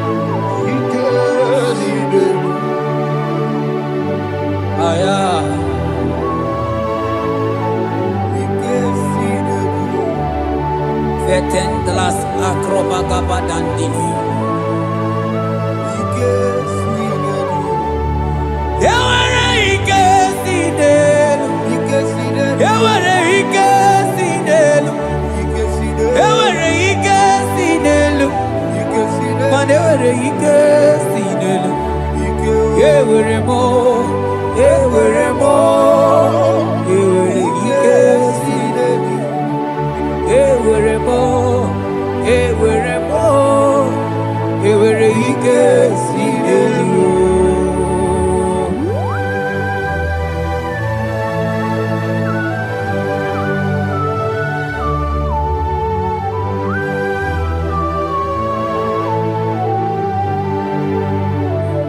Manine meusa yebusa na dinki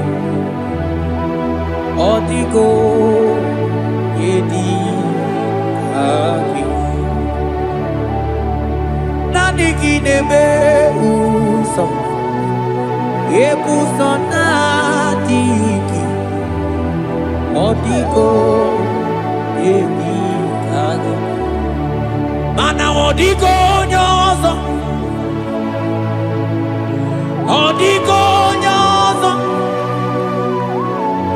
Odigo nyeiri Chineke keligwe Odigo nyake chimaya sus Sobo ya iria Odigo nyeiria Odigo nyozo Papa moyo iri chim Odigonye iri Chineke keligwe Odigonya ketimaya tusomoya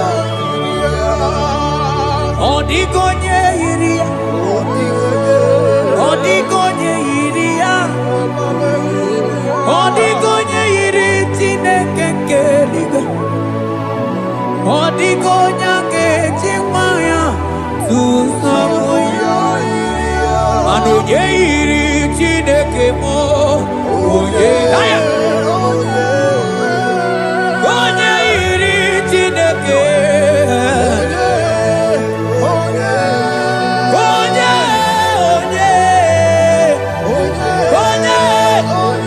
Agama uto oye iri Chineke ma Oye iri Chineke mo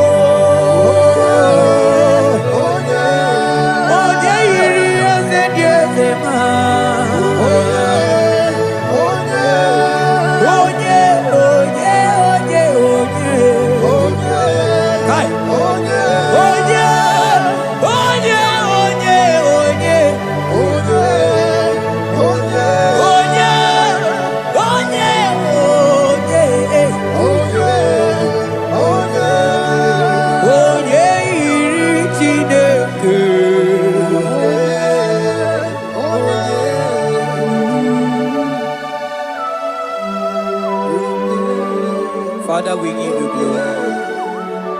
Thank you, Abba Father. Thank you, Jesus.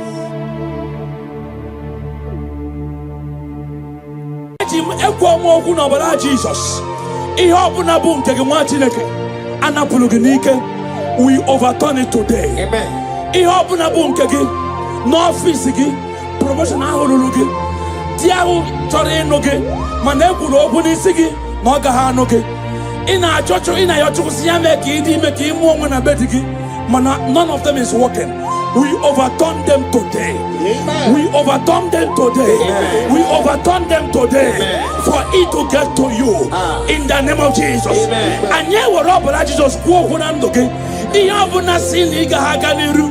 We overturn them today. Amen. We overturn them today. Amen. We overturn them today. Amen. We prophesy in your life. Receive your turnaround. Amen. Receive your next level. Amen. Receive your turnaround. Amen. Receive your next level. Amen. Receive your promotion. Amen. Carry your baby. Amen. Carry your husband. Amen. Carry your promotion. Amen. Go and prosper. Amen. Go and prosper. Amen. Expand in this land. Amen. In Jesus' mighty name it is done.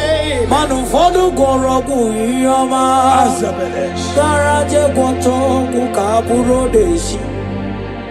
Manani bukwa gungoragwo. Chineye mirioma. Ufodu gwoto gu yoma. Gwoto kukaburo deshi. Makwani bukwa gungoragwo. Chineye mirioma. Mana nisimo amaradi nisimo buchuku nandubo igedi na romo buchuku asini nisime amaradi nisimo buchuku nandubo igedi na romo buchuku mana iye chinaka okaririego mana iye chinaka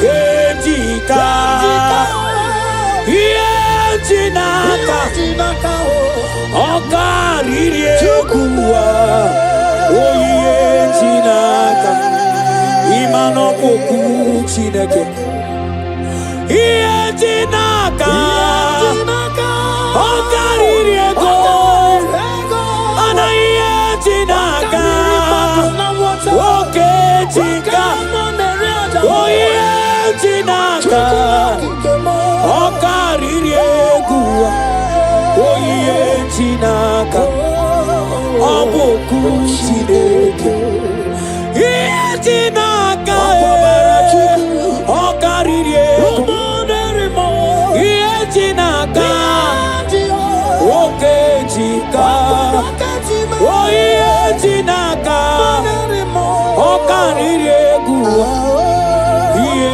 chinaka oboku chineke obatara be nwanya ganu akwanwa obata ihe adima oke chineme mawo abolie chukwu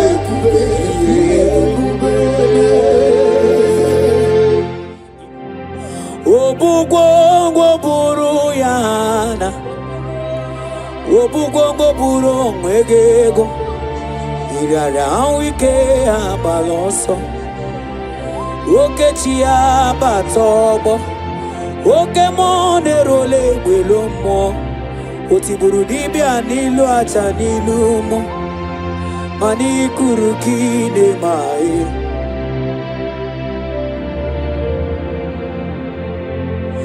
ololi lanya kenisa no boli eze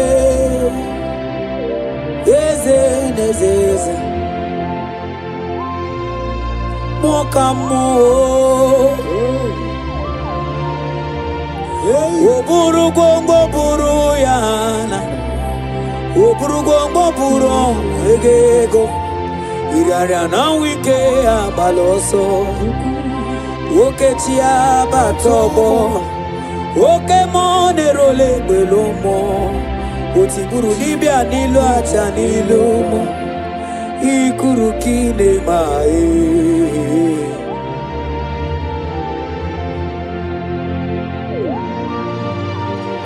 oh Jesus onye lori ebiarilo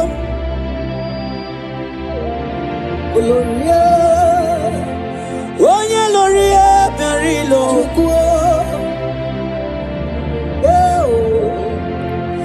onye lori ebiarilo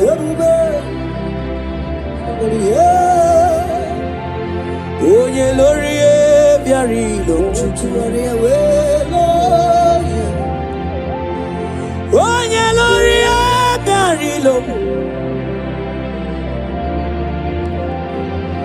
onye lori ebiarilo onye lori eberi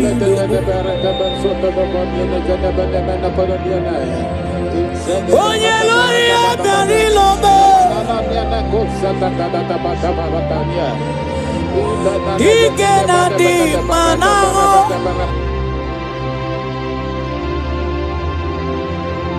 onye na-etiwa agbara tiwa ajọ mmụọ aga m anwụtụ onye aga m anwụtụ onye dịka chi aga m anwụtụ onye yiri ya aga m anwụtụ onye dịka ya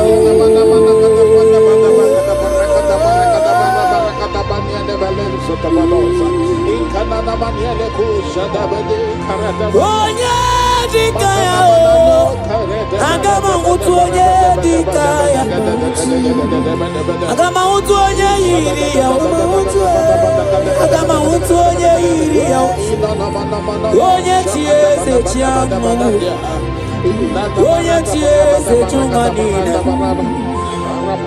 naanị ya bụ mmụọ n'eluigwe onye jiri nkata wee kụlụ mmiri ọlụ nwanyị alụ nne m ọlụ nwanyị alụ nne m oke osisi na-akụ na-akụrụta so naanị ya bụ ebelebe ji olu aga m anwụtụ onye yiri ya aga m anwụtụ onye dịka ya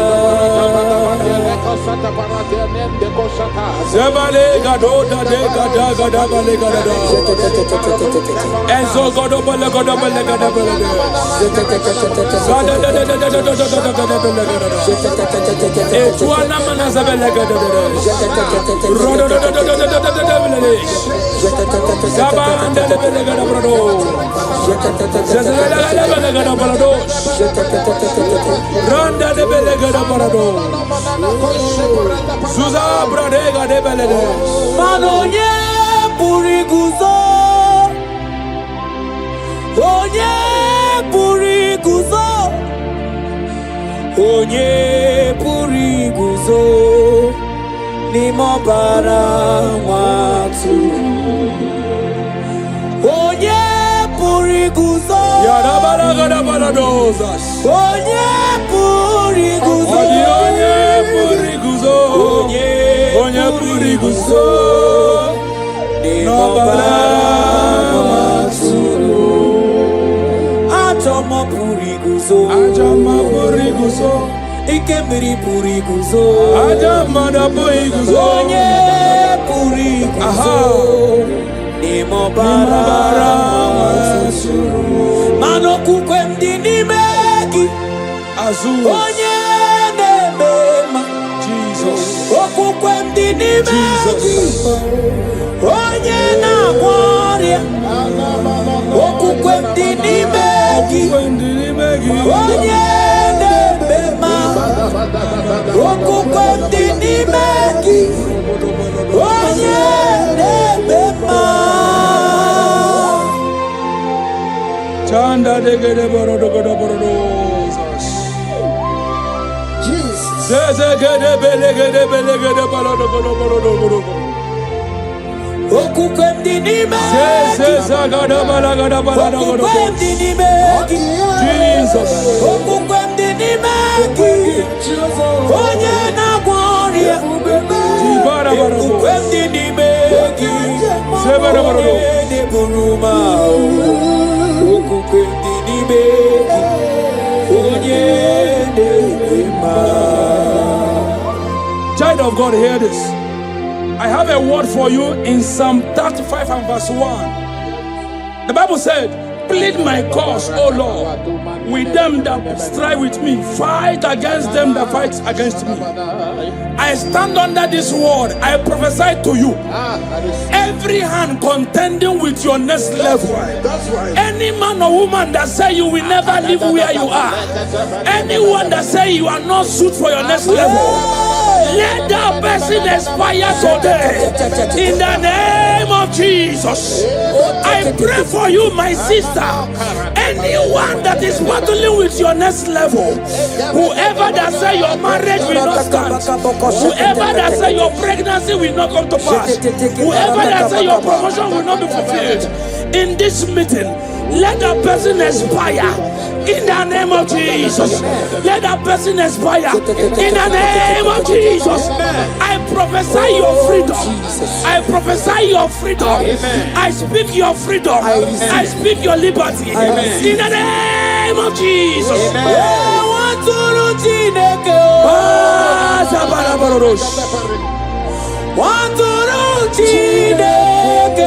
Barigada balagada barados. Waturu Chineke Parabalegada balados. Waturu Chineke Sabanegele balados. Hey! Waturu Chineke Zaza zaza zaza zaza. Waturu Chineke Waturu Chineke Zezelebelagada barados.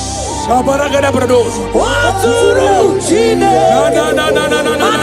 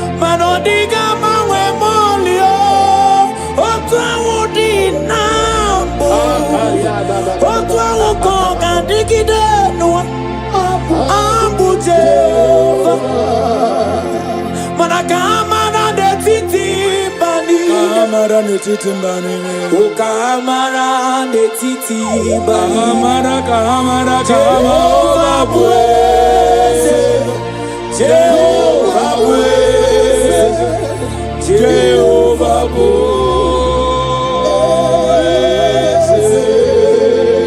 Ebuba mawala muwe,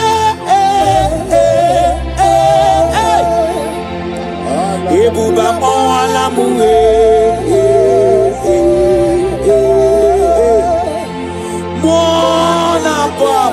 Mola muwe, ibuba mola muwe, mola pako, amola muwe, ibuba mola mola basia.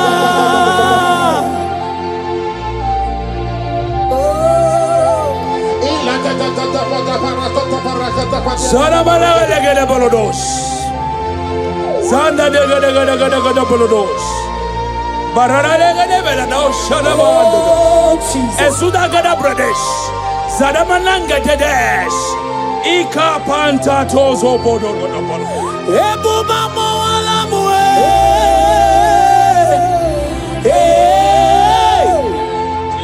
Ebuba moala mue.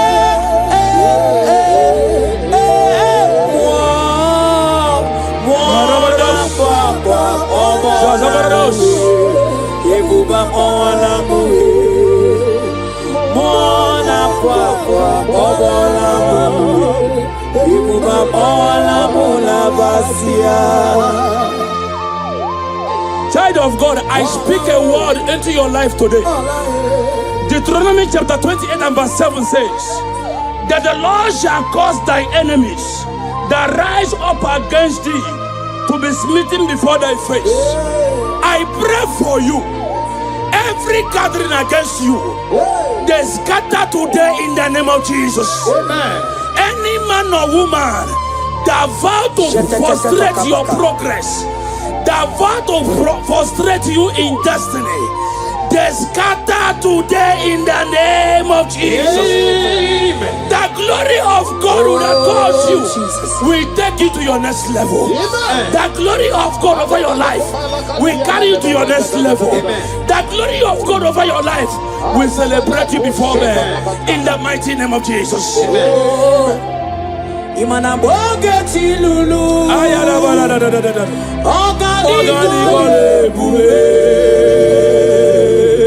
Akwa bochi getiwa. Ugo gani gachake. Ono dobula. Ogadi kolye bube. Idi amara giga mara. That's your fe. Akune temba mo. Akune tembi jewe monine.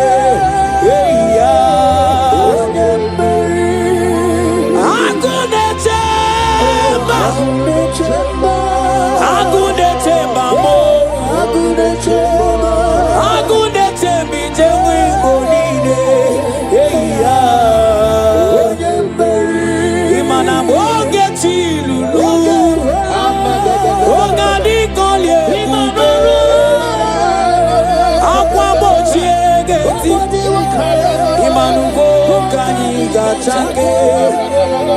Ono dobula. Ogadi kolye kumbe. Idi amara giga mara. Dachiani. Imana don't let them. Papa don't let them. No. Don't let them. Aha. Don't let them. Papa don't let them. No. Don't let them. Zemaraboros. Don't let Papa don't let them. No. Don't let them.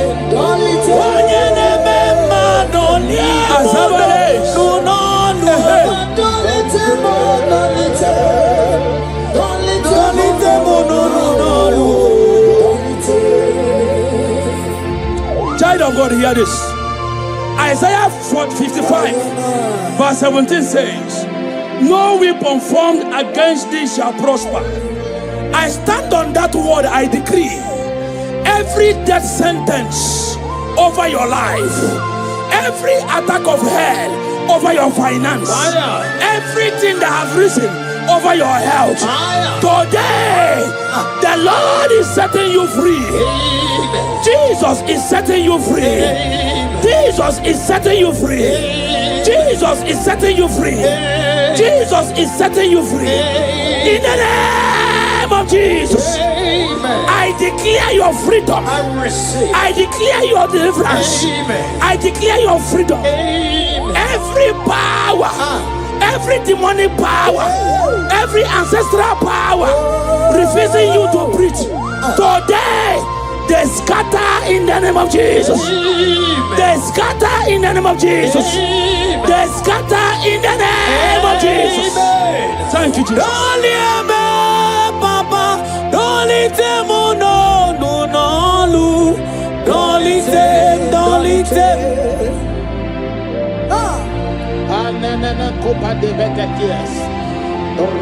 Don't let me. Don't let them. No. Don't let them. Don't let them.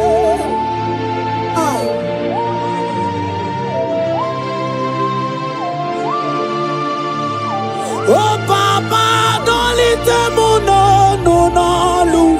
Don't let them. Don't let them.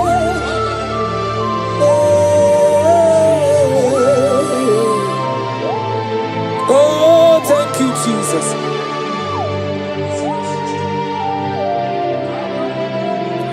Obaraya boko simiri.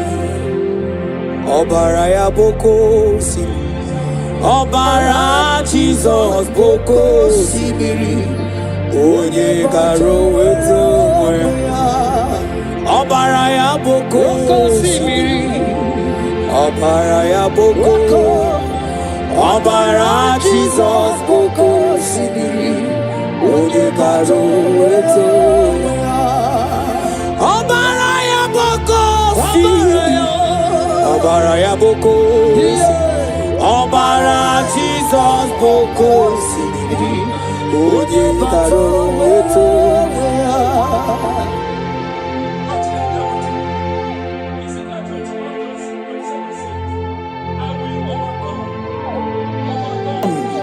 Overturn it, and it shall be no more until he comes, whose right it is, and I will give it to you.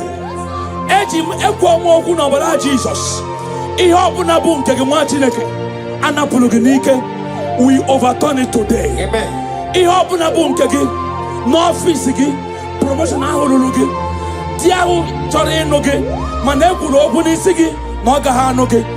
in our church, in our church, none of them is working. We overturn them today. Amen. We overturn them today. Amen. We overturn them today. Amen. For it to get to you in the name of Jesus. And yeah, we're up, Jesus.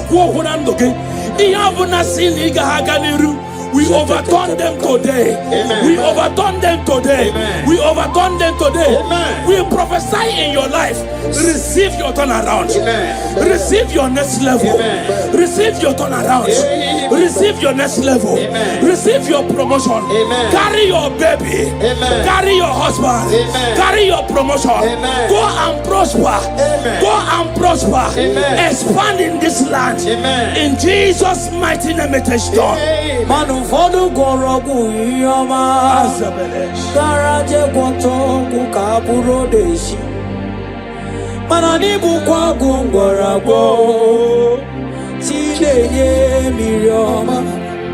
Ụfọdụ gwọta ọgwụ ihe ọma, gwọta ọgwụ ka bụrụ odeshi, makwa n'ịbụkwa ọgwụ ngwọrọgwọ, chi na-enye mmiri ọma. Mana n'isi mo, amara dị n'isi mo bụ Chukwu. Na ndụ mo, ike dị n'arụ mo bụ Chukwu. Asị n'isi me, amara dị n'isi mo bụ Chukwu. Na ndụ mo, ike dị n'arụ mo bụ Chukwu. Mana ihe Chinaka ọ karịrị ego, mana ihe Chinaka ga-ejika, ihe Chinaka ọ karịrị ego, ihe Chinaka ịma n'ọkpụkpụ Chineke. Ihe Chinaka ọ karịrị ego, mana ihe Chinaka oke Chika, ihe Chinaka ọ karịrị ego, ihe Chinaka ọ bụ okwu Chineke. Ihe Chinaka ọ karịrị ego, ihe Chinaka oke Chika, ihe Chinaka ọ karịrị egwu, ihe Chinaka ọ bụ okwu Chineke. Ọ batara be nwanyị a ga-anụ akwa nwa, ọ bata ihe adị mma, oke chi na-eme mma, akpọlie Chukwu ebube. Imana ọgana gidi ka moji aba, mba. oke ti abata ọgbọ, Jesus. akpọlie Chukwu ebube. Ọbata obi okwu, ọbata obu agha, ọ batara be nwanyị a ga-anụ akwa nwa, ọ bata ihe dị mma, oke chi na-eme mma,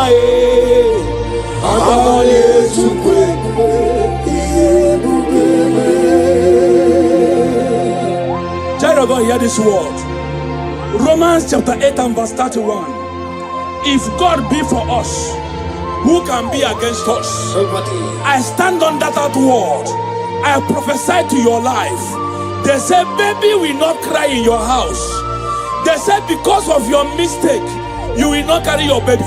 I pray for you now, because God is on your side. Carry your babies. Amen. Carry your triplets. Amen. Carry your quadruplets. Amen.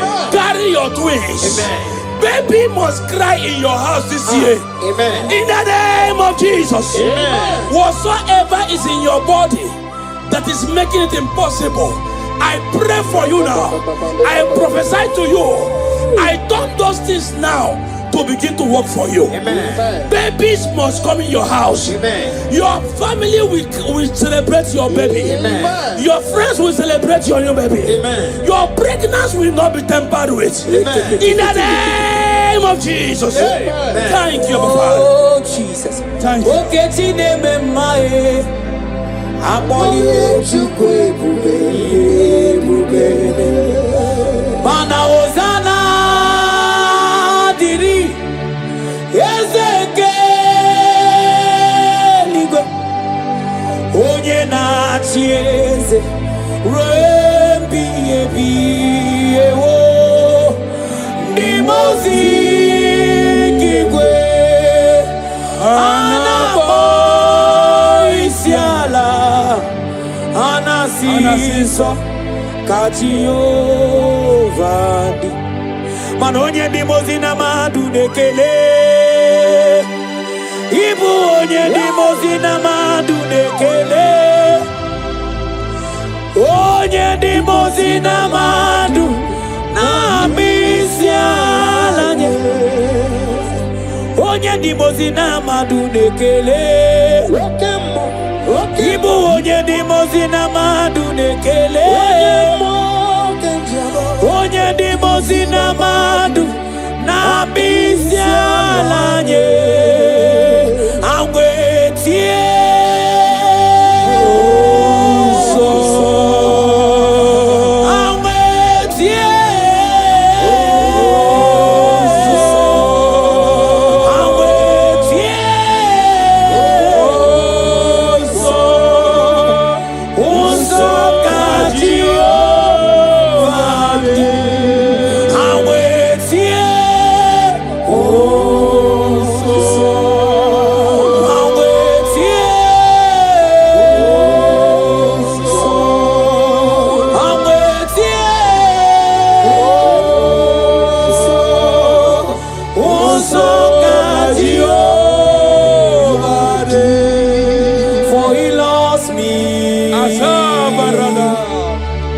He loves me. Now I know that joy that feed my soul. Something happens, and now I know it touched me and makes me whole. He touched me. He touched me. He touched me. He touched me. He touched me. He touched me. Oh. Now I know the joy that fills my soul. Jesus. Something happened. Now I know He touched me and made me whole. Somebody touch me. Somebody touch me. Somebody touch my soul. When I was busy praying to my Father, somebody touch my soul. Child of God, hear this word. Psalm 46 and verse 9 says, He maketh war to cease unto the end of the earth. He breaks the bow and cuts the spear in sunder. He burned the chariot in fire. I pray for you, child of God. Every battle in your life that refuses you to rest, battle from your foundation, battle from your husband's house, battle in your business area, battle in your academics, battle in your office. By the name of Jesus Christ, that battle comes to an end today in the name of Jesus. Amen. Every battle that have taken away your rest, your peace, I decree today, that battle expires in the name of Jesus. Any battle you fought, your children are fighting the battle. Today, that battle expires in the name of Jesus. I speak your freedom. I speak freedom into your life. I speak peace into your life. I speak rest into your life. In Jesus' mighty name, it is done. When I was busy praying to my Father, somebody touched my soul. Agama untu onye baka wetaga tulugo welota. Agama untu onye jindu ya wetomoma onu so wemepe. Imano buru sitisi nono site bubeya. Chukilori abiarilom akune tobodo. Mani budike dike na diba chuku kadibio. Olawa babara, he's turning things around. Olawa babara, he's feasting life again. Hey, Olawa babara, he's turning things around. Hey, Olawa babara.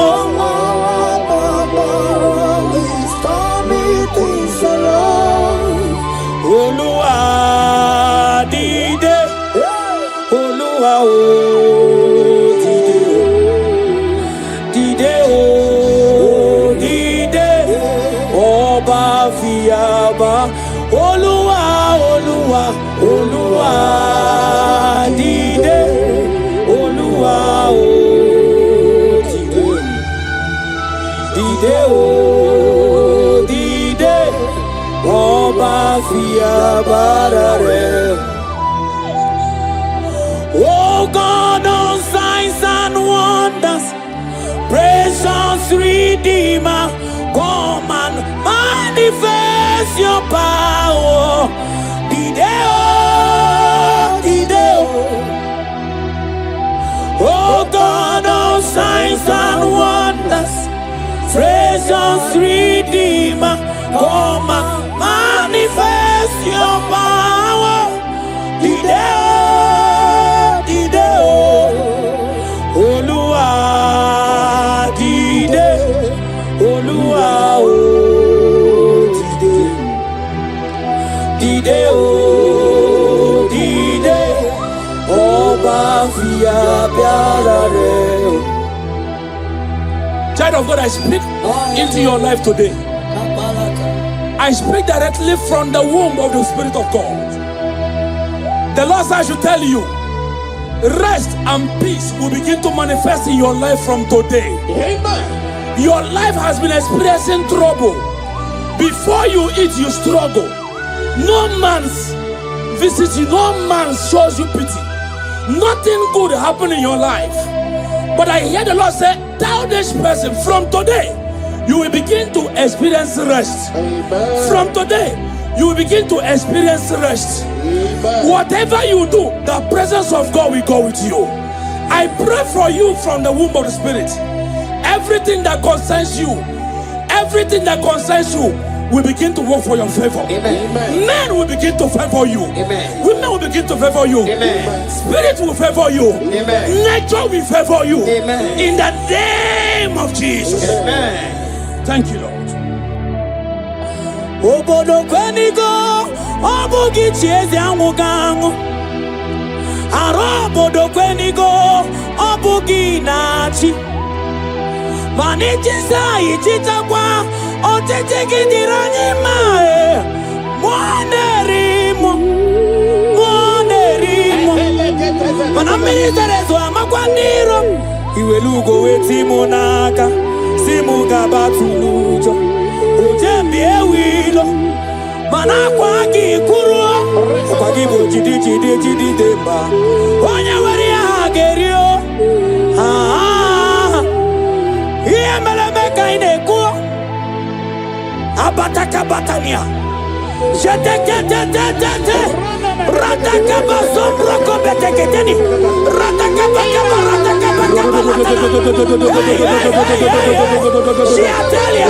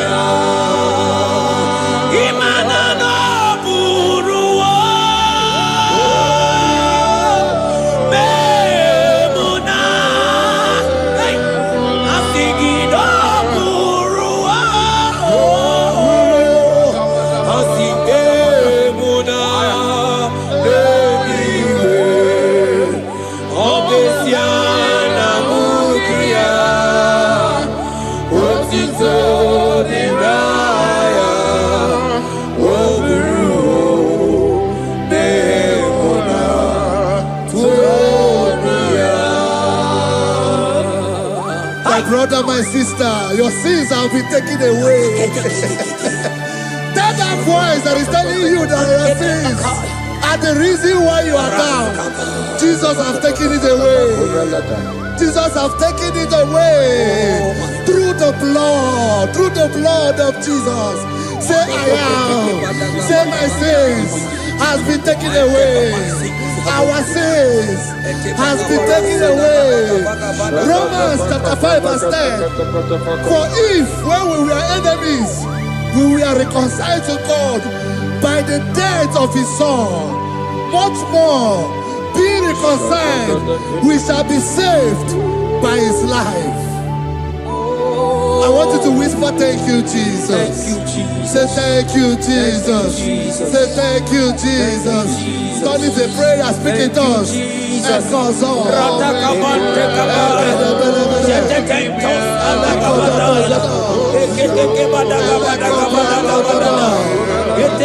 you for the sacrifice on the cross. Thank you for the sacrifice on the cross. And echo.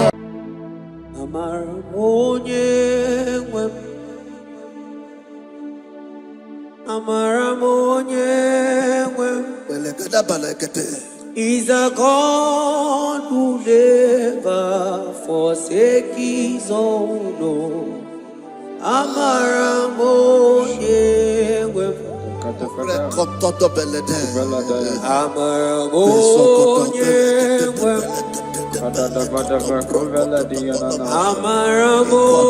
never forsake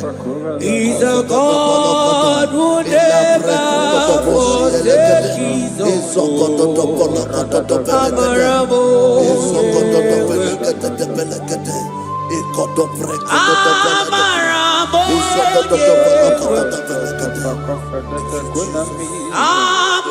He's a God who never forsake his own.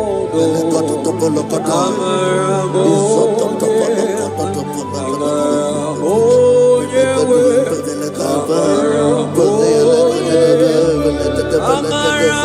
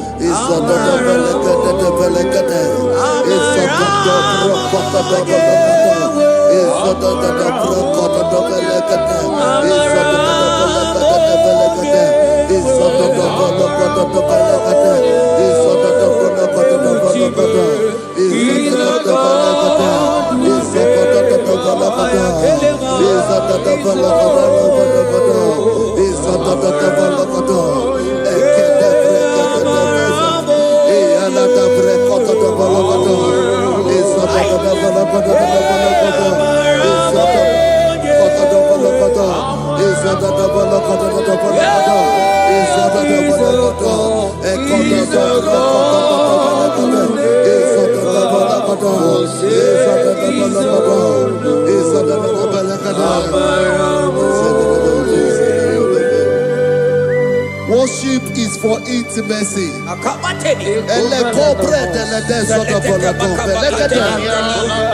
We are going to worship for intimacy this morning. This land, wherever you're watching us from. The Bible says, it says in James chapter 1 verse 4, James chapter 4 verse 8, draw near to me and I will draw near to you. It says, cleanse your head, all you sinners, purify your hearts, you double-minded. When you take one step closer to God, He will direct your path.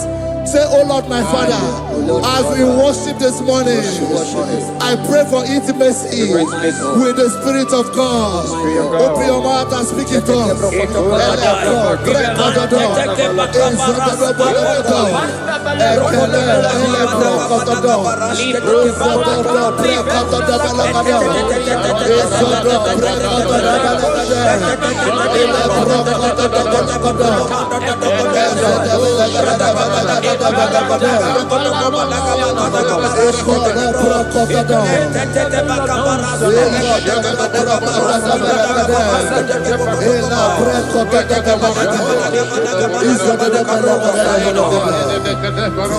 Oh my God.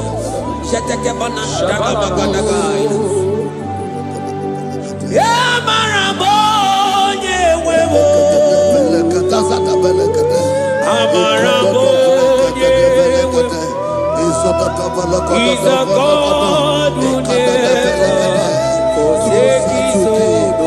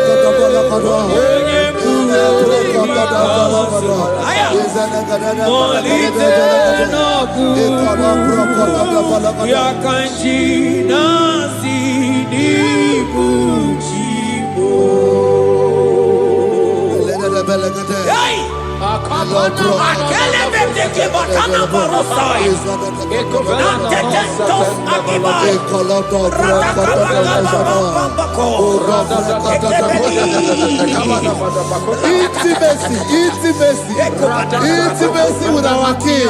Psalm chapter 27 verse 4. One thing I have desired of the Lord, that I will seek after, that I may dwell in the house of the Lord all the days of my life, to behold the beauty of the Lord and to inquire for his presence. Oh my God. Say, oh Lord my Father, Oh Lord my Father, intimacy is found. I pray for intimacy. Open your mouth and begin to pray.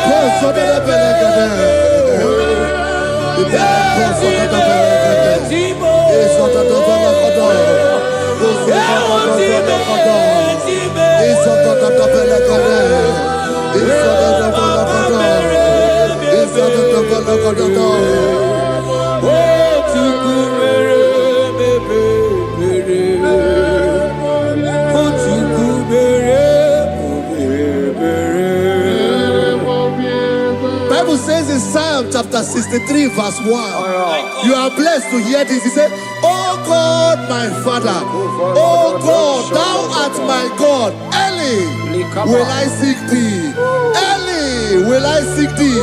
If you are blessed if you are listening to this worship early in the morning. He said, early will I seek thee. My soul tested for thee. My flesh longed after thee. In a dry and thirsty land where there is no water. Early will we seek thee. Early we will seek you, all our God. Echo batale breko to the belagade. Izoko to the belagade. Izoko to the belagade. Izoko to the belagade. Ekapelego. Shetenamante te fendo Belagade. Eligwene luwa chukuna nigibo kakame onigo nyegina yana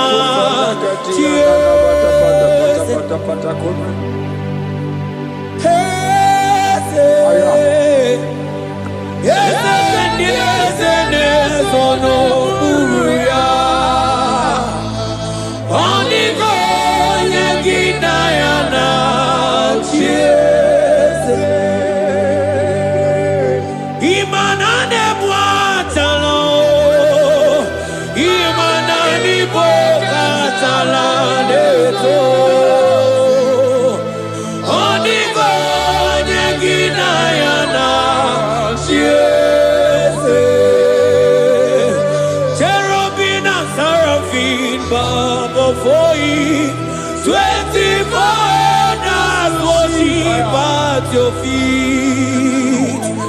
Onigo Yeginayana, and singing yes, yes, yes, yes, yes, Onigo, Onigo.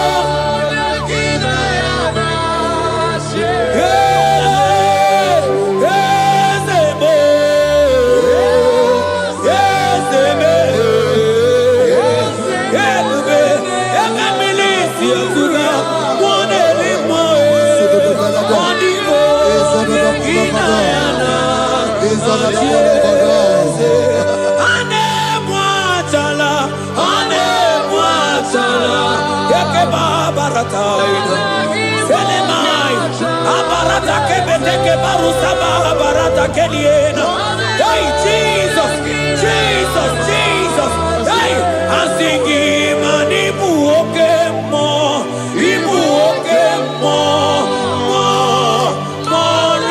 na twegu.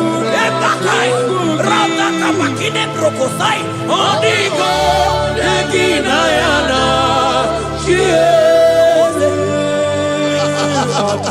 Intimacy with our God.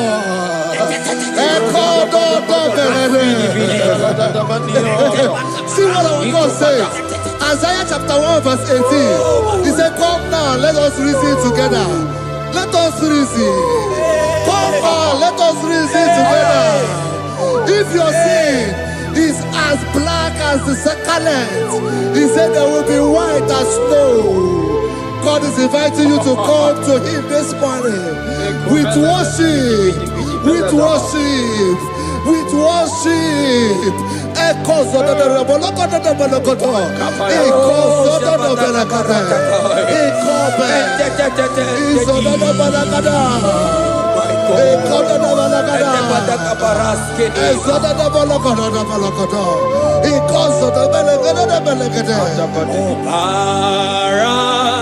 Jesus, obey, oh man, obey, oh man, obey,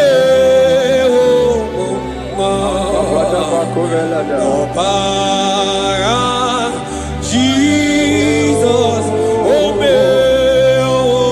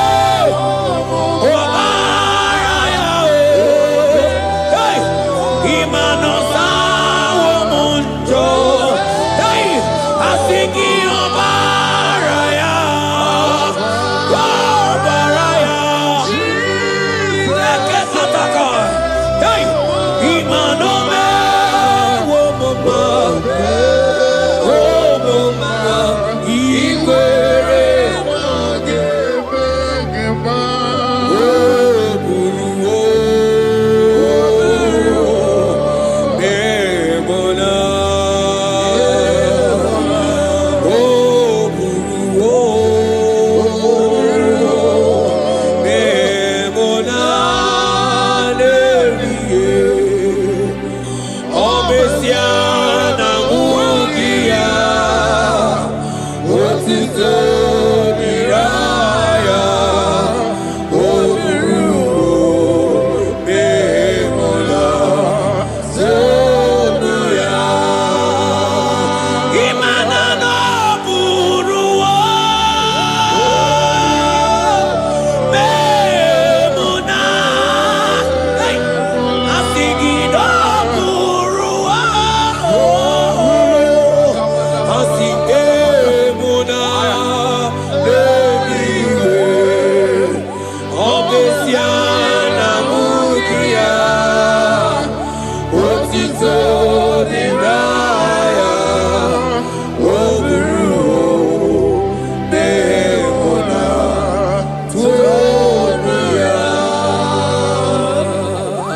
brother, my sister, your sins have been taken away. That voice that is telling you that your sins are the reason why you are down. Jesus has taken it away. Jesus has taken it away. Through the blood of Jesus. Say I am. Say my sins has been taken away. Our sins has been taken away. Romans chapter 5 verse 10. For if when we were enemies, we were reconciled to God by the death of his son, much more, being reconciled, we shall be saved by his life. I want you to whisper, thank you, Jesus. Say thank you, Jesus. Say thank you, Jesus. Don't need a prayer, speak in tongues. Echoes all.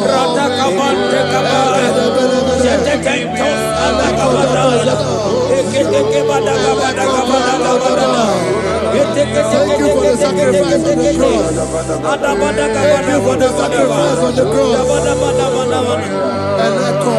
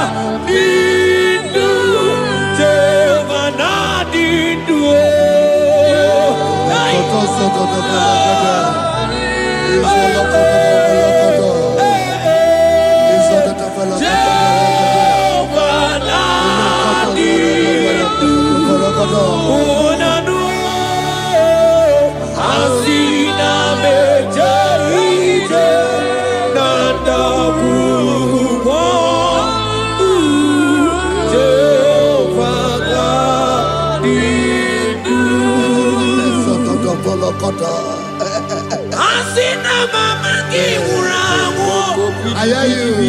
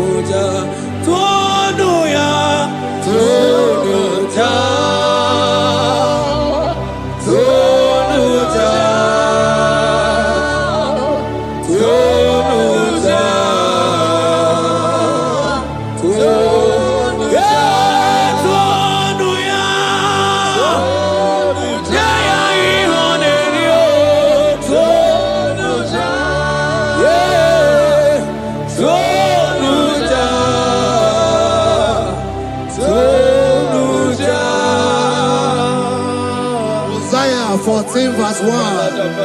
Oh Israel, I don't want you to put Israel, put your name. Oh Chiso, oh Chioma, oh my soul, return unto the Lord thy God, for thou hast fallen by thy iniquity. Take with your word and return to your God. I will return to my God. I will say, Father, I have sinned against you.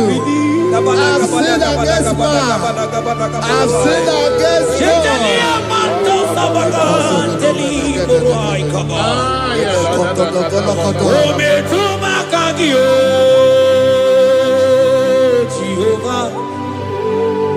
Asingi metuma kagi.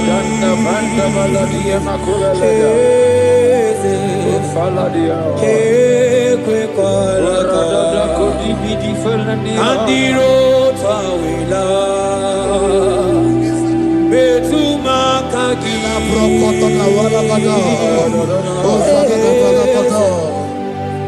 Ekwe kwala okamodiro tawila metuma kagi.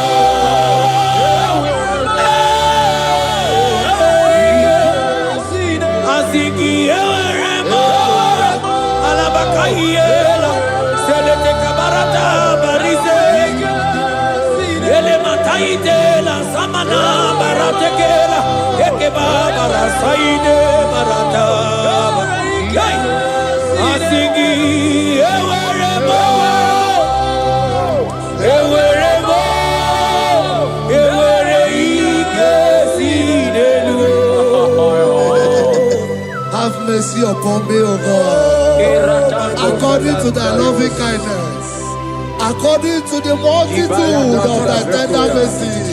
Blot my transgression, wash me thoroughly from my sin. I pray for intimacy. Open your mouth, I can hear you. Intimacy. Intimacy in my spirit, intimacy in my soul. Do not take your spirit from me. Cast me not away.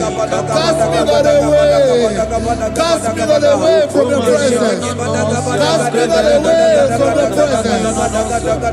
And not cover the ladder. And cause of the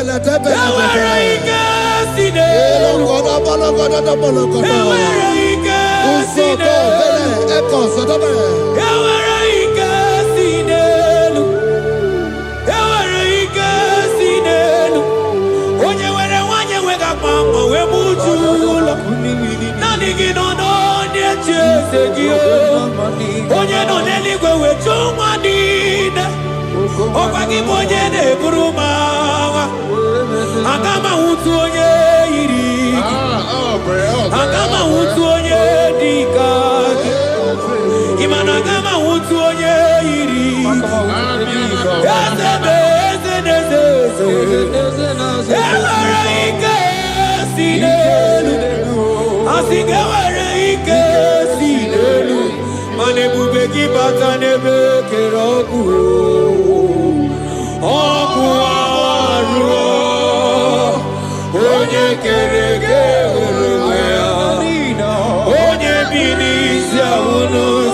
of the Lord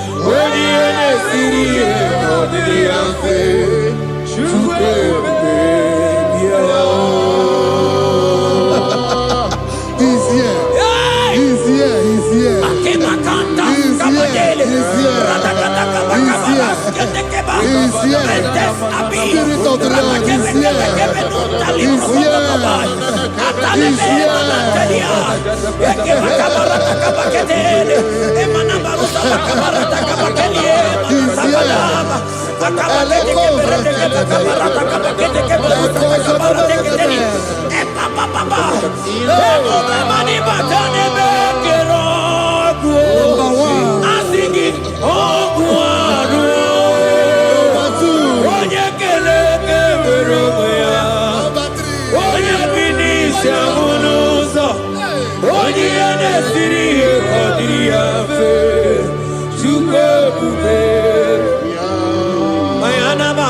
moderimo.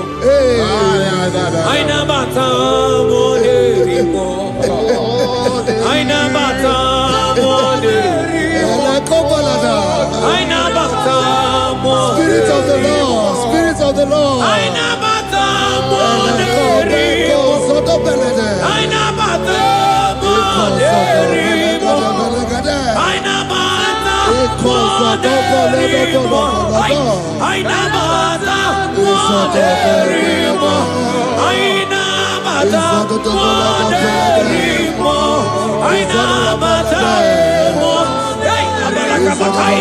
Aina bata moderimo. Aina bata moderimo. Manibu kalama chisulongwe.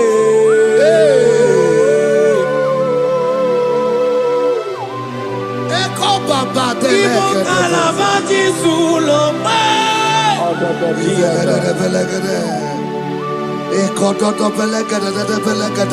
Miri wurobi ajulube.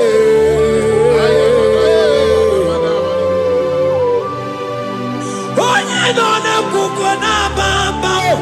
Onye ne bromaga no tutu na bali chuko. Oje bazo kue.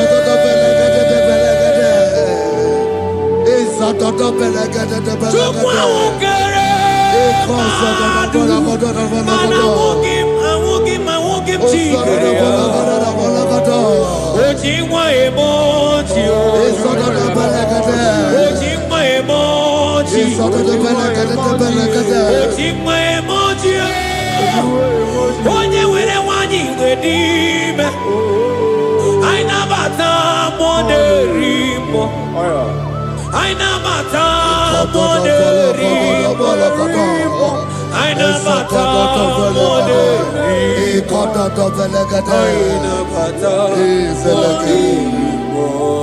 Create in me a clay house, O God, and renew a right spirit. The Spirit of God, the Spirit of peace, the Spirit of love, the Spirit of sound mind, the Spirit of grace, the Spirit that is in Christ. The Bible says, if the Spirit that is in Christ is in your mortal body, it will weaken your mortal body. We welcome you, Spirit of God. Elekozo neako belede, eko lekozo do belede, eko no prokotoda,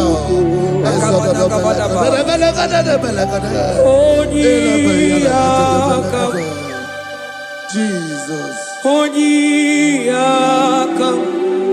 Sawagibo Onyiyakam,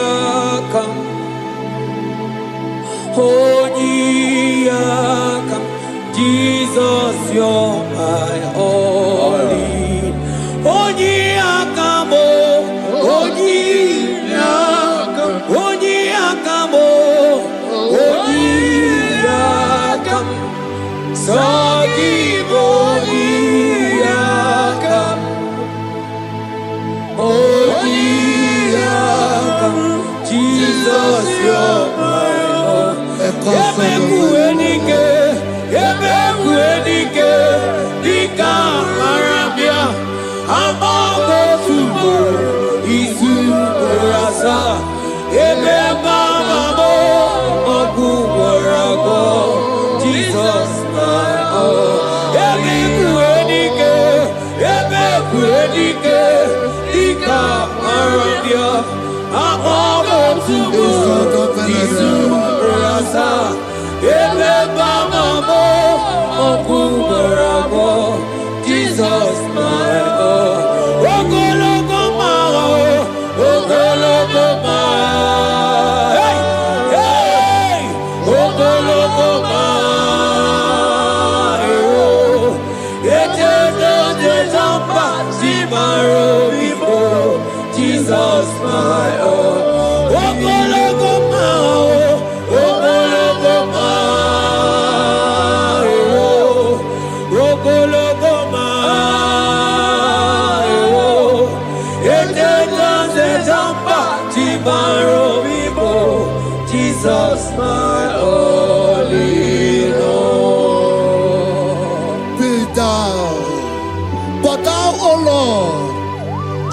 God of compassion. He is gracious. He is long-suffering. Child of God, it does not matter what you went through. It does not matter how deep you are. This worship will restore your spirit. This worship will restore your spiritual life. This worship will restore your intimacy. This worship will restore your intimacy. For His plenty of mercy and truth. Have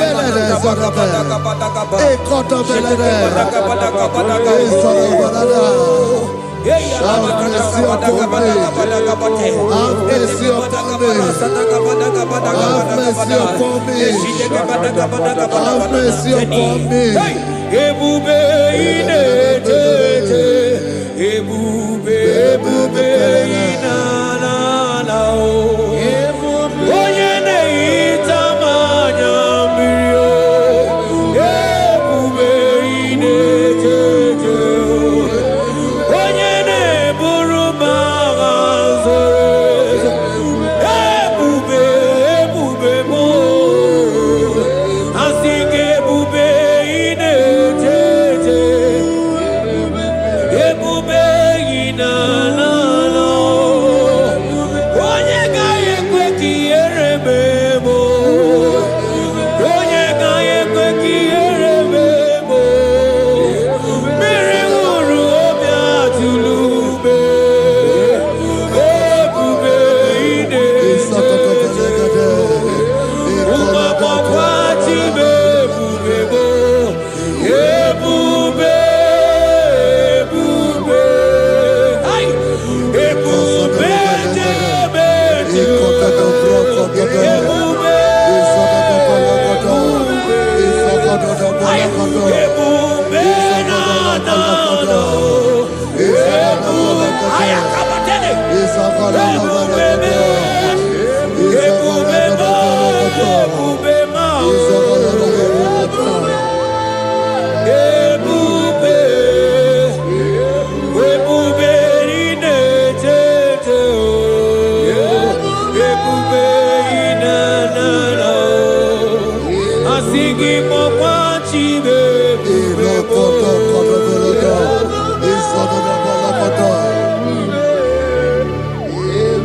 Ọ batara be nwanyị aka nụ akwa mma. Ọ bata ihe dị mma. Okechi na-eme mma o. Akpọlie Chukwu.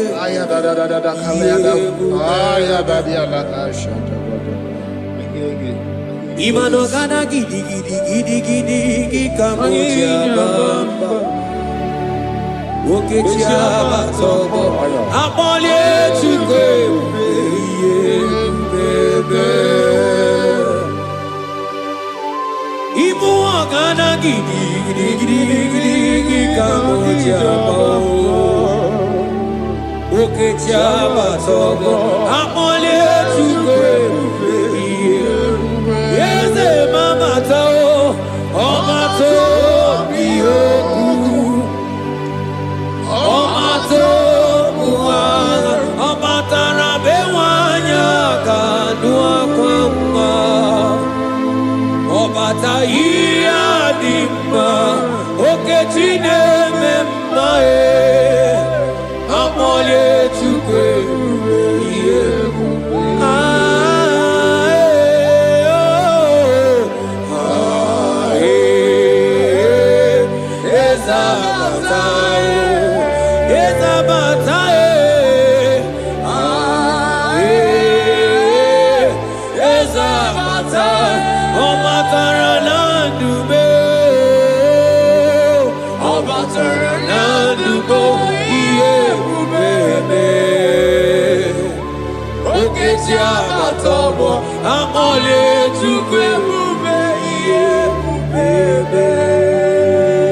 The Lord is merciful and gracious.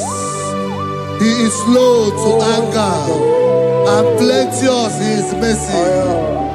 For thou hast dealt with us after our sin, nor rewarded us after our iniquities. As far as the east from the west is far as He has removed our transgression for us. Thank you, Jesus. Thank you, Jesus. Thank you for the sacrifice. Thank you for the sacrifice of the blood. Thank you for the sacrifice of the cross.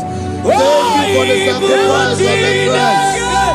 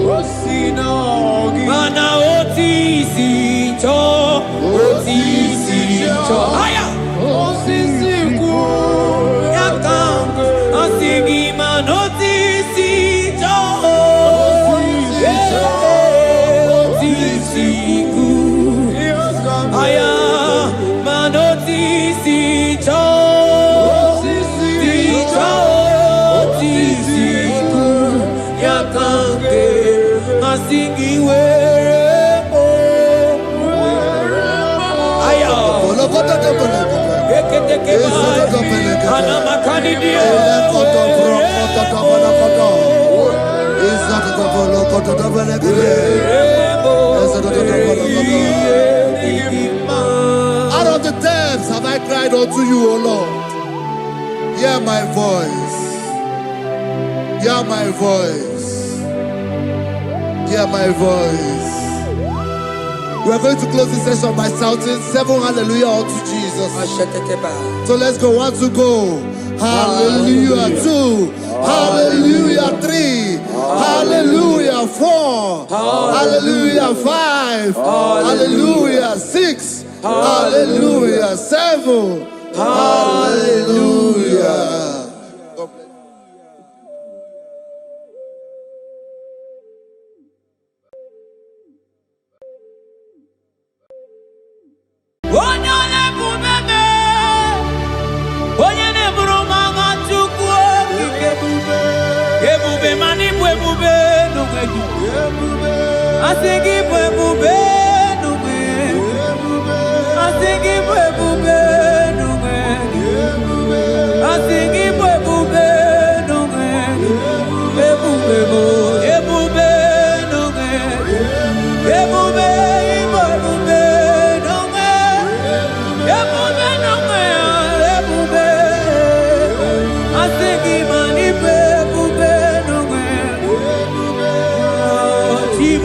Timo,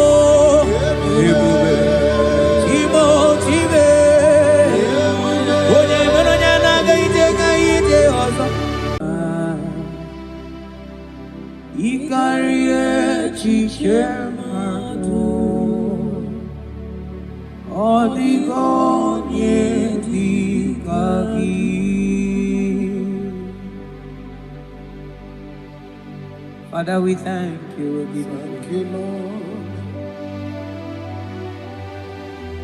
Bakatambros elegagana.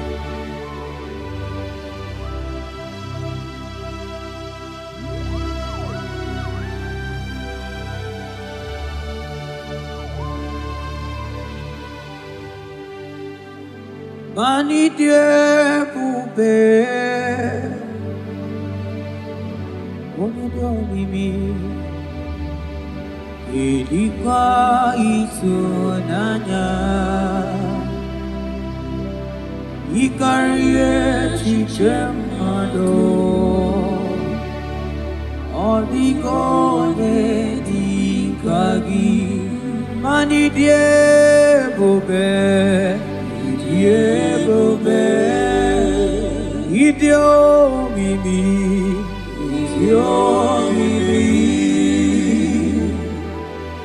idikwa itunanya, ikarie chichemado, odigonye dikagi.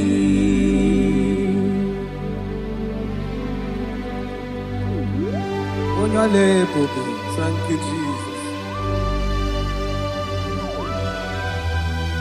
Thank you, Holy Ghost. Thank you, Lord.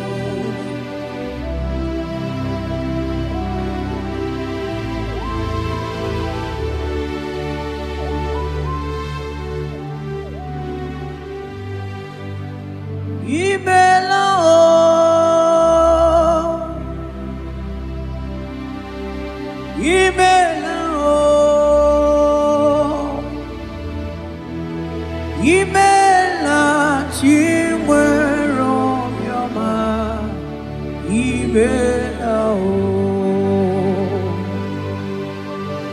agone temba mo imela o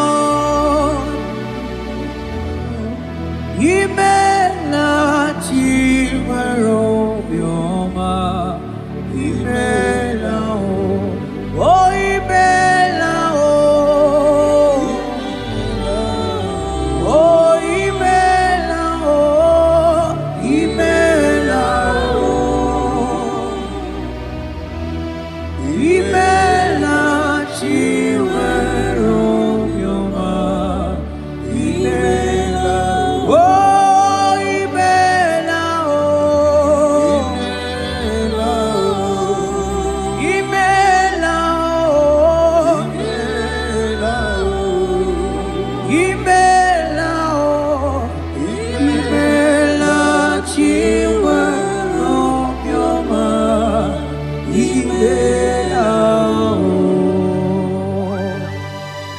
Arateke pros amblende genega. Beletendos lege barusa flaka barate tekeni. Thank you, Holy Ghost. Thank you, Lord.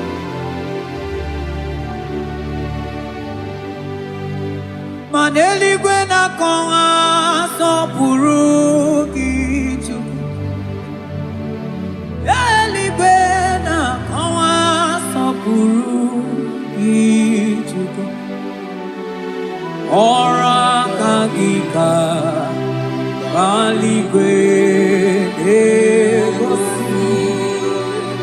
Ora kagika baligwe degosi. Baligwe na konga so purugi chuku. Mana maduni nena konga so purugi chuku. Ora kagika aligwe degosi. Ora kagika aligwe degosi. Mani ne mere nema. Oh yes, Lord. I ne mere nema.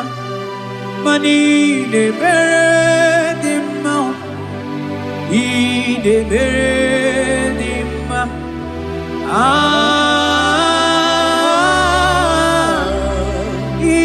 de beredima, I de beredima, mani de beredima, I de beredima, I de beredima, I de beredima,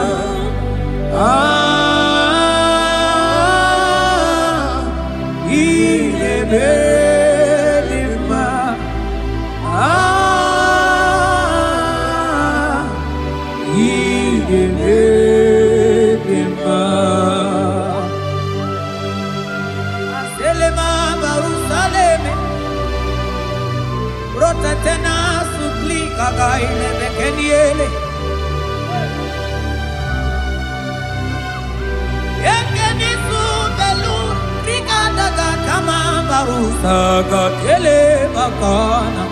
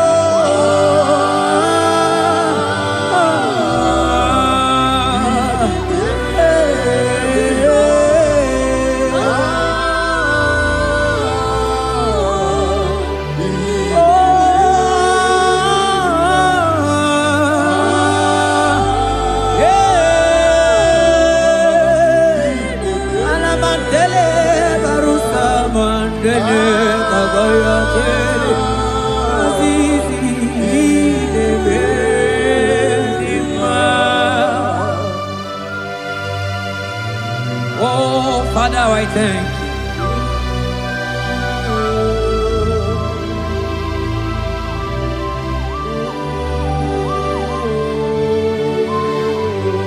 Yahweh, Yahweh, Yahweh, Yahweh,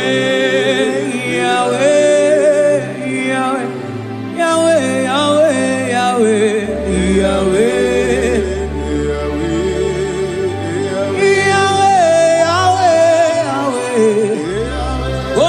Katakurumiri modeli mochuko akone temambe wakati na kuna kuroto Yahweh Yahweh Yahweh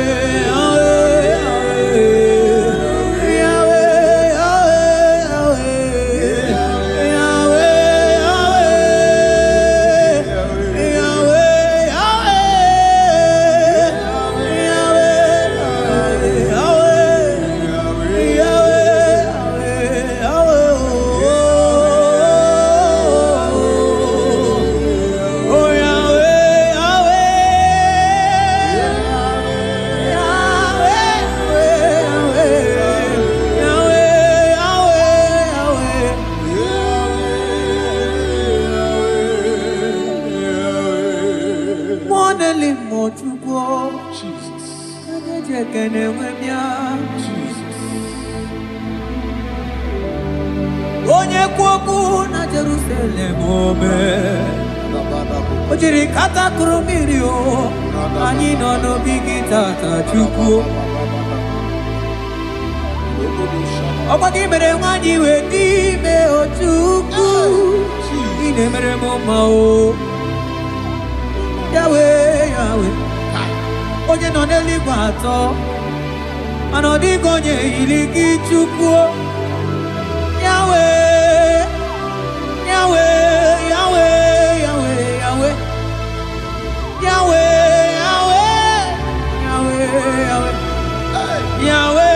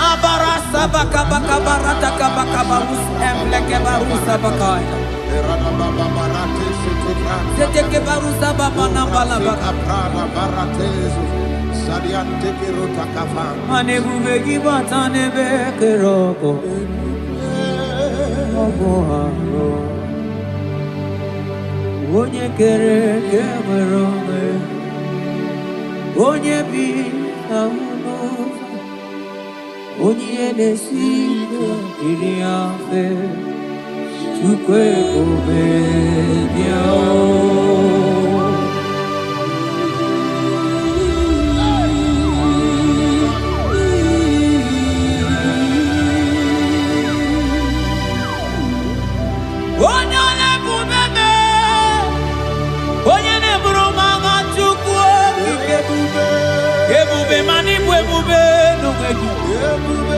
I think it will be no way. I think it will be no way. I think it will be no way. It will be no way. It will be no way.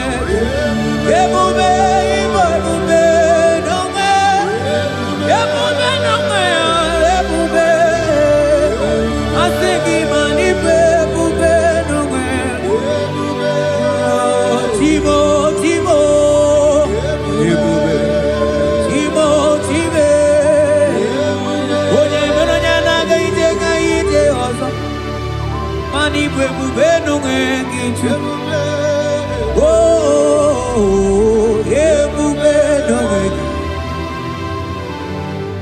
Ebube ibatane bekerogo Ogu arua Onye kere kewere onwe Onye binisi ahunuza Onye nesiri ihe kodiri afe Chukwu ebube ya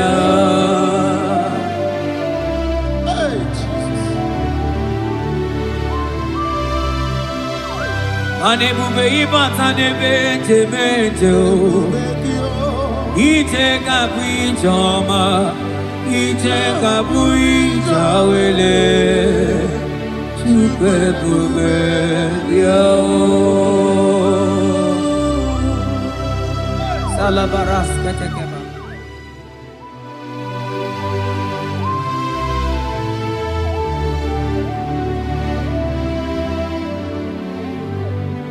Oh, you are the covenant keeping God. Covenant keeper.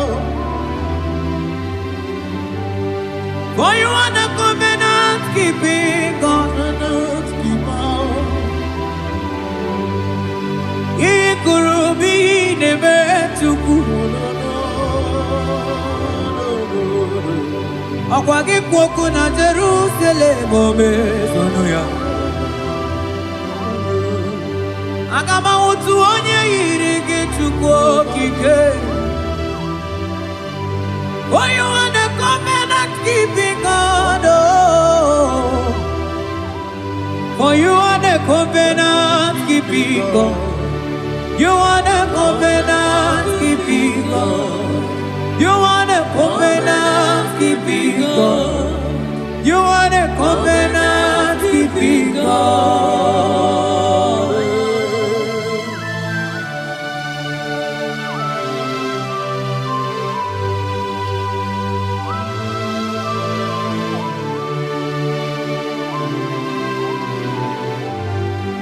Agama utu onye dịka gị, agama utu onye yiri gị, agama utu onye dịka gị, oke mmanwụ na-eto nwa ya, agama utu onye dịka gị, ikirikiri kọkọ,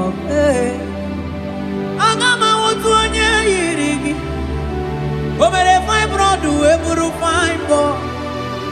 Onye diri katakoro mmiri o. Yes, Lord. Moka momo nelimo. Aga m awụtu onye yiri gị Chukwu o. Aga m awụtu onye dịka gị. Aga m awụtu onye. Aga m awụtu o. Aga m awụtu e. Aga m awụtu. Aga m awụtu onye. Agama utu onye, odigo onye igi, odigo onye, agama utu onye dikagi, modeli mo agudeli go, asing agama utu onye.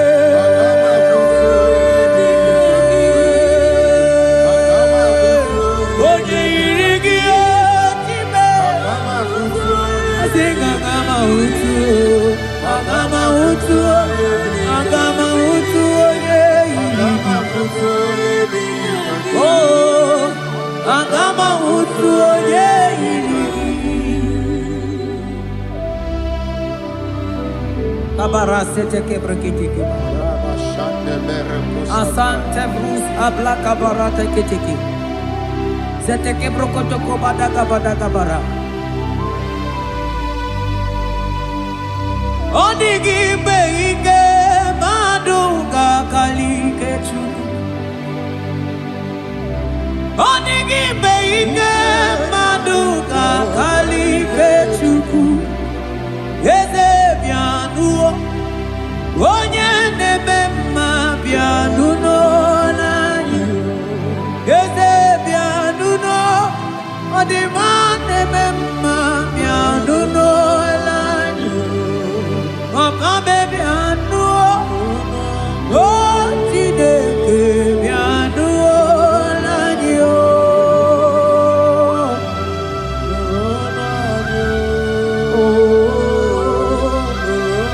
Asingi nulonu be nulonya nyo. Asingi nulona nyo.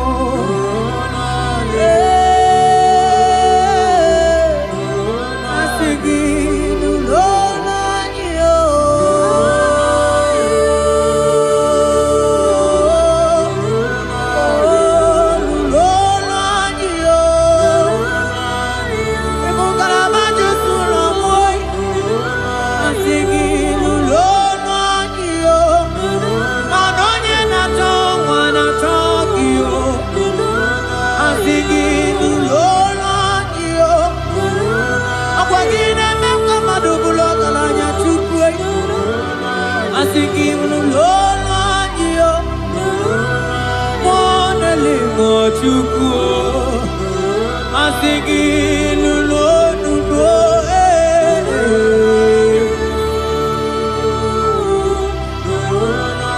ewagi mtirano nanigi mchimere noa akagala gana nenuku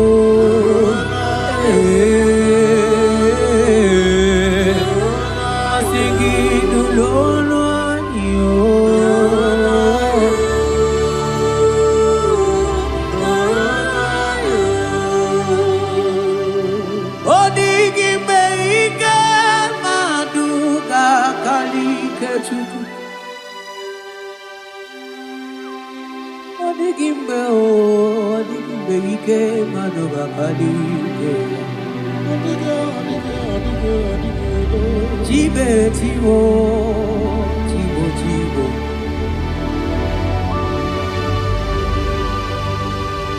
Onigi beike maduga kalike chuku. Eze pianu, onye nemema pianu nolani, nolani o.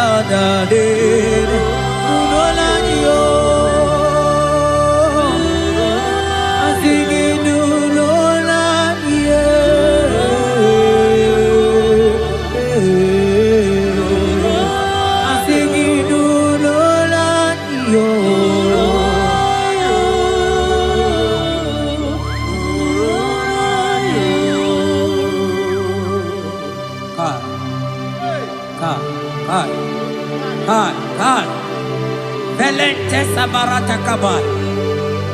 Seteke beteke baras kabroto kabakabara. Seteke badaka badaka baras efli. Rate. Ese nama barusa bakaile. Eteli barusegele. Eke bana baratala barusa mamberetele. Eteke baga baratele. Bebe bebe digi digi dele bana kadiele. Ese barata naga lebetele. Okwagi lorie biarilo. Oye lorie biarilo. Adigi lorie biarilo. Adigi lorie biarilo. Oye tiri vero mawo. Sonani abu ego diju. Ajomo nolo ya weba wonso. Onye no neli ma togoro ya na punala. Mani lorie biarilo. Nani ya lorie biarilo. Nani ya lorie biarilo. Ilorie biarilo.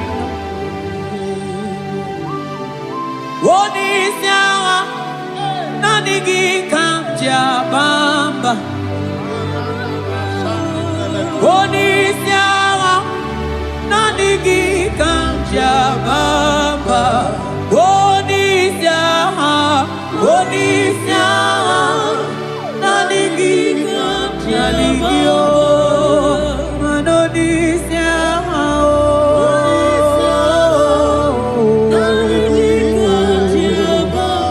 Asigi noni siawa be.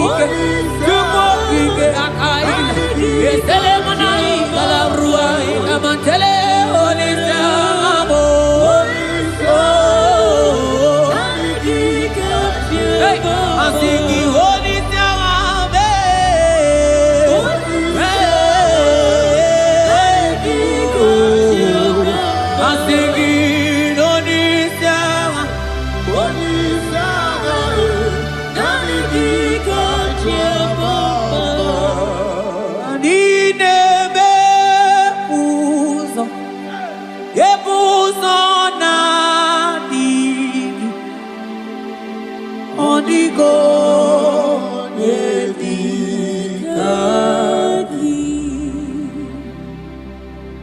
Nani anebe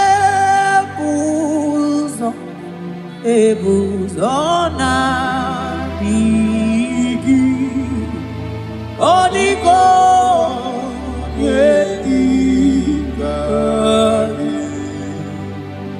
Ainchote bube, kainchote bube, kainchote bube.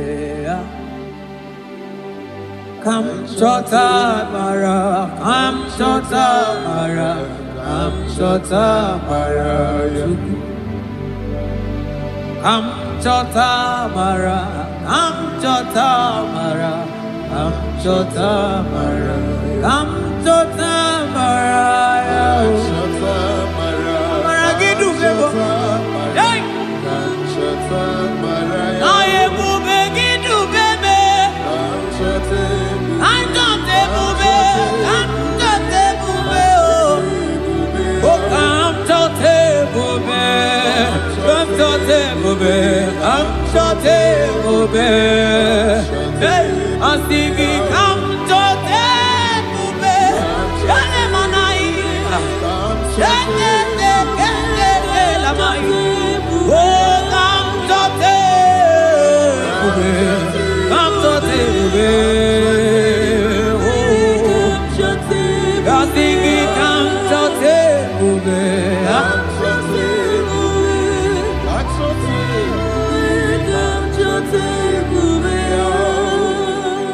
Ebube la camora poke. Ebube la camora poke. Ebube la camora poke. Ebube la camora poke. Ebube la camora poke. Mane ebube la camora poke. Ekwena kamura, ekwena ebubegi, ekwena kamura, ekwena kamura, ekwena kamura pochuku. Ine mere bonyage mere bio, ebine telebo ne mapu itelebia. Amara ekwena kamura pugi. Ekwena kamura pugi. Ekwena kamura pugi.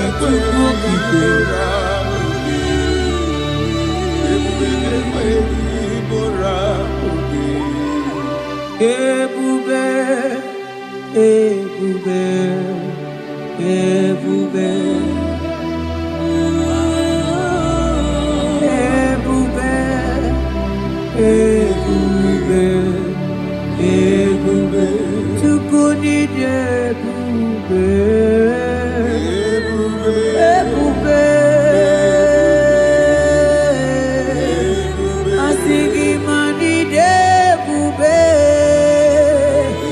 ebube, asigi mani ebube,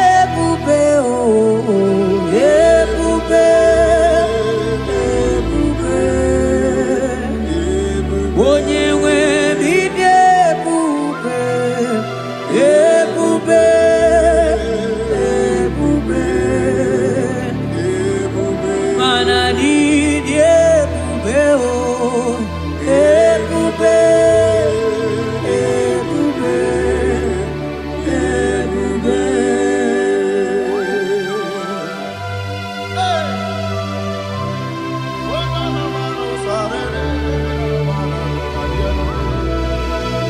Amara maruzogi kamona po.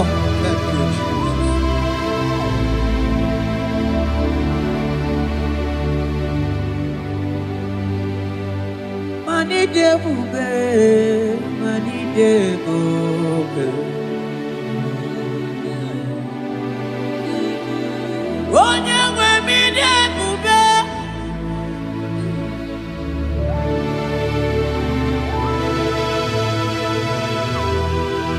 I'm gonna take my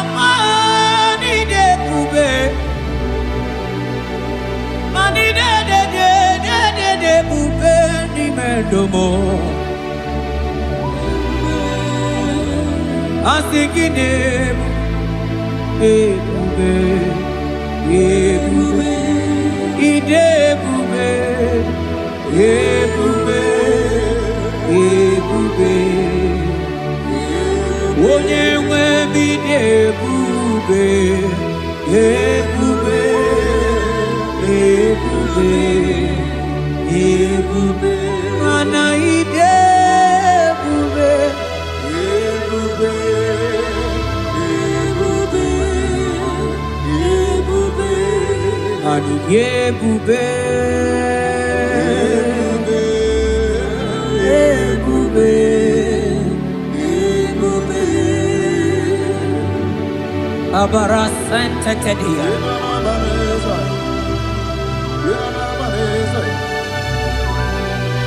efelie mafu kababarateli ikele masu zaza zezezike gaga kele mama gagala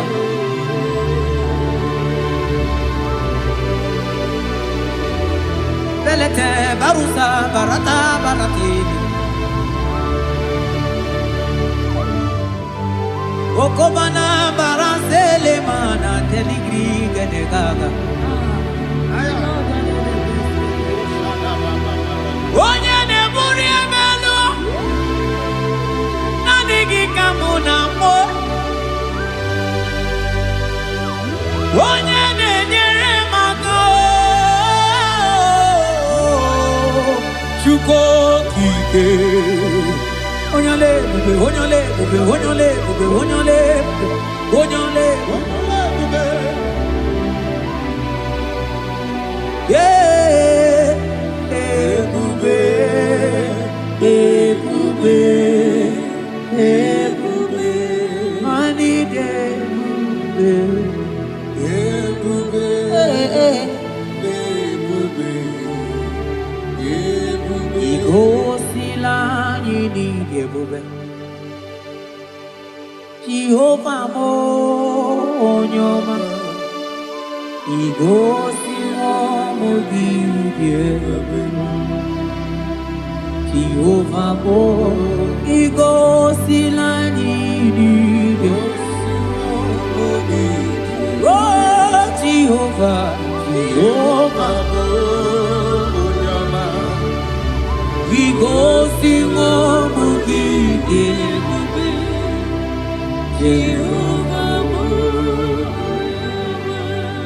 onye na-edu anyị taa o jọrọ m anya rie m ọnụ anụrụ m olu nke na-asị guzoro Chukwu guzoro n'onye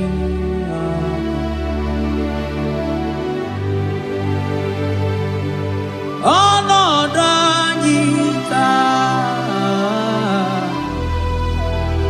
o juru m anya rie ọnụ anụrụ m olu nke na-asị dabere Chukwu dabere n'onyeisi agha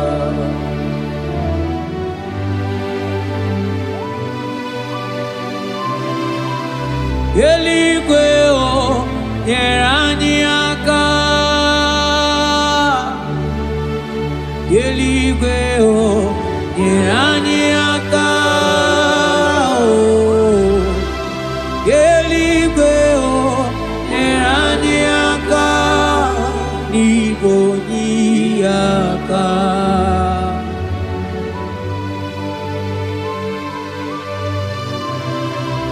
eluigwe o nyere anyị aka eluigwe o nyere anyị aka eluigwe o nyere anyị aka n'igwe onye aka o metụrụ m aka ya dị nsọ o metụrụ m Jehovah Jireh metụrụ m aka ya dị nsọ ya ya mgbọrọbịa ọlala o metụrụ m aka ya dị nsọ o metụrụ m agụ na-eche mba metụrụ m aka ya dị nsọ ya ya mgbọrọbịa o metụrụ m aka ya dị nsọ o metụrụ m aka ya dị nsọ ya ya mgbọrọbịa ya ya mgbọrọbịa ọlala ya mgbọrọbịa ya ya mgbọrọbịa ya ya mgbọrọbịa ya ya mgbọrọbịa Ogini kamuke jiwe tuwere gimana meso maine Oloma nine chuku ne mere mwatuno monye gemere miya Okwaki kwaram dat kam kabanilu Ani sokamone asonaga Yeti motuto we bianilu ki Biana rekele juru mono manani ekele bifineli Otoro mana maniga yeliji maniga yatanu chukwu Nani ekene sinana no bibe bifinelio Mana mbosi nyere giji manitaji chukwu Maniga yatazu mangala macheo Nani ekene kinelio Monelimo Boko sisi na kuna korotao Gide bube ni me bube kio Asenge ya ya polo yao Antoni ne alawa gonu Arusi kuteni yao Imano alawa gonu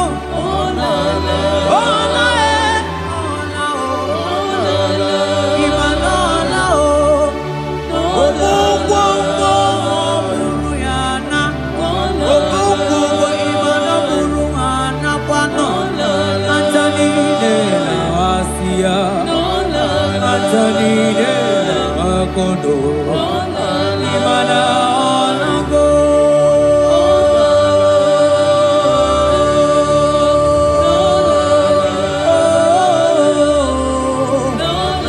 Asingi ayam tiribia o Okwanani giboni ya kame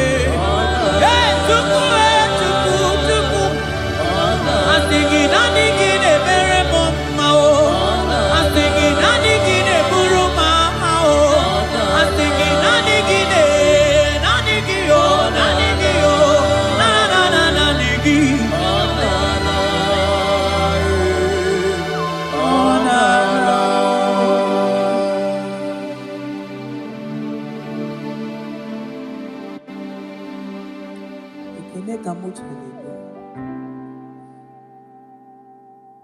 Na rotu tutu romondo Manaka akaya Akaji ovade bema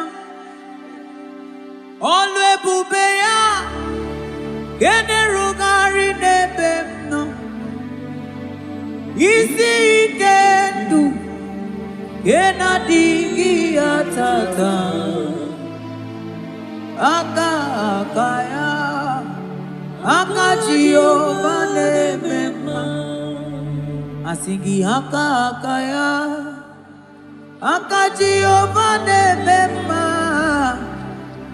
Olwe bubeya Gene rugari nebemno Isi ikendu Gena digi atata Aka akaya Akaji ovade bema Mabonwe buwezi chineke Egwawolata Bonwe buwezi chineke Egwawolata Agaibi gosyo wemnenu abuma kunere. Agaibi gosyo wemnenu abuma kunere. Okuo okunere okunere yabolabo okunere.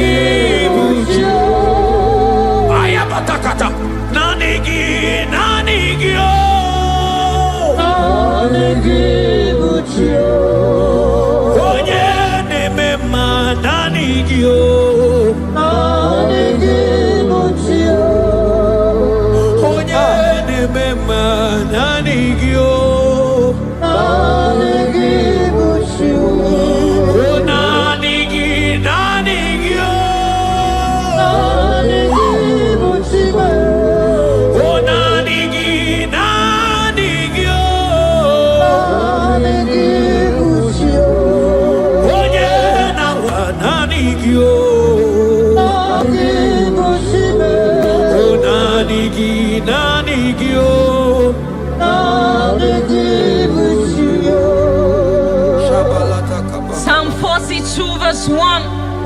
As the deer pants for flowing streams, pants my soul for you. Oh God, my soul thirsts for you. My soul thirsts for the living God. Say this prayer with me. Father, restore my hunger and thirst for you. Restore my hunger and taste for you. Let my soul long for your presence. Let my soul longs for your presence. Fill me with your spirit. Fill me with your spirit. In Jesus' name. Mana miringurobia julubo. Miringurobia julubo. Miringurobia julubo. Ezebo ibokaka. Miringurobia julume. Mana miringurobia julumo. Miringurobia julume. Ezebo ibokaka. Ichuku. Yena kwa sopuru kichuku holakagika baliwe nekosi holakagika baliwe nekosi. Yaligwe na koma sopuru kichuku namo.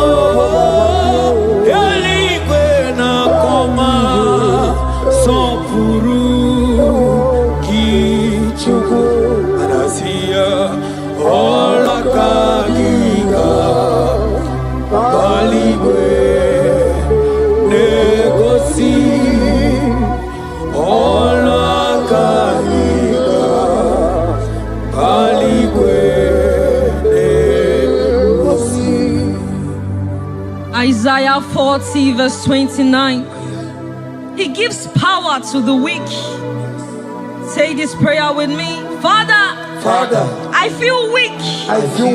But I receive your strength. Renew my spiritual energy. Help me rise again. And walk closely with you.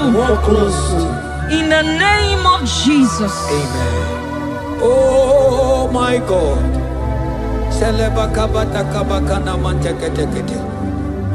Imanonyere mike manye mondo.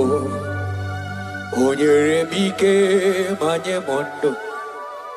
Onyere mike manye mondo. Chuku mike mo. Onyere mike manye mondo. Onyere mike manye mondo.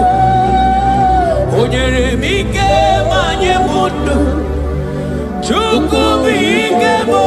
Ewo.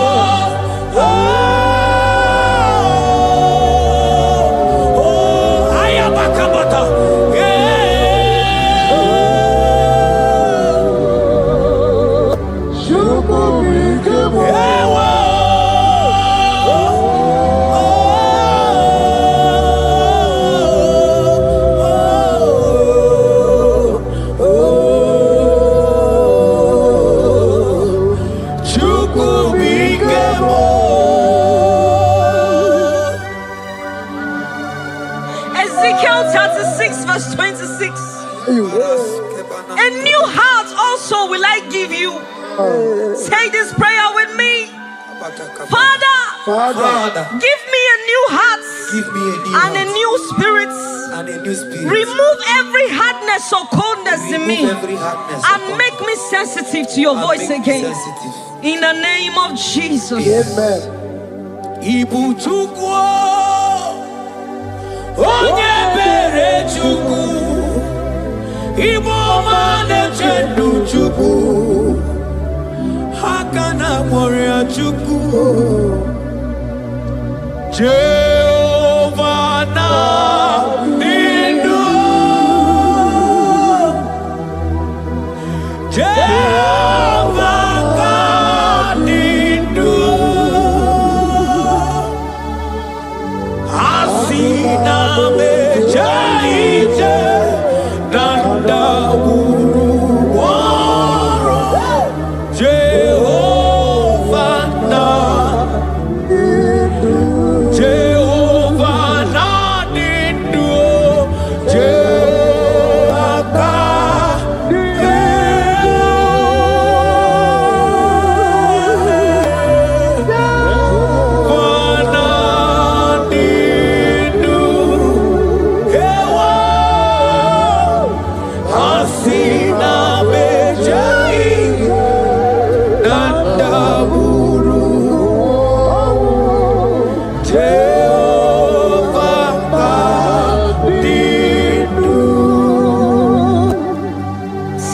Timothy 1 verse 16. Stir up the gift of God which is in you. Father, stir up every spiritual gift and fire within me. Let my passion for you burn stronger than before. In the name of Jesus. Oh my God.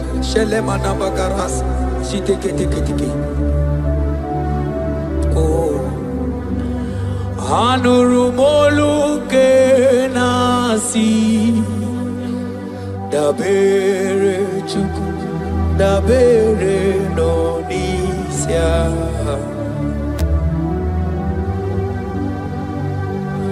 ono anita Rojurumanya remonu Anurumolu kenasi Gunzoro chuku Gunzoro nonisia Oh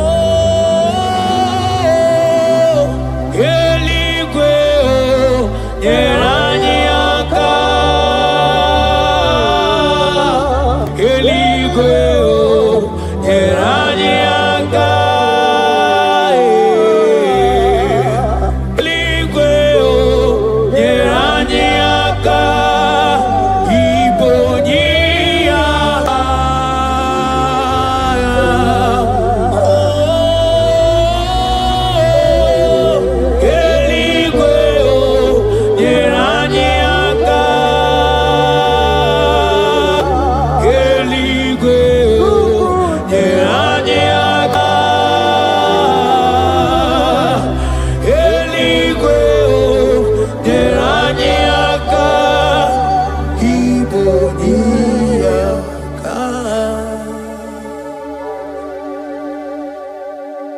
According to your word in Isaiah chapter 57 verse 15.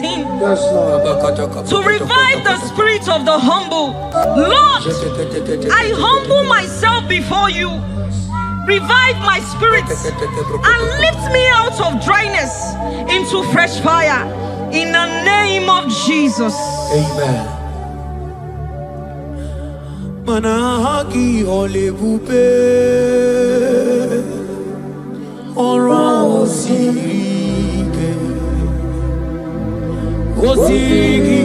wetebia obienalo manodiga bawe moli otawudina otawokoga digideno ahambu Jehovah imanonye ndi mozina madunekele ibu onye ndi mozina madunekele onye ndi mozina madu na bisi alaje asigi onye ndi mozina madunekele onye ndi mozina madunekele onye ndi mozina madu na bisi alaje amwetie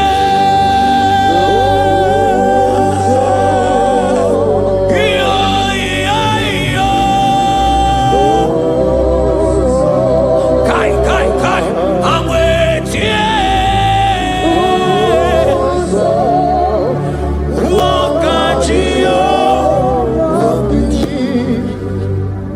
According to your word in James 4 verse 8. Yes. Father, I draw close to you. Yes, Lord. Help me stay connected to you daily. Yes, Lord. Let your presence become real and strong in my life again. In the name of Jesus. Amen. Oh my God.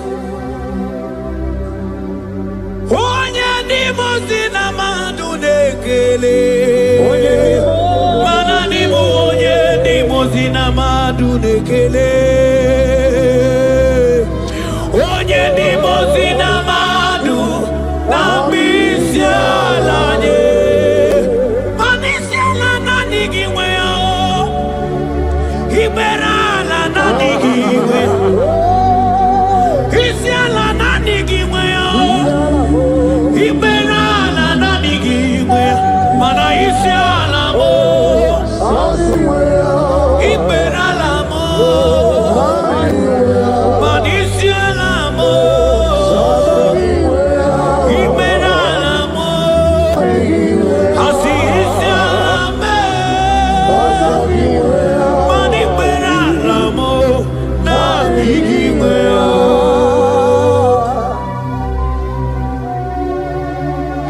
According to your word in Revelation 2 verse 4. Yes.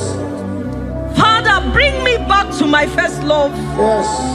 Let my hunger for you come. Yes, Lord. Let my hunger for your word come. Yes, Lord. Let my hunger for prayer come. Yes, Lord. I want to dwell in your presence. In the name of Jesus. Oh, what you've done for me, nobody else can do. Ah, for Modot, Itoro, we come. I do not get it. I do not understand. Why does it be me? Oh, this must be true love.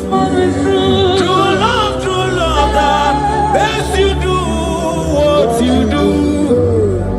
Oh, what you've done for me, nobody else can do. Hakana kwe yo, hakana kwe, hakana kwe. Yeah, hakana kwe, hey, hakana kwe, hakana kwe. Yo.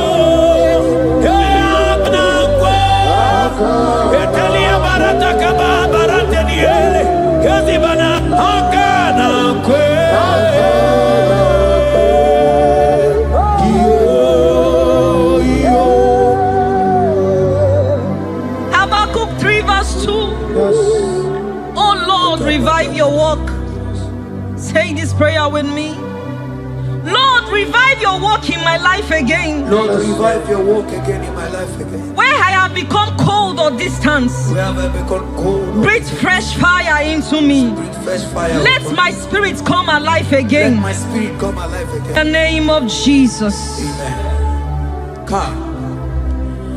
Imana obaraki yari maigeme. Obaraki yari kosara Jesus onyebe. Obaraki yari marigeme. Obaraki yari kosara Jesus onyebe. Obaraki yari marigeme. Obaraki yari kosara Jesus onyebere. Obaraya nemema. Obaraya nemema. Obara Jesus onyoma. Obaraya nemema. Obaraya na sanjo. Obaraya Obara Jesus onyoma. Obuya nebema. Obara nebema. Obara nebema. Obara Jesus onyoma. Obuya nebema. According to the word of the Lord in Psalm 23 verse 3, He restores my soul.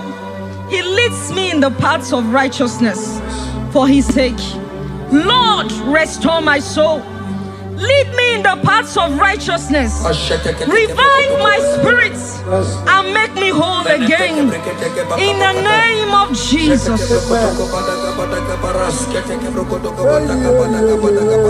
Oh my God.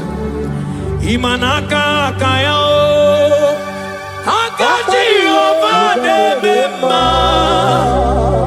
ole bubeya kaderu ari nebeno isi kedu kena dingi atata akakaya akaji obade bema imana akakaya akaji obade bema ole bubeya eruari nebemno isi kedu kena digi atata akakaya akaji obade bema imana puodo suo puodo suo iburaya no suo ebilibiria John 2 verse 12. Yet even now declares the Lord, return to me with all your hearts, with fasting, with weeping, and with mourning, and rend your hearts and not your garments. Say this prayer with me. Lord, Lord, I return to you I return to you with all my heart. with all my heart. Forgive me Forgive me for everywhere I have strayed. for everywhere I've gone astray. Draw me back into intimacy with Draw you. me back into intimacy. In Jesus' name. Oh, Iburaya nozuo, Ebilimiria gidere, Obasarakaya nobe, Obasarakaya nobe, Obasarakaya nobe, Onye choro ya bata. Obasarakaya nobe, Obasarakaya nobe, Obasarakaya ya n'obe onye chọrọ ndụ ya bata mana naanị gị o naanị gị bụ chi aya batakata naanị gị o naanị gị bụ chi onye na-eme mma naanị gị o naanị gị bụ chi onye na-eme mma naanị gị o naanị gị bụ chi o naanị gị o naanị gị bụ chi o naanị gị o naanị gị bụ chi onye na-awa naanị gị o naanị bụ chi o naanị gị o naanị gị bụ chi Psalm 42 verse 1. As the deer pants for flowing streams, pants my soul for you. Oh God, my soul thirsts for you. My soul thirsts for the living God. Say this prayer with me. Father, restore my hunger and thirst for you. Restore my hunger and taste for you. Let my soul long for your presence. Let my soul longs for your presence. Fill me with your spirit. Fill me with your spirit. In Jesus' name. Mana miri nguru obi ajulumo. Miri nguru obi ajulumo. Miri nguru obi ajulumo. Ezemo ibo kaka. Miri nguru obi ajulume. Mana miri nguru obi ajulumo. Miri nguru obi ajulume. Ezemo ibo kaka. Asiki miri nguru obi ajulume. Miri nguru obi ajulume. Miri nguru obi ajulume. Ezemo ibo kaka. Manaka kaya. Aka Jehovah nemema. Olwe kubeya. Keneru ari nebemno. Hai. Isi kendu. Kenadigi atata. Aka kaya. Aka Jehovah nemema. Imanaka kaya. Aka Jehovah nemema. Olwe kubeya. Keneru ari nebemno. Isi kendu. Kenadigi atata. Aka kaya. Aka Jehovah nemema. Manonyike onyike. Aka babara. Onyike onye nemema. Aka babara. Onyike onye nemema. Aka babara. Onyike Chukwu na-agwọrị ame. Aka babara. Asigi onyike. Onyike. Onyike. Onyike. Onyike.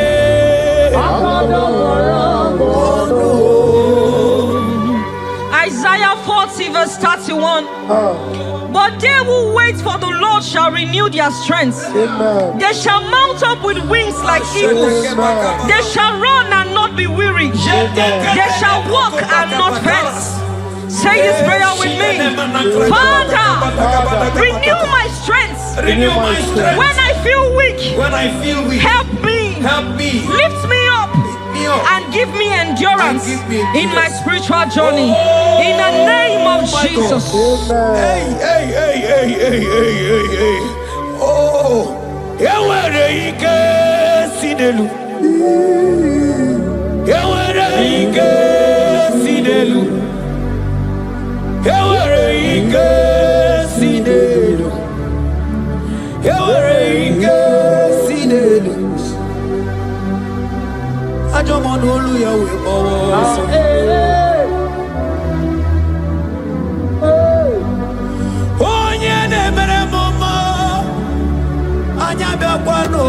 igi. Odumebo Judah. Odumebo Judah. Isi ikendo. Isi ikendo. Isi ikendo. Isi ikendo. Isi ikendo. Isi ikendo. Isi ikendo. Ani adu isi ikendo.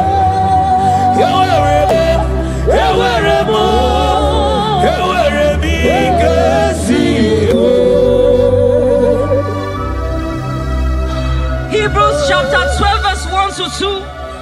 Let us run with endurance the race that is set before us, looking to Jesus, the founder and the perfecter of our faith, who for the joy set before him endured the cross.